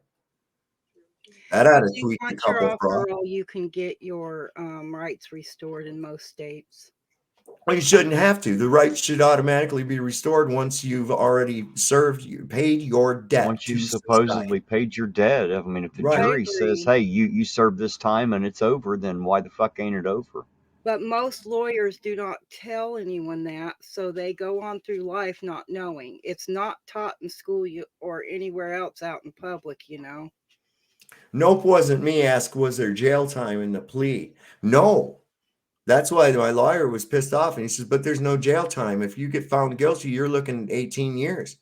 I said, I am not going to plead to some shit that I didn't do. I don't give a fuck. And I'm not going to do it. I'm tenacious when it comes down to shit like that. I'm not going to say I did something when I didn't do it. Right. Just because to make it easier on me. No, I'm going to hold you to the fire. You're going to have to show that I had intent to do something like that. Fuck you. And that's where I went with it. So yeah, I'm not going to do that, because no, it was, it would have been a felony, which would have then made me have to get loose of any rights that they say I can or cannot have. I don't need a motherfucker to tell me if I can or cannot have a gun. Because I was on probation for the last 2.5 years up until like back in April. I was on probation, and I carried a fucking gun every day. Every fucking day I carried a gun. I smoked weed every fucking day, even though they said I couldn't. They gave me a piss test at they gave me a piss test at the probation, and they said your piss test came back positive, and I said, for what? He said, marijuana. I said, CBD or THC? And he goes, well, unfortunately, we don't have a way to tell the difference. And I said, well, that's unfortunate for you, because CBDs are legal and I'm using them because I'm old and I hurt. Fuck you. And that was the end of that. Can't prove it one way or the other, can they? Nope. And it don't matter no how. I'm not going to ask him, especially some little punk kid looking motherfucker. You should have seen this guy. I felt like asking him, does your mother know you're doing this? I couldn't believe, you mean this little kid, barely shaven, peach fuzz motherfucker, he's in charge of me for some reason? What? Kiss my ass, kid. So I played him pretty good, man. When I talked to him, he was a nice guy. Don't get me wrong. But I do this. I look over the glasses. I give the dad look, and they shrink right back. I've done it to cops. I pulled over a cop. I pulled over a cop in the Food Line parking lot. He pulled in there. I pulled right up next to him. I seen him talking on his cell phone while he was driving. I turned around. I went back after him. I pulled right up next to him. And he goes, "Can I help you?" And I said, "Yeah." I said, "I just saw you talking on a cell phone. They just passed a law that's you're not allowed to be talking on a cell phone while you're driving. You're aware of that, right?" And he said, "Yes." And he said, "But it wasn't." And I said, No, but, it's about nothing. If I ain't allowed to do it, you ain't allowed to do it, right?" And he said, "That's right." And I said, "All right." So, and he goes, "Oh, I'm sorry." And I says, "Just don't let me see it again. Don't let it happen again." Because I even brought up, I said, "You'd pull me over. You'd give me a ticket for that shit." And he's like, "Yeah." He says, "You're right. I'm sorry. I won't do it anymore." I said, and I was like doing it like an authority, like I was talking to him like his dad. And I says, "All right. So be careful out there then. Have a good day." And roll. And what the fuck? How many people? "Oh, he's got that costume. Don't talk to him like that." Fuck him. You ain't supposed to be doing it. I ain't supposed to be doing it. We know that these cops are prone to doing the same shit they bust us for. Terry, the cop that hit the little girl, rest case. Boom. There it is. So just because you got a That's a special terrible suit. damn thing right there. Yeah, man. Just because That you is got a awful. suit don't make him immune to this shit. Oh, absolutely not. No. If you break the law, you should pay the price, and you should pay the same price everybody else does, and there should be no fucking deals. Well, it's starting to look like that if you do have the suit, it makes them more prone to be those people, because it's like, I can do whatever the fuck I want. I'm not saying all of them, but there's a great many of them that feel that way. It's like that Well, you know that college because they do experience. kind of do whatever the hell they want to do. Yeah, man. Bastards. Anyway, I think I'm gonna go ahead and shut her down. We're getting late here. And I don't know, let's see. You asked chili. Yeah, there you go. Boy, they just can't stay off the fucking chili, can they? They're Y'all huge. got chili on the brain, man. I haven't talked about chili in fucking weeks, man. Nah, he was talking about your lawyer earlier. He was talking about how bad your lawyer was, and he was wondering if Ow! that was Chili. He was making fun of Chili. No, this guy, I wish I could remember. I'm sorry, what? I wish I could remember the name of the thing off the top of my head. I have it on the card. I'm going to put it out there because this guy was horrible. He was horrible.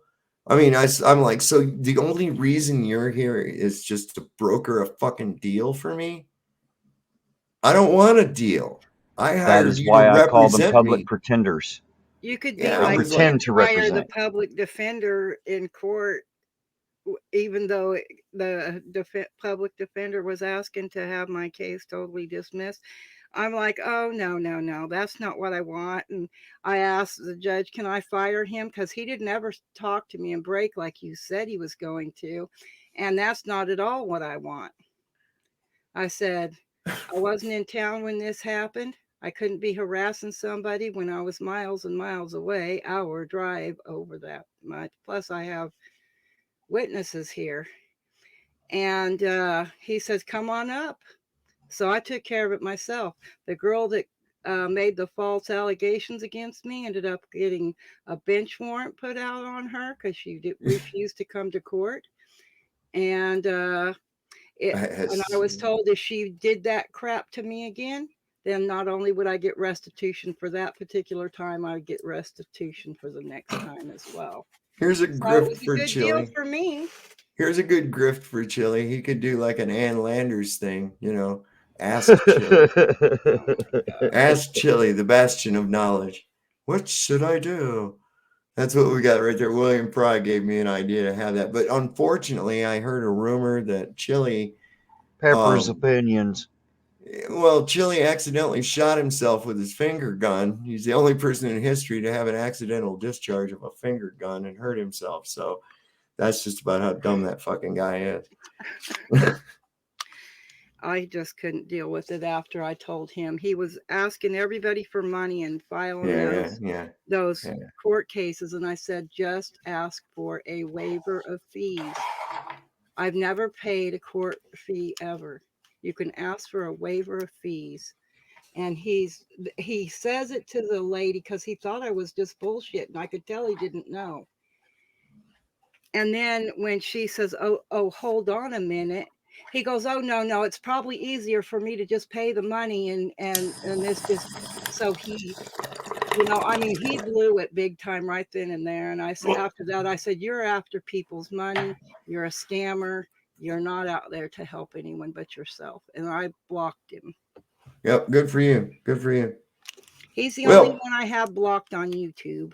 I think I'm going to go ahead and cut her down here. We're down to a late hour, and it's almost the witching hour. Yeah, you don't want to turn into a pumpkin. I don't know. Maybe I do. My life as a pumpkin might be a little easier. Who knows? A few more mushrooms. You never know what might happen. There you go. What would it be like to be a pumpkin? So you got anything to leave us with before I cut off, Ironton? The usual, everybody out there, I love each and every one of you. Thanks for taking the ride with us. It's been fun. This was a fun stream. I enjoyed it. Thank you for being here, Dreamy. And as always, Sovereign, I'm honored. Thank you for letting me be here. Right on, brother. What about you, Dreamy? Briefly. Well, thanks for letting me be here, and everybody have a nice adventure this year. Take what comes, see what happens. It's gonna be a bumpy ride. Buckle up, Buttercup. Y'all have a good night. Good night, y'all. Good night, everybody.